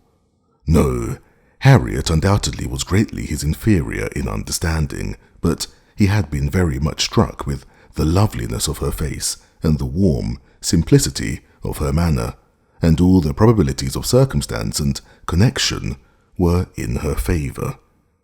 For Harriet, it would be advantageous and delightful indeed. I must not dwell upon it, said she. I must not think of it. I know the danger of indulging such speculations. But stranger things have happened, and when we cease to care for each other as we do now, it will be the means of confirming us in that sort of true, disinterested friendship which I can already look forward to with pleasure. It was well to have a comfort in store on Harriet's behalf, though it might be wise to let the fancy touch it seldom, for evil in that quarter was at hand. As Frank Churchill's arrival had succeeded Mr. Elton's engagement in The Conversation of Highbury, as the latest interest had entirely borne down the first, so now, upon Frank Churchill's disappearance, Mr. Elton's concerns were assuming the most irresistible form. His wedding day was named. He would soon be among them again. Mr. Elton was his bride. There was hardly time to talk over the first letter from Enscombe before Mr. Elton and his bride was in everybody's mouth, and Frank Churchill was forgotten. Emma grew sick at the sound, and had had 3 weeks of happy exemption from Mr. Elton, and Harriet's mind, she had been willing to hope, had been lately gaining strength. With Mr. Weston's ball in view, at least, there had been a great deal of insensibility to the other things, but it was now too evident that she had not attained such a state of composure as could stand against the actual approach, new carriage, bell-ringing, and all. Poor Harriet was in a flutter of spirits which required all the reasonings and soothings and attentions of every kind that Emma could give. Emma felt that she could not do too much for her, that Harriet had a right to all her ingenuity and all her patience, but it was heavy work to be forever convincing without producing any effect, forever agreed to without being able to make their opinions the same. Harriet listened submissively and said it was very true. It was just as Miss Woodhouse described. It was not worthwhile to think about them, and she would not think about them any longer. But no change of subject could avail, and the next half-hour saw her as anxious and restless about the Eltons as before. At last, Emma attacked her on another ground. "Your allowing yourself to be so occupied and so unhappy about Mr. Elton's marrying, Harriet, is the strongest reproach you can make me. You could not give me a greater reproof for the mistake I fell into. It was all my doing, I know. I have not forgotten it, I assure you. Deceived myself, I did very miserably deceive you, and it will be a painful reflection to me forever. Do not imagine me in danger of forgetting it." Harriet felt this too much to utter more than a few words of eager exclamation. Emma continued, "I have not said exert yourself, Harriet, for my sake. Think less, talk less of Mr. Elton for my sake, because, for your own sake rather, I would wish it to be done, for the sake of what is more important than my comfort, a habit of self-command in you, a consideration of what is your duty, an attention to propriety, an endeavour to avoid the suspicions of others, to save your health and credit, and restore your tranquillity. These are the motives which I have been pressing on you. They are very important, and sorry I am that you cannot feel them sufficiently to act upon them. My being saved from pain is a very secondary consideration. I want you to save yourself from greater pain. Perhaps I may sometimes have felt that Harriet would not forget what was due, or rather, would be kind by me." This appeal to her affections did more than all the rest. The idea of wanting gratitude and consideration for Miss Woodhouse, whom she really loved extremely, made her wretched for a while, and when the violence of grief was comforted away, still remained powerful enough to prompt to what was right and support her in it very tolerably. "You, who have been the best friend I ever had in my life, want gratitude to you. Nobody is equal to you. I care for nobody as I do for you. Oh, Miss Woodhouse, how ungrateful I have been." Such expressions, assisted as they were by everything that look and manner could do, made Emma feel that she had never loved Harriet so well, nor valued her affection so highly before. "There is no charm equal to tenderness of heart," said she afterwards to herself. "There is nothing to be compared to it. Warmth and tenderness of heart, with an affectionate, open manner, will beat all the clearness of head in the world. For attraction, I am sure it will. It is tenderness of heart which makes my dear father so generally beloved, which gives Isabella all her popularity. I have it not, but I know how to prize and respect it. Harriet is my superior in all the charm and all the felicity it gives. Dear Harriet, I would not change you for the clearest-headed, longest-sighted, best-judging female breathing. Oh, the coldness of a Jane Fairfax!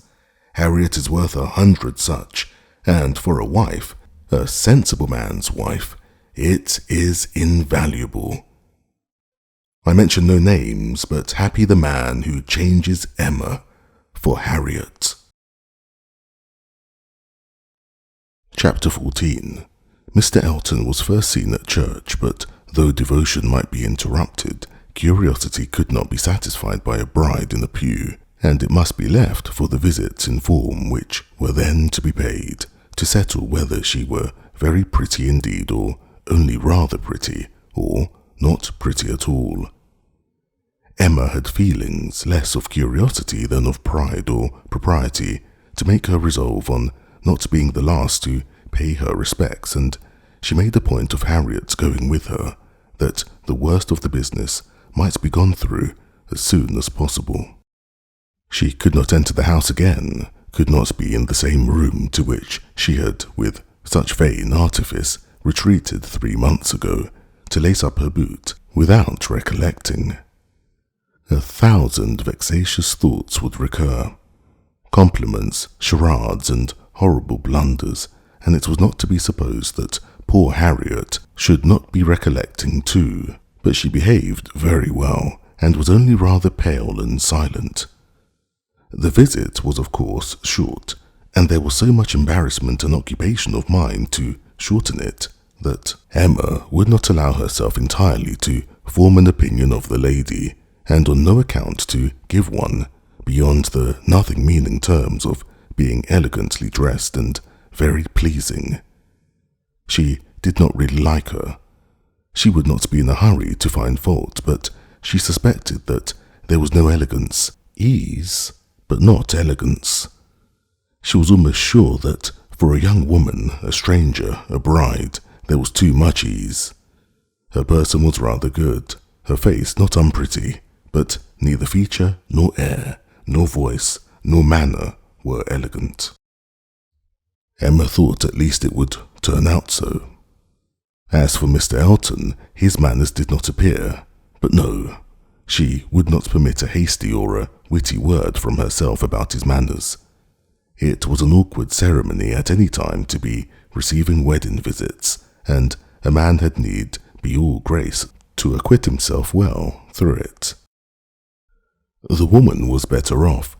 She might have the assistance of fine clothes and the privilege of bashfulness, but the man had only his own good sense to depend on, and when she considered how peculiarly unlucky poor Mr. Elton was in being in the same room at once with the woman he had just married, the woman he had wanted to marry, and the woman whom he had been expected to marry, she must allow him to have the right to look a little wise, and to be as much affectedly, and as little really easy as could be. "Well, Miss Woodhouse," said Harriet, when they had quitted the house, and after waiting in vain for her friend to begin, "Well, Miss Woodhouse," with a gentle sigh, "what do you think of her? Is not she very charming?" There was a little hesitation in Emma's voice. "Oh, yes, very. A very pleasing young woman. I think her beautiful, quite beautiful. Very nicely dressed indeed, a remarkably elegant gown. I am not at all surprised that he should have fallen in love. Oh, no, there is nothing to surprise one at all. A pretty fortune, and she came in his way. I dare say," returned Harriet, sighing again, "I dare say she was very much attached to him. Perhaps she might, but it is not every man's fate to marry the woman who loves him best. Miss Hawkins perhaps wanted a home, and thought this the best offer. she was likely to have. Yes, said Harriet earnestly, and well she might. Nobody could ever have a better. Well, I wish them happy with all my heart. And now, Miss Woodhouse, I do not think I shall mind seeing them again. He's just as superior as ever, but being married, you know, is quite a different thing. No, indeed, Miss Woodhouse, you need not be afraid. I can sit and admire him now without any great misery. To know that he has not thrown himself away is such a comfort. She does seem a charming young woman, just what he deserves. Happy creature. He called her Augusta. How delightful. When the visit was returned, Emma made up her mind. She could then see more and judge better. From Harriet's happening not to be at Hartfield and her father's being present to engage Mr. Elton, she had a quarter of an hour of the lady's conversation to herself, and could composedly attend to her, and the quarter of an hour quite convinced her that Mrs. Elton was a vain woman, extremely well satisfied with herself, and thinking much of her own importance, that she meant to shine and be very superior, but with manners which had been formed in a bad school, pert and familiar, that all her notions were drawn from one set of people and one style of living, that, if not foolish, she was ignorant, and that her society would certainly do Mr. Elton no good. Harriet would have been a better match. If not wise or refined herself, she would have connected him with those who were, but Miss Hawkins, it might be fairly supposed from her easy conceit, had been the best of her own set. The rich brother-in-law near Bristol was the pride of the alliance, and his place and his carriages were the pride of him. The very first subject after being seated was Maple Grove, my brother Mr. Suckling's seat, a comparison of Hartfield to Maple Grove. The grounds of Hartfield were small but neat and pretty, and the house was modern and well built. Mrs. Elton seemed most favourably impressed by the size of the room, the entrance, and all that she could see or imagine. Very like Maple Grove indeed. She was quite struck by the likeness. That room was the very shape and size of the morning room at Maple Grove, her sister's favourite room. Mr. Elton was appealed to. Was not it astonishingly alike? She could really almost fancy herself at Maple Grove. And the staircase, you know, as I came in I observed how very like the staircase was, placed exactly in the same part of the house. I really could not help exclaiming.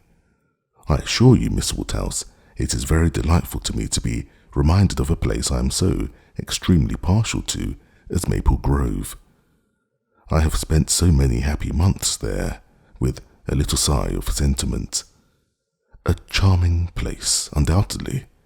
Everybody who sees it is struck by its beauty, but to me it has been quite a home.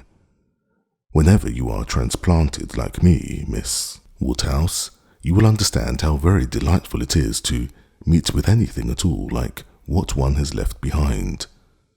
I always say this is quite one of the evils of matrimony. Emma made as slight a reply as she could, but it was fully sufficient for Mrs. Elton, who only wanted to be talking herself.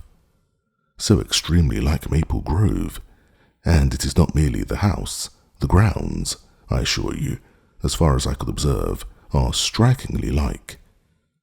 The laurels at Maple Grove are in the same profusion as here, and stand very much in the same way, just across the lawn, and I had a glimpse of a fine, large tree with a bench round it, which put me so exactly in mind. My brother and sister will be enchanted with this place. People who have extensive grounds themselves are always pleased with anything in the same style. Emma doubted the truth of this sentiment. She had a great idea that people who had extensive grounds themselves cared very little for the extensive grounds of anybody else, but it was not worth while to attack an error so double-dyed, and therefore only said in reply, "When you have seen more of this country, I'm afraid you will think you have overrated Hartfield. Surrey is full of beauties. Oh, yes, I am quite aware of that. It is the Garden of England, you know. Surrey is the Garden of England. Yes, but we must not rest our claims on that distinction. Many countries, I believe, are called the Garden of England as well as Surrey. No, I fancy not, replied Mrs. Elton, with a most satisfied smile. I never heard any county but Surrey called so. Emma was silenced. My brother and sister have promised us a visit in the spring or summer at farthest, continued Mrs. Elton, and that will be our time for exploring. While they are with us, we shall explore a great deal, I dare say. They will have their barouche landau, of course, which holds four perfectly, and therefore, without saying anything of our carriage, we should be able to explore the different beauties extremely well. They would hardly come in their chaise, I think, at that season of the year. Indeed, when the time draws on, I shall decidedly recommend their bringing the barouche landau, and it will be so very much preferable. When people come into a beautiful country of this sort, you know, Miss Woodhouse, one naturally wishes them to see as much as possible, and Mr. Suckling is extremely fond of exploring. We explored to King Weston's twice last summer in that way, most delightfully, just after their first having the barouche landau. You have many parties of that kind here, I suppose, Miss Woodhouse, every summer? No, not immediately here. We are rather out of distance of the very striking beauties which attract the sort of parties you speak of, and we are a very quiet set of people, I believe more disposed to stay at home than engage in schemes of pleasure. Ah, there is nothing like staying at home for real comfort. Nobody can be more devoted to home than I am. I was quite a proverb for it. At Maple Grove, many a time has Selina said when she has been going to Bristol, I really cannot get this girl to move from the house. I absolutely must go in by myself, though I hate being stuck up in the barouche landau without a companion. But Augusta, I believe, with her own goodwill, would never stir beyond the park paling. Many a time has she said so, and yet I am no advocate for entire seclusion. I think, on the contrary, when people shut themselves up entirely from society, it is a very bad thing, and that it is much more advisable to mix in the world in a proper degree, without living in it either too much or too little. I perfectly understand your situation, however, Miss Woodhouse, looking towards Miss Woodhouse. Your father's state of health must be a great drawback. Why does not he try Bath? Indeed, he should. Let me recommend Bath to you. I assure you I have no doubt of its doing Mr. Woodhouse good. My father tried it more than once formerly, but without receiving any benefit, and Mr. Perry, whose name I dare say is not unknown to you, does not conceive it would be at all more likely to be useful now. Ah, that's a great pity, for I assure you, Miss Woodhouse, where the waters do agree, it is quite wonderful the relief they give. In my Bath life, I have seen such instances of it, and it is so cheerful a place that it could not fail of being of use to Mr. Woodhouse's spirits, which I understand are sometimes much depressed, and as to its recommendations to you, I fancy I need not take much pains to dwell on them. The advantages of Bath to the young are pretty generally understood. It would be a charming introduction for you, who have lived so secluded a life, and I could immediately secure you some of the best society in the place. A line from me would bring you a little host of acquaintance, and my particular friend, Mrs. Partridge, the lady I have always resided with when in Bath, would be most happy to show you any attentions, and would be the very person for you to go into public with. It was as much as Emma could bear without being impolite.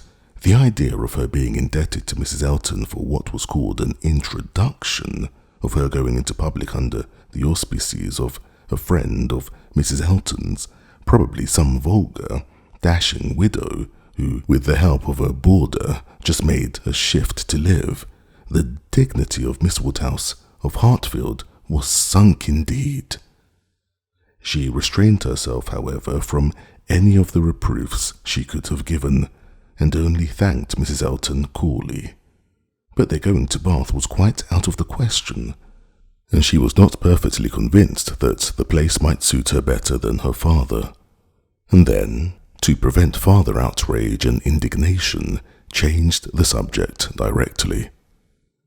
I do not ask whether you are musical, Mrs. Elton. Upon these occasions a lady's character generally precedes her, and Highbury has long known that you are a superior performer.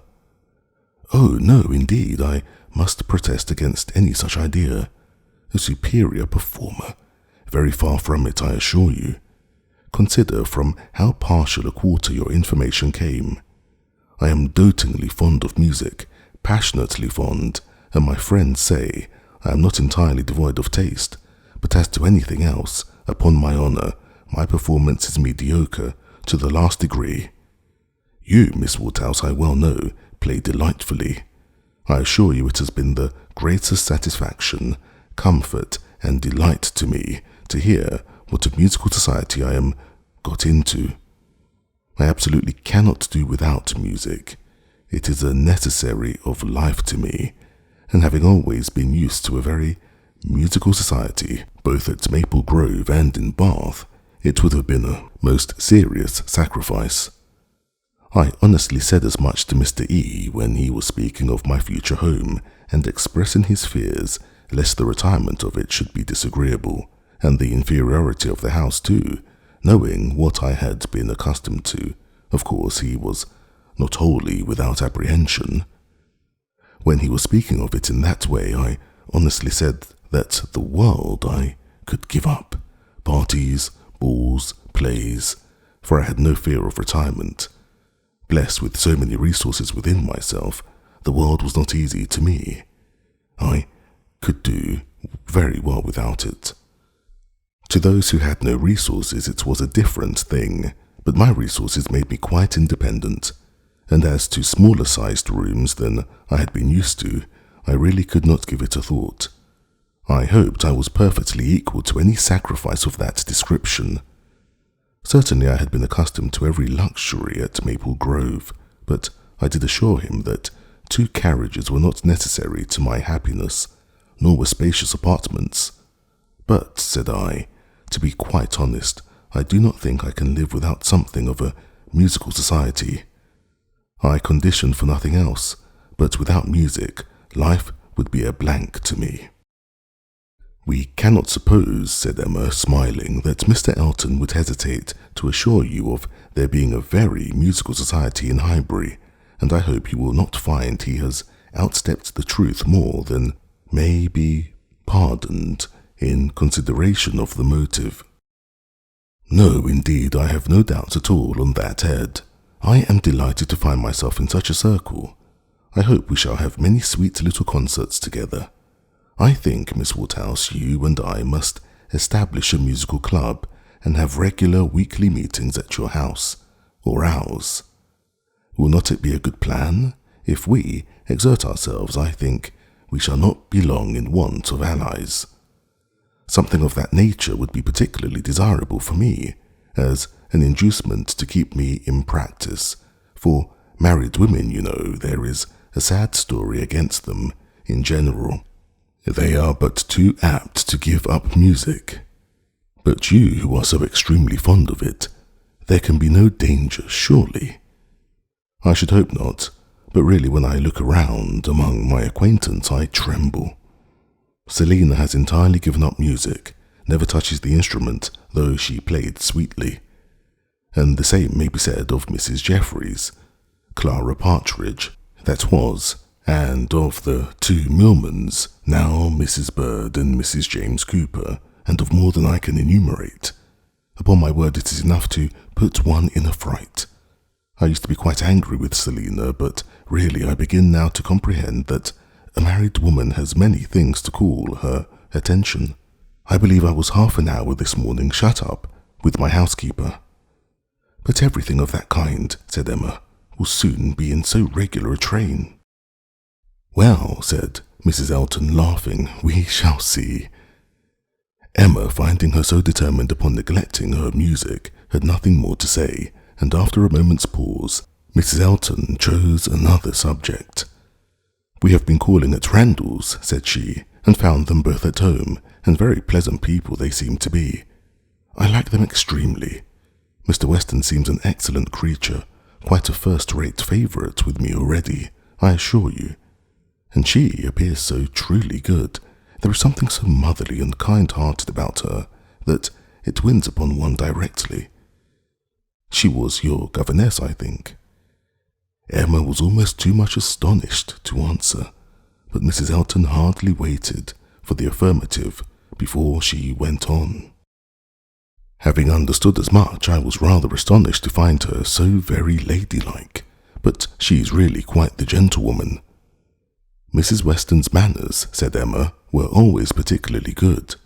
Their propriety, simplicity, and elegance would make them the safest model for any young woman.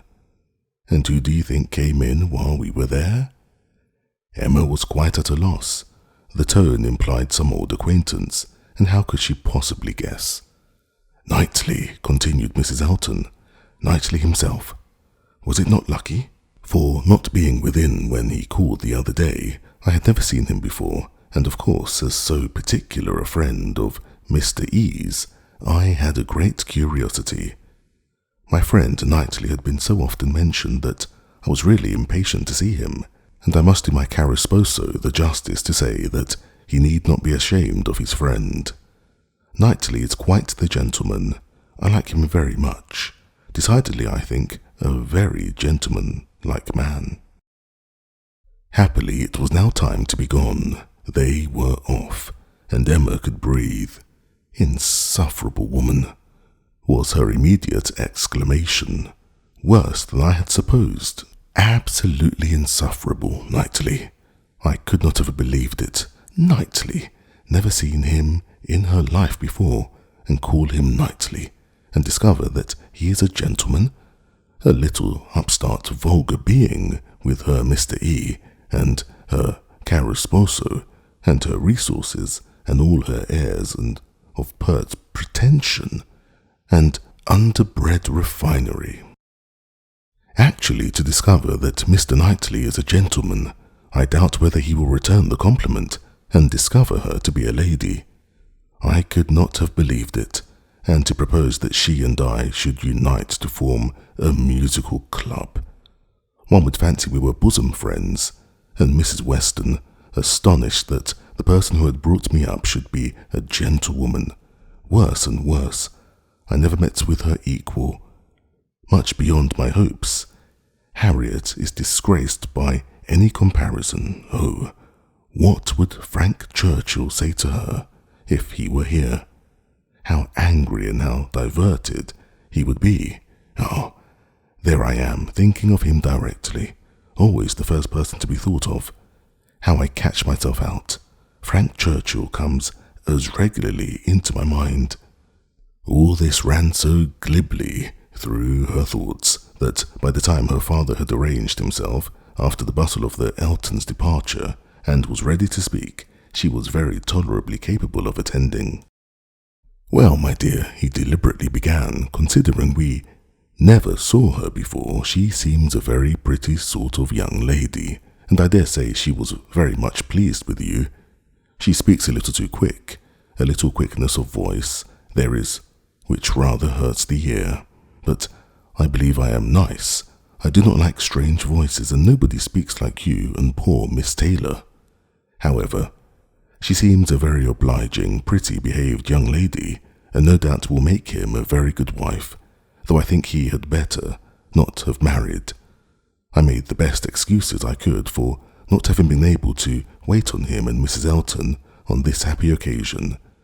I said that I hoped I should in the course of the summer, but I ought to have gone before. Not to wait upon a bride is very remiss. Ah, it shows what a sad invalid I am. but I do not like the corner into Vicarage Lane." "I dare say your apologies were accepted, sir.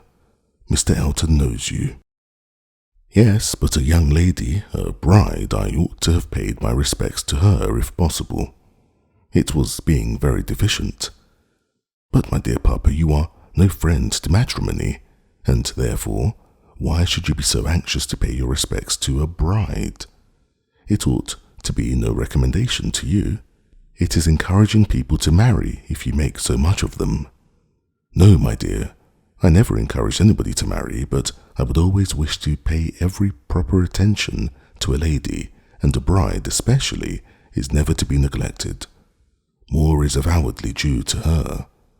A bride, you know, my dear, is always the first in company, let the others be who they may." "Well, papa, if this is not encouragement to marry, I do not know what is. And I should never have expected you to be lending your sanction to such vanity baits for poor young ladies."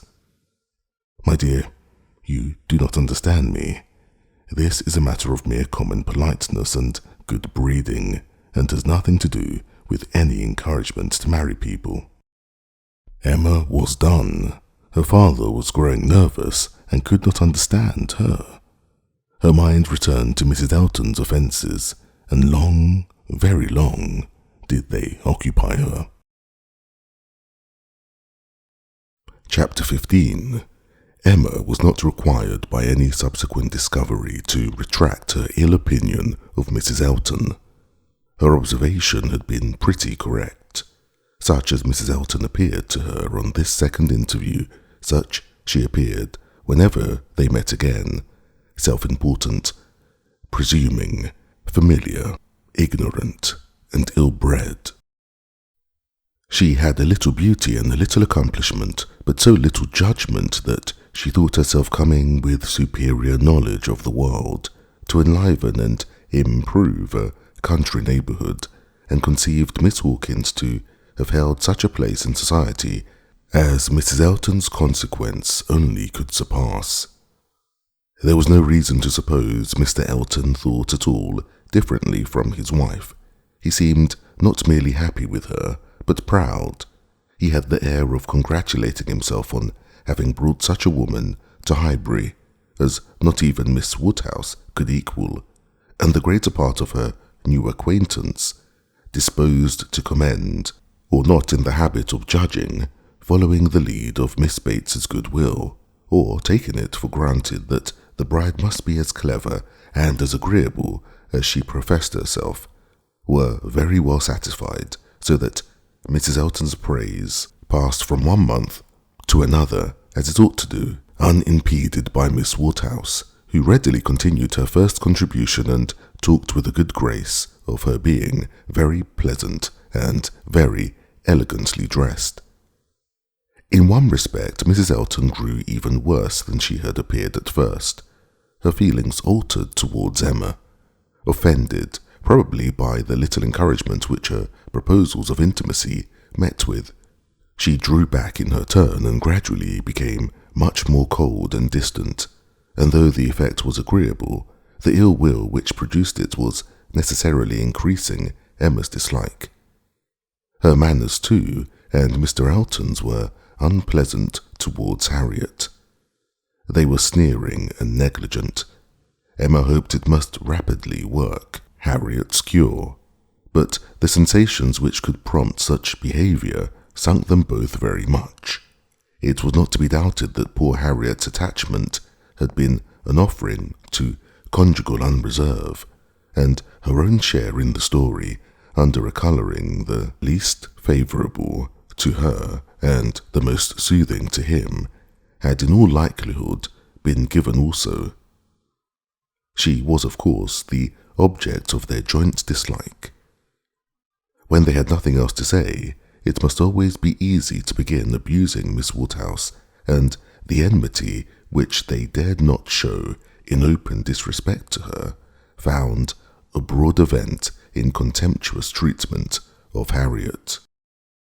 Mrs. Elton took a great fancy to Jane Fairfax, and from the first. not merely when a state of warfare with one young lady might be supposed to recommend the other, but from the very first, and she was not satisfied with expressing a natural and reasonable admiration, but without solicitation or plea or privilege, she must be wanting to assist and befriend her. Before Emma had forfeited her confidence, and about the third time of their meeting, she heard all Mrs. Elton's knight-errantry on the subject. "Jane Fairfax is absolutely charming, Miss Woodhouse. I quite rave about Jane Fairfax. A sweet, interesting creature, so mild and ladylike and with such talents. I assure you I think she has very extraordinary talents. I do not scruple to say that she plays extremely well. I know enough of music to speak decidedly on that point." "Oh, she is absolutely charming. You will laugh at my warmth, but upon my word I talk of nothing but Jane Fairfax. And her situation is so calculated to affect one. Miss Woodhouse, we must exert ourselves and endeavour to do something for her. We must bring her forward. Such talent as hers must not be suffered to remain unknown. I dare say you have heard those charming lines of the poet. Full many a flower is born to blush unseen and waste its fragrance on the desert air. We must not allow them to be verified in sweet Jane Fairfax." "I cannot think there is a danger of it," was Emma's calm answer, "and when you are better acquainted with Miss Fairfax's situation and understand what her home has been with Colonel and Mrs. Campbell, I have no idea that you will suppose her talents can be unknown." "Oh, but dear Miss Woodhouse, she is now in such retirement, such obscurity, so thrown away. Whatever advantages she may have enjoyed with the Campbells are so palpably at an end, and I think she feels it. I'm sure she does. She is very timid and silent. One can see that she feels the want of encouragement. I like her the better for it. I must confess it is a recommendation to me. I am a great advocate for timidity, and I am sure one does not often meet with it. But in those who are at all inferior, it is extremely prepossessing. Oh, I assure you, Jane Fairfax is a very delightful character, and interests me more than I can express." "You appear to feel a great deal, but I am not aware how you or any of Miss Fairfax's acquaintances here, any of those who have known her longer than yourself, can show her any other attention than, my dear Miss Woodhouse, a vast deal may be done by those who dare to act. You and I need not be afraid. If we set the example, many will follow it as far as they can, though all have not our situations. We have carriages to fetch and convey her home, and we live in a style which could not make the addition of Jane Fairfax at any time the least inconvenient. I should be extremely displeased if Wright were to send us up such a dinner as could make me regret having asked more than Jane Fairfax to partake of it. I have no idea of that sort of thing. It is not likely that I should, considering what I have been used to. My greatest danger, perhaps, in housekeeping may be quite the other way, in doing too much and being too careless of expense. Maple Grove will probably be my model more than it ought to be, for we do not at all affect to equal my brother, Mr. Suckling, in income. However, my resolution is taken as to noticing Jane Fairfax. I shall certainly have her very often at my house, shall introduce her wherever I can, shall have musical parties to draw out her talents, and shall be constantly on the watch for an eligible situation. My acquaintance is so very extensive that I have little doubt of hearing of something to suit her shortly. I shall introduce her, of course, very particularly to my brother and sister when they come to us. I am sure they will like her extremely, and when she gets a little acquainted with them, her fears will completely wear off, for there really is nothing in the manners of either but what is highly conciliating. I shall have her very often indeed while they are with me, and I dare say we shall sometimes find a seat for her in the barouche landau in some of our exploring parties." "Poor Jane Fairfax," thought Emma. "You have not deserved this. You may have done wrong with regard to Mr. Dixon, but this is a punishment beyond what you can have merited. The kindness and protection of Mrs. Elton. Jane Fairfax and Jane Fairfax, heavens! Let me not suppose that she dares go about Emma Woodhousing me. But upon my honour, there seems no limits to the licentiousness of that woman's tongue." Emma had not listened to such paradings again, to any so conclusively addressed to herself, so disgustingly decorated with a dear Miss Woodhouse. The change on Mrs. Elton's side soon afterwards appeared, and she was left in peace, neither forced to be the very particular friend of Mrs. Elton, or, under Mrs. Elton's guidance, the very active patroness of Jane Fairfax, and only sharing with others, in a general way, in knowing what was felt, what was meditated, what was done. She looked on with some amusement. Miss Bates's gratitude for Mrs. Elton's attentions to Jane was in the first style of guileless simplicity and warmth.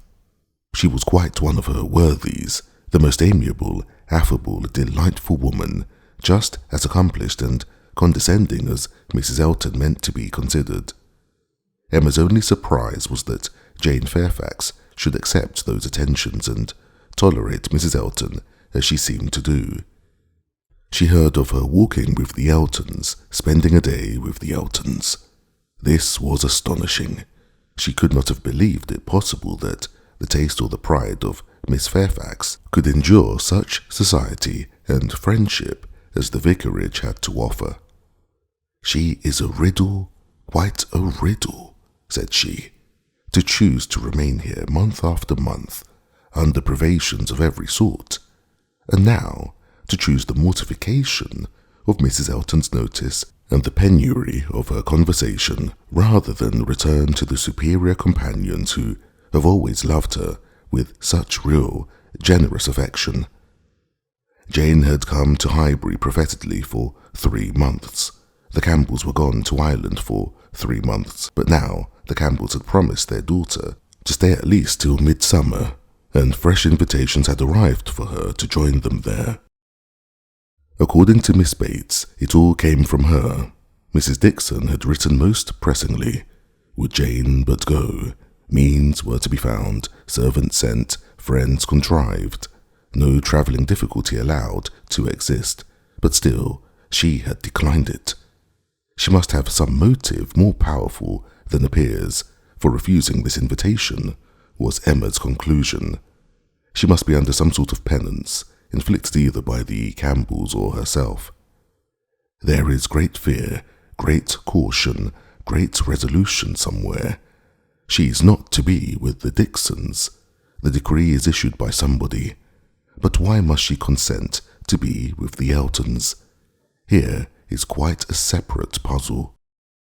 Upon her speaking her wonder aloud on that part of the subject before the few who knew her opinion of Mrs. Elton, Mrs. Weston ventured this apology for Jane.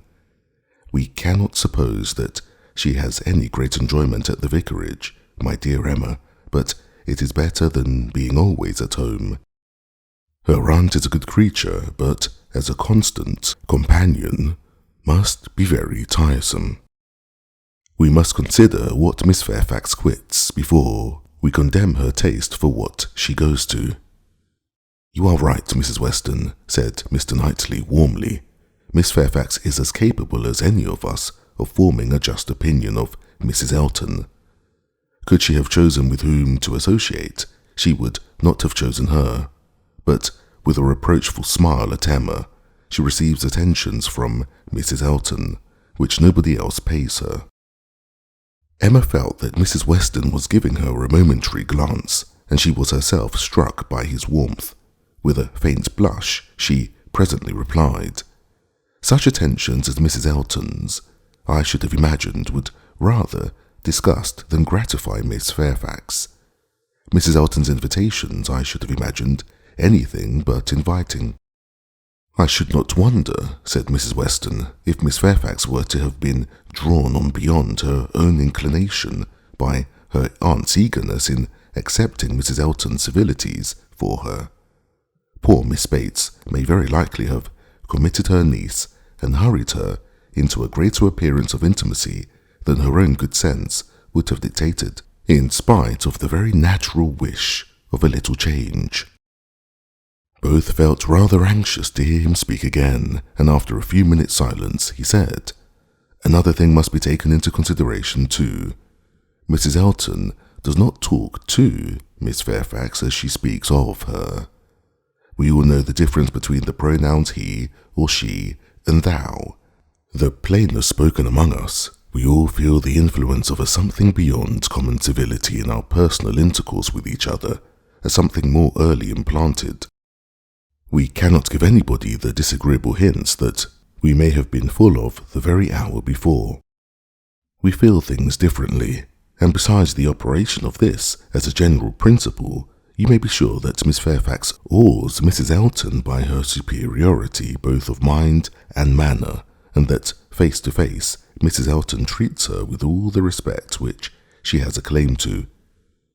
Such a woman as Jane Fairfax probably never fell in Mrs. Elton's way before, and no degree of vanity can prevent her acknowledging her own comparative littleness in action, if not in consciousness. "I know how highly you think of Jane Fairfax," said Emma. Little Henry was in her thoughts, and a mixture of alarm and delicacy made her irresolute on what to say.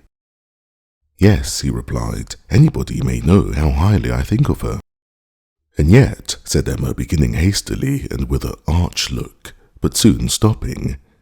"It was better, however, to know the worst at once," she hurried on, "and yet, perhaps, you may hardly be aware yourself how highly it is. The extent of your admiration may take you by surprise some day or other." Mr. Knightley was hard at work upon the lower buttons of his thick leather gaiters, and either the exertion of getting them together or some other cause brought the colour into his face as he answered, "Oh, are you there? But you are miserably behindhand.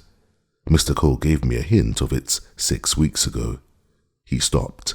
Emma felt her foot pressed by Mrs. Weston, and did not herself know what to think. In a moment he went on. "That will never be, however, I can assure you. Miss Fairfax, I dare say, would not have me if I were to ask her, and I am very sure I shall never ask her." Emma returned her friend's pressure with interest, and was pleased enough to exclaim, "You are not vain, Mr. Knightley. I will say that for you." He seemed hardly to hear. He was thoughtful, and in a manner which showed him not pleased, soon afterwards said, "So you have been settling that I should marry Jane Fairfax?" "No, indeed I have not. You have scolded me too much for matchmaking, for me to presume to take such a liberty with you. What I said just now meant nothing. One says those sort of things, of course, without any idea of a serious meaning. Oh no, upon my word, I have not the smallest wish for you in marrying Jane Fairfax or Jane anybody. You would not come in and sit with us in this comfortable way if you were married." Mr. Knightley was thoughtful again. The result of his reverie was, "No, Emma, I do not think the extent of my admiration for her will ever take me by surprise. I never had a thought of her in that way, I assure you. And soon afterwards, Jane Fairfax is a very charming young woman, but not even Jane Fairfax is perfect. She has a fault. She has not the open temper which a man would wish for in a wife." Emma could not but rejoice to hear that she had a fault. "Well," said she, "and you soon silenced Mr. Cole, I suppose?" "Yes, very soon. He gave me a quiet hint. I told him he was mistaken. He asked my pardon and said no more. Cole does not want to be wiser or wittier than his neighbours." In that respect, how unlike dear Mrs. Elton, who wants to be wiser and wittier than all the world. I wonder how she speaks of the Coles and what she calls them. How can she find any appellation for them deep enough in familiar vulgarity? She calls you Knightley. What can she do for Mr. Cole? And so I am not to be surprised that Jane Fairfax accepts her civilities and consents to be with her. Mrs. Weston, your argument weighs most with me. I could much more readily enter into the temptation of getting away from Miss Bates than I can believe in the triumph of Miss Fairfax's mind over Mrs. Elton.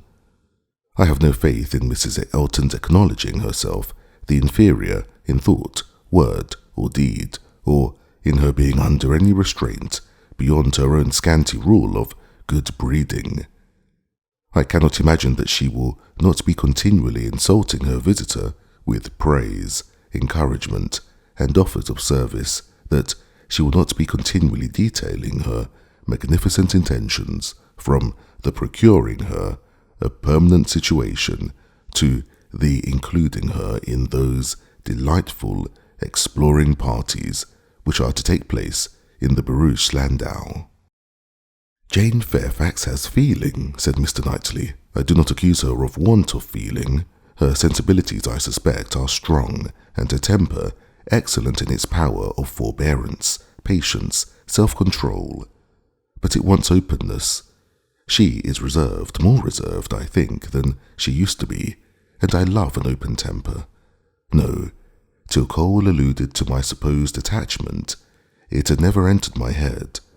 I saw Jane Fairfax and conversed with her, with admiration and pleasure always, but with no thought beyond.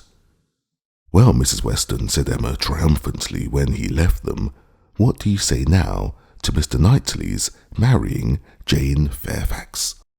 Why really, dear Emma, I say that he is so very much occupied by the idea of not being in love with her, that I should not wonder if it were to end in his being so at last.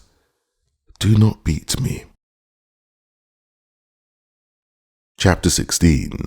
Everybody in and about Highbury who had ever visited Mr. Elton was disposed to pay him attention on his marriage. Dinner parties and evening parties were made for him and his lady, and invitations flowed in so fast that she had soon the pleasure of apprehending they were never to have a disengaged day. I see how it is, said she. I see what a life I am to lead among you. Upon my word, we shall be absolutely dissipated. We really seem quite the fashion. If this is living in the country, it is nothing very formidable. From Monday next to Saturday, I assure you, we have not a disengaged day. A woman with fewer resources than I have need not have been at a loss. No invitation came amiss to her. Her Bath habits made evening parties perfectly natural to her, and Maple Grove had given her a taste for dinners. She was a little shocked at the want of 2 drawing-rooms, at the poor attempt at rout cakes, and there being no ice in the Highbury card parties. Mrs. Bates, Mrs. Perry, Mrs. Goddard, and others were a good deal behindhand in knowledge of the world, but she would not show them how everything ought to be arranged. In the course of the spring, she must return their civilities by one very superior party, in which her card tables should be set out, with their separate candles and unbroken packs, in the true style, and more waiters engaged for the evening than their own establishment could furnish, to carry round the refreshments at exactly the proper hour and in the proper order. Emma, in the meanwhile, could not be satisfied without a dinner at Hartfield for the Eltons. They must not do less than others, or she would be exposed to odious suspicions and imagined capable of pitiful resentment. A dinner there must be. After Emma had talked about it for 10 minutes, Mr. Woodhouse felt no unwillingness, and only made the usual stipulation of not sitting at the bottom of the table himself, with the usual regular difficulty of deciding who should do it for him. The persons to be invited required little thought. Besides the Eltons, it must be the Westons and Mr. Knightley. So far it was all, of course, and it was hardly less inevitable that poor little Harriet must be asked to make the 8th. But this invitation was not given with equal satisfaction, and on many accounts Emma was particularly pleased by Harriet's begging to be allowed to decline it. She would rather not be in his company more than she could help. She was not yet quite able to see him and his charming, happy wife together without feeling uncomfortable. If Miss Woodhouse would not be displeased, she would rather stay at home. It was precisely what Emma would have wished, had she deemed it possible enough for wishing. She was delighted with the fortitude of her little friend, for fortitude she knew it was in her to give up being in company and stay at home, and she could now invite the very persons whom she really wanted to make the 8th, Jane Fairfax. Since her last conversation with Mrs. Weston and Mr. Knightley, she was more conscience-stricken about Jane Fairfax than she had often been. Mr. Knightley's words dwelt with her. He had said that Jane Fairfax received attentions from Mrs. Elton which nobody else paid her. "This is very true," said she, "at least as far as it relates to me, which was all that was meant, and it is very shameful. Of the same age, and always knowing her, I ought to have been more her friend. She will never like me now. I have neglected her too long, but I will show her greater attention than I have done." Every invitation was successful. They were all disengaged and all happy. The preparatory interest of this dinner, however, was not yet over. A circumstance rather unlucky occurred. The 2 eldest little Knightleys were engaged to pay their grandpapa and aunt a visit of some weeks in the spring, and their papa now proposed bringing them and staying 1 whole day at Hartfield, which one day would be the very day of this party. His professional engagements did not allow for his being put off. Both father and daughter were disturbed by its happening so. Mr. Woodhouse considered 8 persons at dinner together as the utmost that his nerves could bear, and here would be a 9th, and Emma apprehended that it would be a 9th very much out of humour at not being able to come even to Hartfield for 48 hours without falling in with a dinner party. She comforted her father better than she could comfort herself by representing that though he certainly would make them 9, yet he always said so little that the increase of noise would be very immaterial. She thought it in reality a sad exchange for herself to have him with his grave looks and reluctant conversation opposed to her instead of his brother. The event was more favourable to Mr. Woodhouse than to Emma. John Knightley came, but Mr. Weston was unexpectedly summoned to town and must be absent on the very day. He might be able to join them in the evening, but certainly not to dinner. Mr. Woodhouse was quite at ease, and the seeing him so, with the arrival of the little boys and the philosophic composure of her brother on hearing his fate, removed the chief of even Emma's vexation. The day came, the party were punctually assembled, and Mr. John Knightley seemed early to devote himself to the business of being agreeable. Instead of drawing his brother off to a window while they waited for dinner, he was talking to Miss Fairfax. Mrs. Elton, as elegant as lace and pearls could make her, he looked at in silence, wanting only to observe enough for Isabella's information. But Miss Fairfax was an old acquaintance and a quiet girl, and he could talk to her.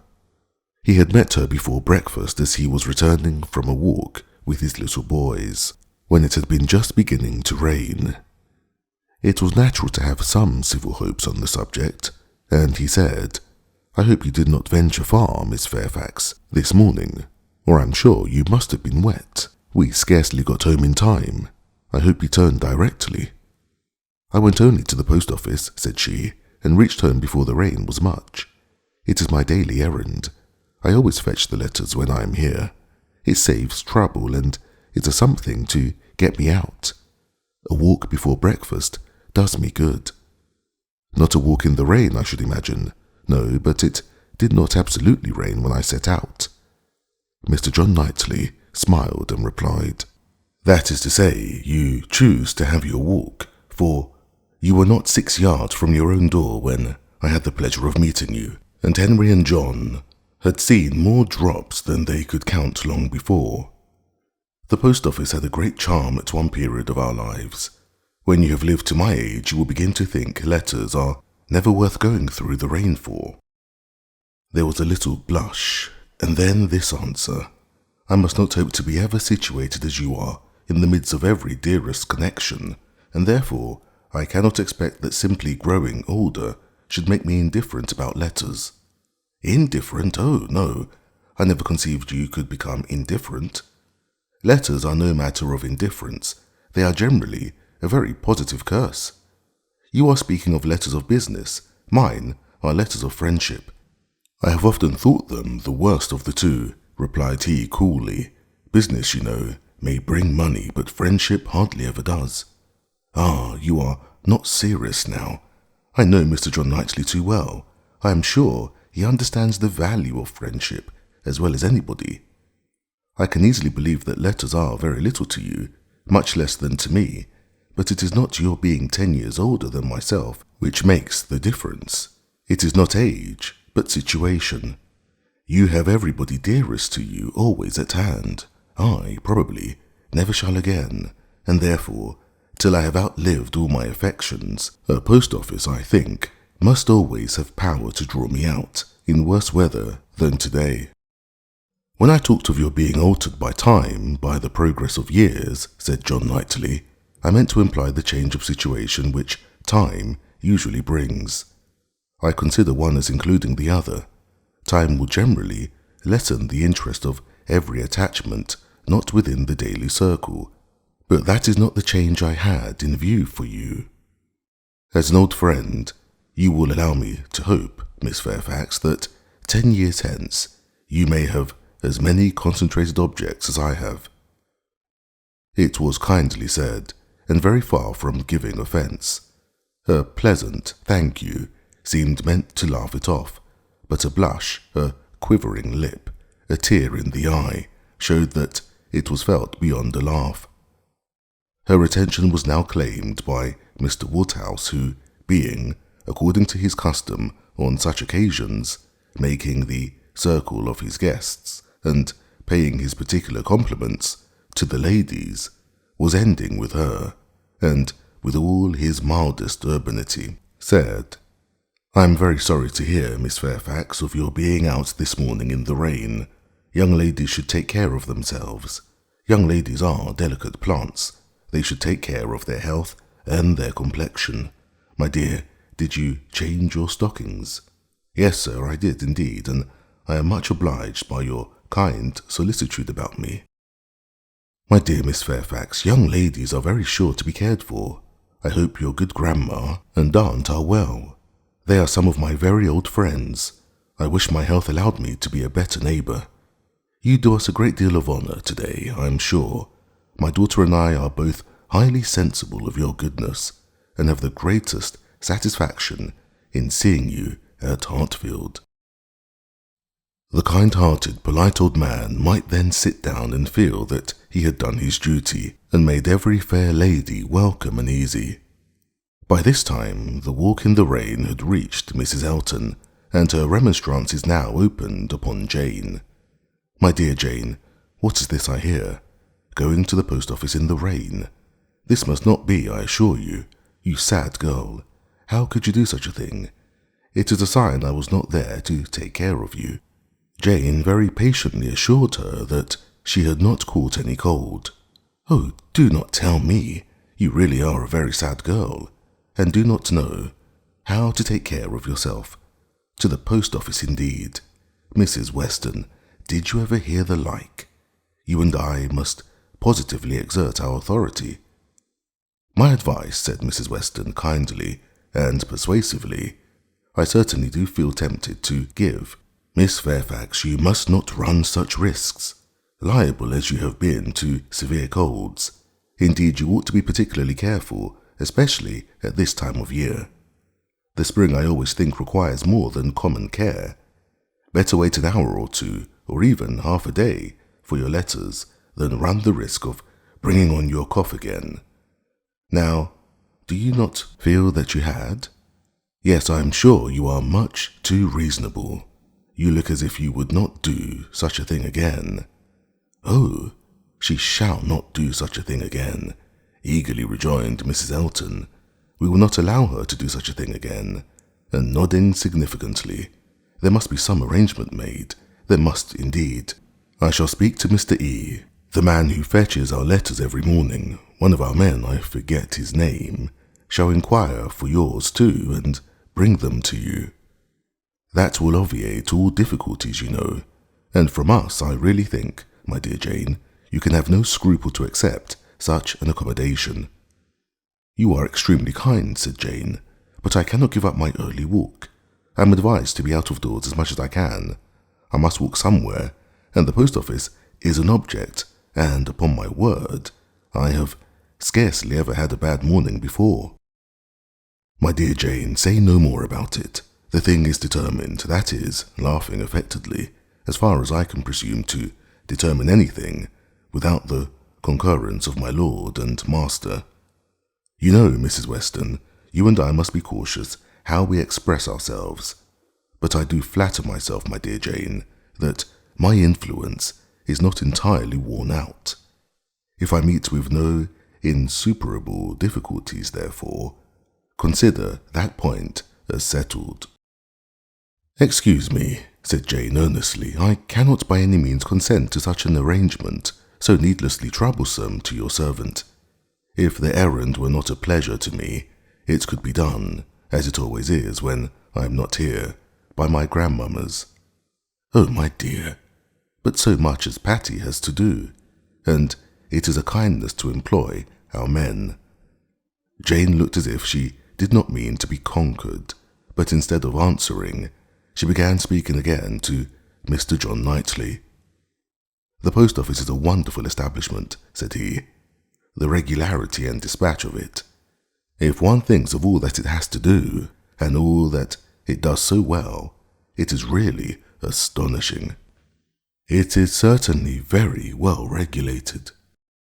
So seldom that any negligence or blunder appears, so seldom that a letter, among the thousands that are constantly passing about the kingdom, is even carried wrong, and not one in a million, I suppose, actually lost.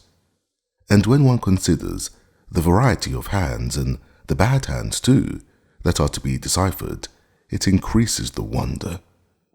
The clerks grow expert from habit.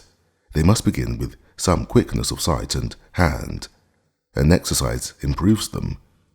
If you want any farther explanation," continued he, smiling, "they are paid for it. That is the key to a great deal of capacity. The public pays and must be served well." The varieties of handwriting were farther talked of, and the usual observations made.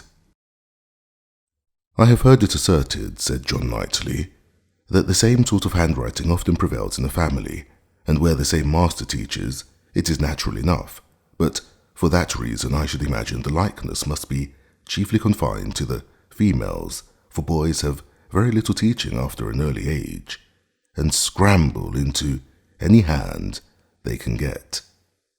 Isabella and Emma, I think, do write very much alike. I have not always known their writing apart." "Yes," said his brother hesitatingly, "there is a likeness. I know what you mean, but Emma's hand is the strongest." "Isabella and Emma both write beautifully," said Mr. Woodhouse, "and always did, and so does poor Mrs. Weston," with half a sigh and half a smile at her. "I never saw any gentleman's handwriting," Emma began, looking also at Mrs. Weston, but stopped on perceiving that Mrs. Weston was attending to someone else, and the pause gave her time to reflect. "Now, how am I going to introduce him? Am I unequal to speaking his name at once before all these people? Is it necessary for me to use any roundabout phrase? Your Yorkshire friend, your correspondent in Yorkshire, that would be the way, I suppose, if I were very bad. No, I can produce his name without the smallest distress. I certainly get better and better. Now for it." Mrs. Weston was disengaged, and Emma began again. "Mr. Frank Churchill writes one of the best gentleman's hands I ever saw. "I do not admire it," said Mr. Knightley. "It is too small, wants strength. It is like a woman's writing." This was not submitted to by either lady. They vindicated him against the base aspersion. No, it by no means wanted strength. It was not a large hand, but very clear and certainly strong. Had not Mrs. Weston any letter about her to produce? No, she had heard from him very lately, but having answered the letter, had put it away. "If we were in the other room," said Emma, "if I had my writing desk, I'm sure I could produce a specimen. I have a note of his. Do not you remember, Mrs. Weston, employing him to write for you one day? He chose to say he was employed. Well, well, I have that note, and can show it after dinner to convince Mr. Knightley." "Oh, when a gallant young man like Mr. Frank Churchill," said Mr. Knightley dryly, "writes to a fair lady like Miss Woodhouse, he will, of course, put forth his best." Dinner was on table. Mrs. Elton, before she could be spoken to, was ready, and before Mr. Woodhouse had reached her with his request to be allowed to hand her into the dining parlour, was saying, "Must I go first? I really am ashamed of always leading the way." Jane's solicitude about fetching her own letters had not escaped Emma. She had heard and seen it all, and felt some curiosity to know whether the wet walk of this morning had produced any. She suspected that it had, that it would not have been so resolutely encountered, but in full expectation of hearing from someone very dear, and that it had not been in vain. She thought there was an air of greater happiness than usual, a glow both of complexion and spirits. She could have made an inquiry or two as to the expedition and the expense of the Irish mails. It was at her tongue's end, but she abstained. She was quite determined not to utter a word that should hurt Jane Fairfax's feelings, and they followed the other ladies out of the room, arm in arm, with an appearance of goodwill highly becoming to the beauty and grace of each. Chapter 17. When the ladies returned to the drawing-room after dinner, Emma found it hardly possible to prevent their making two distinct parties, with so much perseverance in judging and behaving ill did Mrs. Elton engross Jane Fairfax and slight herself. She and Mrs. Weston were obliged to be almost always either talking together or silent together. Mrs. Elton left them no choice.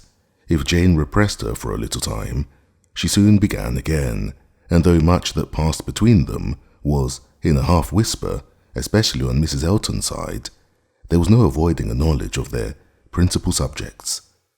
The post office, catching cold, fetching letters, and friendship were long under discussion, and to them succeeded one which must at least be equally unpleasant to Jane.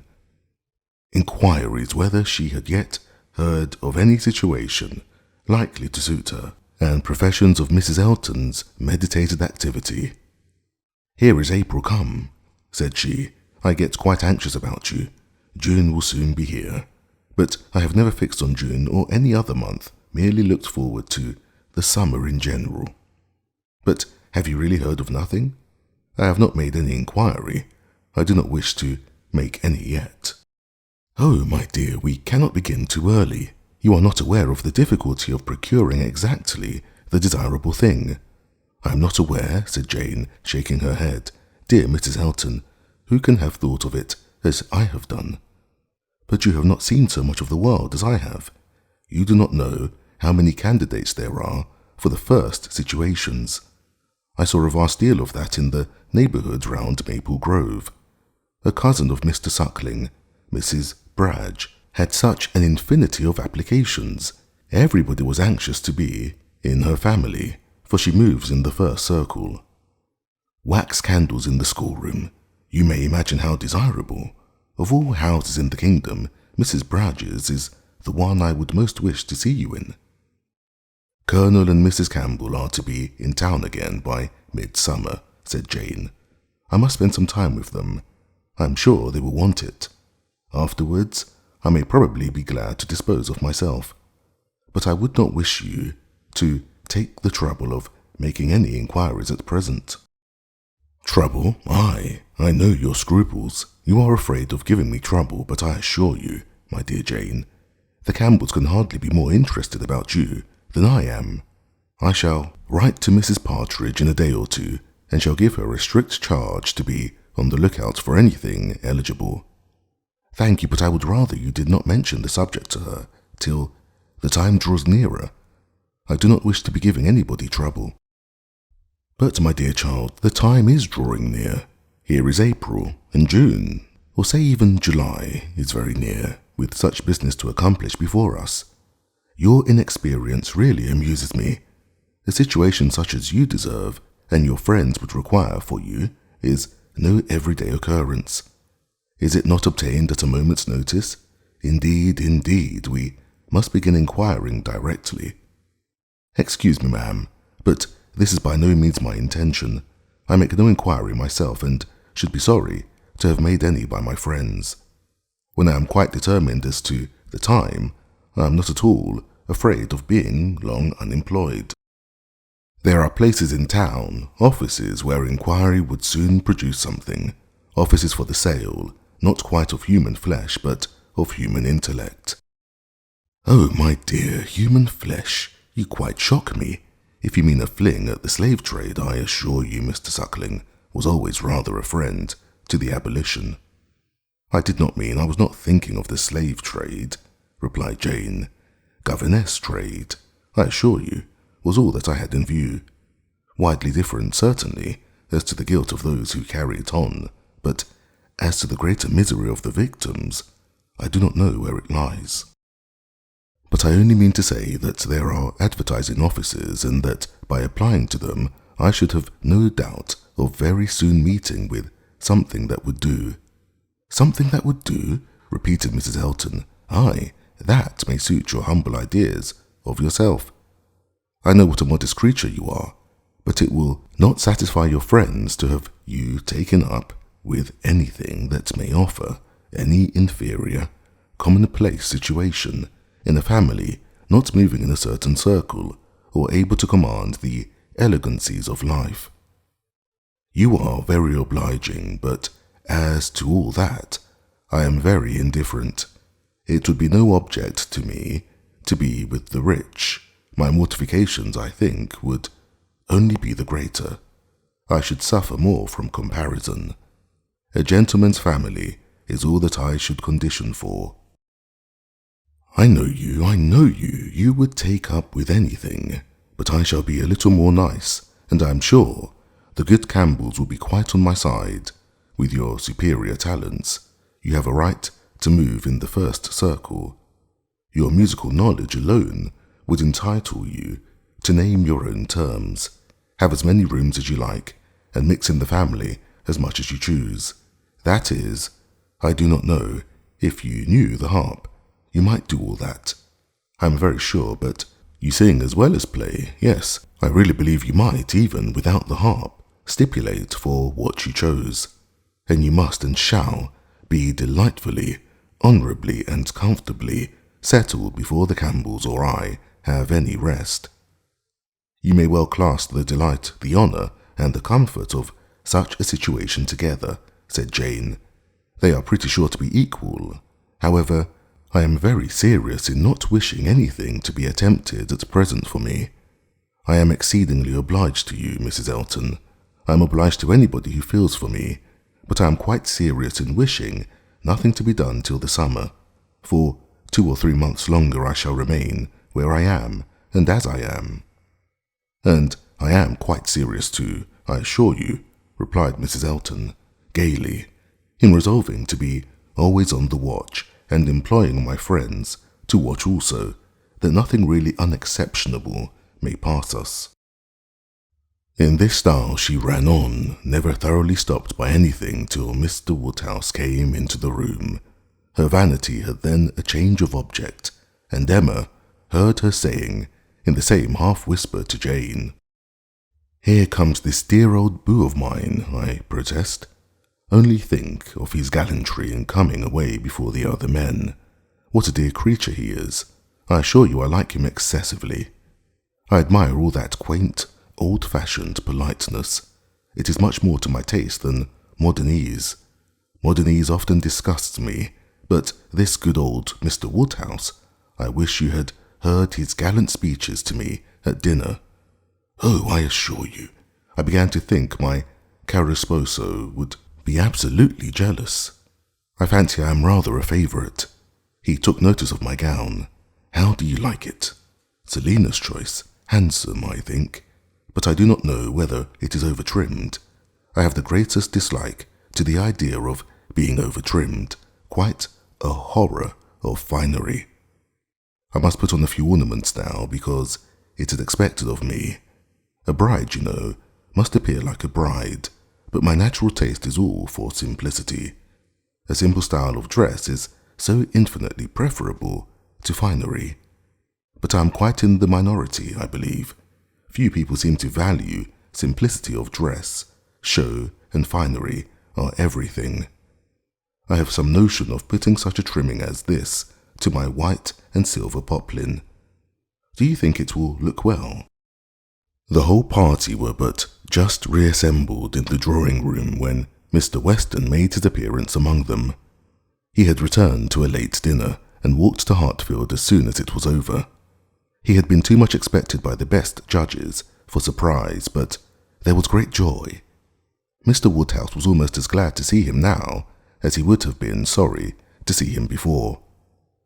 John Knightley only was in mute astonishment that a man who might have spent his evening quietly at home after a day of business in London should set off again and walk half a mile to another man's house for the sake of being in mixed company till bedtime, of finishing his day in the efforts of civility and the noise of numbers, was a circumstance to strike him deeply. A man who had been in motion since 8 o'clock in the morning and might now have been still, who had been long talking and might have been silent, who had been in more than one crowd and might have been alone. Such a man to quit the tranquillity and independence of his own fireside, and on the evening of the cold, sleety April day, rush out again into the world. Could he by a touch of his finger have instantly taken back his wife, there would have been a motive. But his coming would probably prolong, rather than break up the party. John Knightley looked at him with amazement, then shrugged his shoulders and said, "I could not have believed it even of him." Mr. Weston, meanwhile, perfectly unsuspicious of the indignation he was exciting, happy and cheerful as usual, and with all the right of being principal talker, which a day spent anywhere from home confers, was making himself agreeable among the rest, and having satisfied the inquiries of his wife as to his dinner, convincing her that none of all her careful directions to the servants had been forgotten, and spread abroad what public news he had heard, was proceeding to a family communication, which, though principally addressed to Mrs. Weston, he had not the smallest doubt of being highly interesting to everybody in the room. He gave her a letter. It was from Frank, and to herself. He had met with it in his way, and had taken the liberty of opening it. read it," said he. "It will give you pleasure. Only a few lines. Will not take you long. Read it to Emma." The two ladies looked over it together, and he sat smiling and talking to them the whole time, in a voice little subdued, but very audible to everybody. "Well, he is coming, you see. Good news, I think. Well, what do you say to it? I always told you he would be here again soon, did I not? Anne, my dear, did not I always tell you so? And you would not believe me. In town next week, you see, at the latest, I dare say, for she is as impatient as the black gentleman when anything is to be done. Most likely they will be there tomorrow, or Saturday. As to her illness, all nothing, of course, but it is an excellent thing to have Frank among us again, so near as town. They will stay a good while when they do come, and he will be half his time with us. This is precisely what I wanted. Well, pretty good news, is it not? Have you finished it? Has Emma read it all? Put it up. Put it up. We will have a good talk about it some other time. But it will not do now. I shall only just mention the circumstance to the others in a common way. Mrs. Weston was most comfortably pleased on the occasion. Her looks and words had nothing to restrain them. She was happy. She knew she was happy, and knew she ought to be happy. Her congratulations were warm and open, but Emma could not speak so fluently. She was a little occupied in weighing her own feelings and trying to understand the degree of her agitation, which she rather thought was considerable. Mr. Weston, however, too eager to be very observant, too communicative to want others to talk, was very well satisfied with what she did say, and soon moved away to make the rest of his friends happy by a partial communication of what the whole room must have overheard already. It was well that he took everybody's joy for granted, or he might not have thought either Mr. Woodhouse or Mr. Knightley particularly delighted. They were the first entitled, after Mrs. Weston and Emma, to be made happy. From them he would have proceeded to Miss Fairfax, but she was so deep in conversation with John Knightley that it would not have been too positive an interruption, and finding himself close to Mrs. Elton and her attention disengaged, he necessarily began on the subject with her. Chapter 18. I hope I shall soon have the pleasure of introducing my son to you, said Mr. Weston. Mrs. Elton, very willing to suppose a particular compliment intended her by such a hope, smiled most graciously. You have heard of a certain Frank Churchill, I presume, he continued, and know him to be my son, though he does not bear my name. Oh, yes, and I shall be very happy in his acquaintance. I am sure Mr. Elton will lose no time in calling on him, and we shall both have great pleasure in seeing him at the vicarage.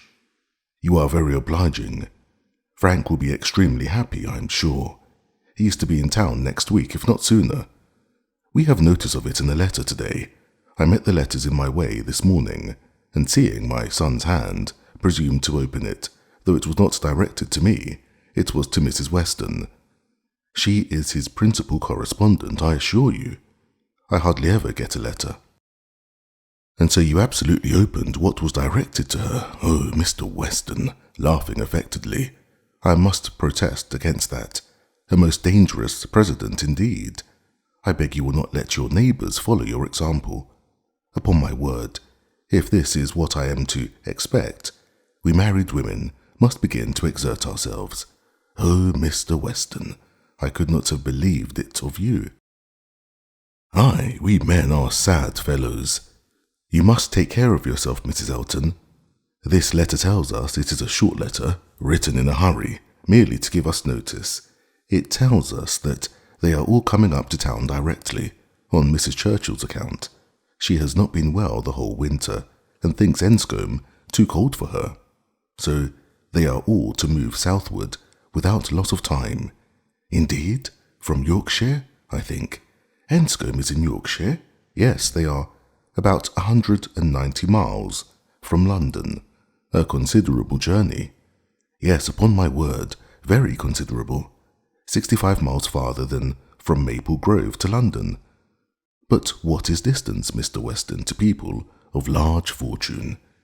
You would be amazed to hear how my brother, Mr. Suckling, sometimes flies about. You will hardly believe me, but twice in 1 week he and Mr. Bragge went to London and back again with 4 horses. The evil of the distance from Enscombe, said Mr. Weston, is that Mrs. Churchill, as we understand, has not been able to leave the sofa for a week together. In Frank's last letter she complained, he said, of being too weak to get into her conservatory without having both his arm and his uncle's.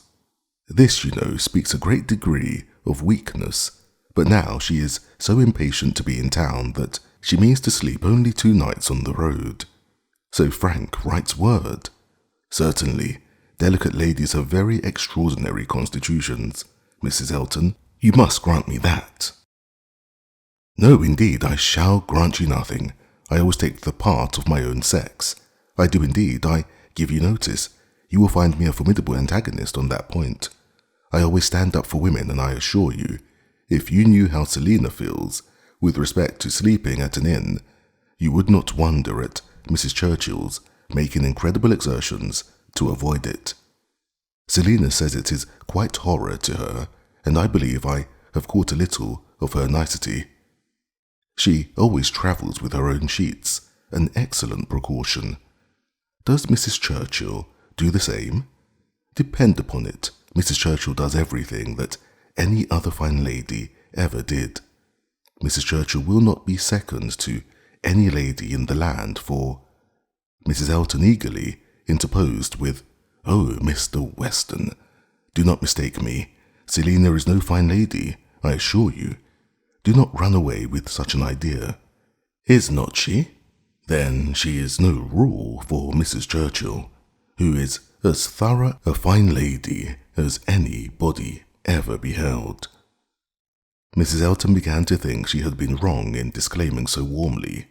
It was by no means her object to have it believed that her sister was not a fine lady. Perhaps there was want of spirit in the pretense of it, and she was considering in what way she had best retract when Mr. Weston went on. "Mrs. Churchill is not much in my good graces, as you may suspect, but this is quite between ourselves.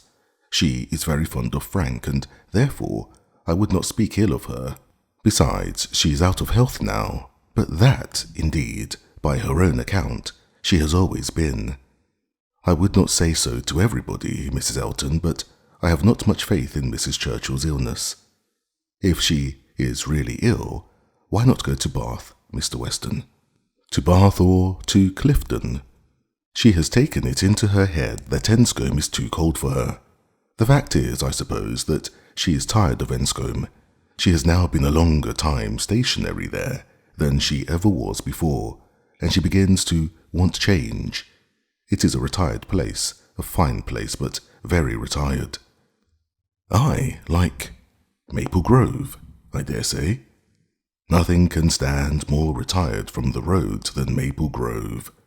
Such an immense plantation all round it.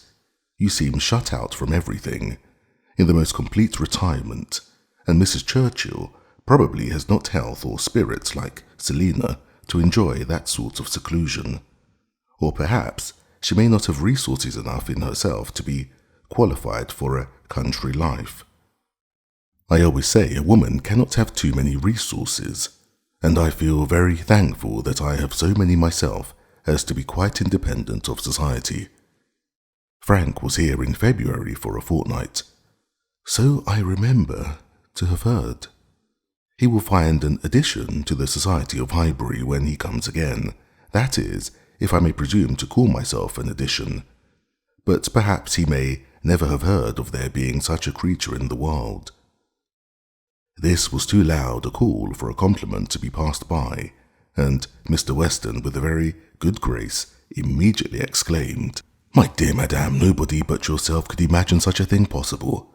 Not heard of you? I believe Mrs. Weston's letters lately have been full of very little else than Mrs. Elton." He had done his duty, and could return to his son. "When Frank left us," continued he, "it was quite uncertain when we might see him again, which makes this day's news doubly welcome. It has been completely unexpected. That is, I always had a strong persuasion he would be here again soon. I was sure something favourable would turn up, but nobody believed me. He and Mrs. Weston were both dreadfully desponding. How could he contrive to come, and how could it be supposed that his uncle and aunt would spare him again, and so forth? I always felt that something would happen in our favour, and so it has, you see. I have observed, Mrs. Elton, in the course of my life, that if things are going untowardly one month, they are sure to mend the next." "Very true, Mr. Weston, perfectly true. It is just what I used to say to a certain gentleman in company in the days of courtship, when, because things did not go quite right, did not proceed with all the rapidity which suited his feelings, he was apt to be in despair and exclaim that he was sure at this rate it would be May before Hymen's saffron robe would be put on for us. Oh, the pains I have been at to dispel those gloomy ideas and give him cheerfuller views. The carriage, we had disappointments about the carriage. One morning, I remember, he came to me quite in despair. She was stopped by a slight fit of coughing, and Mr. Weston instantly seized the opportunity of going on. You were mentioning May. May is the very month which Mrs. Churchill is ordered, or has ordered herself, to spend in some warmer place than Enscombe. In short, to spend in London, so that we have the agreeable prospect of frequent visits from Frank the whole spring, precisely the season of the year which one should have chosen for it. Days almost at the longest, weather genial and pleasant, always inviting one out, and never too hot for exercise. When he was here before, we made the best of it, but there was a good deal of wet, damp, cheerless weather. There always is in February, you know, and we could not do half that we intended. Now will be the time. This will be complete enjoyment, and I do not know, Mrs. Elton, whether the uncertainty of our meetings, the sort of constant expectation there will be of his coming in today or tomorrow, and at any hour, may not be more friendly to happiness than having him actually in the house. I think it is so. I think it is the state of mind which gives most spirit and delight. I hope you will be pleased with my son, but you must not expect a prodigy. He is generally thought a fine young man, but do not expect a prodigy. Mrs. Weston's partiality for him is very great, and, as you may suppose, most gratifying to me. She thinks nobody equal to him. And I assure you, Mr. Weston, I have very little doubt that my opinion will be decidedly in his favour. I have heard so much in praise of Mr. Frank Churchill. At the same time, it is fair to observe that I am one of those who always judge for themselves, and are by no means implicitly guided by others. I give you notice that as I find your son, so I shall judge of him. I am no flatterer. Mr. Weston was musing. I hope, said he presently, I have not been severe upon poor Mrs. Churchill.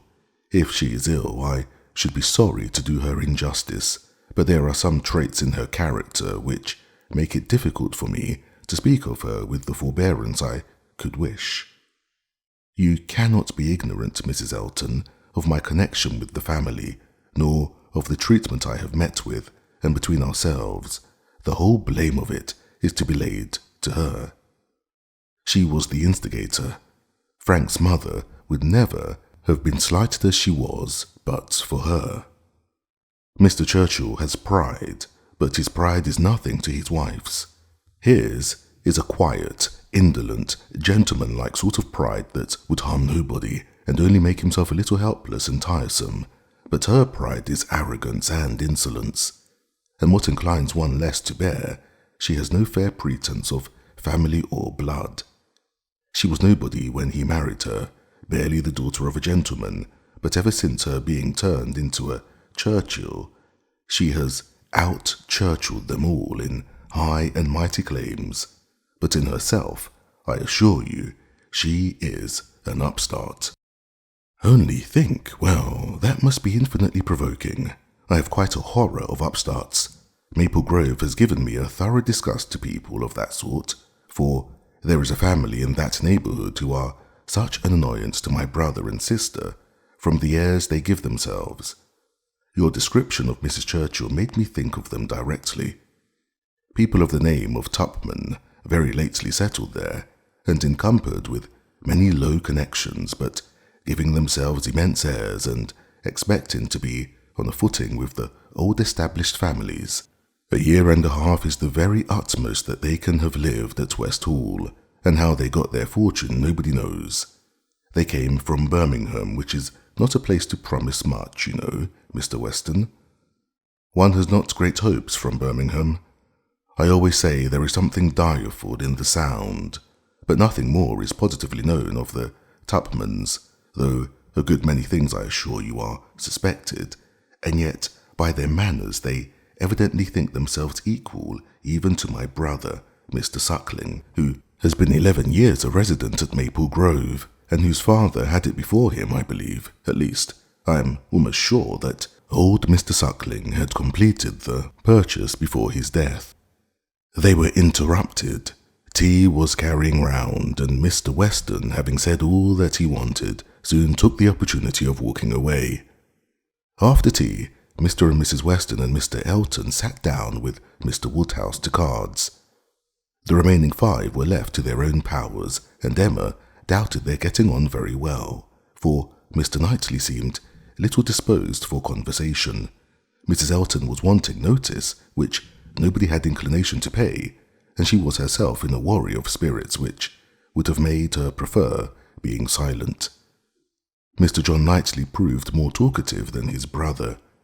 He was to leave them early the next day, and he soon began with, "Well, Emma, I do not believe I have anything more to say about the boys, but you have your sister's letter, and everything is down at full length there, we may be sure. My charge would be much more concise than hers, and probably not much in the same spirit. All that I have to recommend being comprised in, do not spoil them, and do not physic them." "I rather hope to satisfy you both," said Emma, "for I shall do all in my power to make them happy, which will be enough for Isabella, and happiness must preclude false indulgence and physic. And if you find them troublesome, you must send them home again. That is very likely. You think so, do you not? I hope I am aware that they may be too noisy for your father, or even may be some encumbrance to you, if your visiting engagements continue to increase as much as they have done lately." "Increase? Certainly. You must be sensible that the last half-year has made a great difference in your way of life." "Difference? No, indeed, I am not." "There can be no doubt of your being much more engaged with company than you used to be. Witness this very time. Here I am come down for only 1 day, and you are engaged with a dinner party. When did it happen before, or anything like it? Your neighbourhood is increasing, and you mix more with it. A little while ago, every letter to Isabella brought an account of fresh gaieties, dinners at Mr. Cole's, or balls at the Crown. The difference which Randalls alone makes in your goings-on is very great." "Yes," said his brother quickly, "it is Randalls that does it all." "Very well, and as Randalls, I suppose, is not likely to have less influence than heretofore, it strikes me as a possible thing, Emma, that Henry and John may have sometimes in the way. And if they are not, I only beg you to send them home." "No," cried Mr. Knightley. "That need not be the consequence. Let them be sent to Donwell. I shall certainly be at leisure." "Upon my word," exclaimed Emma, "you amuse me. I should like to know how many of all my numerous engagements take place without your being of the party, and why I am to be supposed in danger of wanting leisure to attend to the little boys. These amazing engagements of mine, what have they been? Dining once with the Coles, and having a ball talked of which never took place. I can understand you nodding at Mr. John Knightley. Your good fortune in meeting with so many of your friends at once here delights you too much to pass unnoticed. But you, turning to Mr. Knightley, who know how very, very seldom I am ever 2 hours from Hartfield, why you should foresee such a series of dissipation for me, I cannot imagine. And as to my dear little boys, I must say that if Aunt Emma has not time for them, I do not think they would fare much better with Uncle Knightley, who is absent from home about 5 hours, where she is absent 1, and who, when he is at home, is either reading to himself or settling his accounts." Mr. Knightley seemed to be trying not to smile, and succeeded without difficulty upon Mrs. Elton's beginning to talk to him.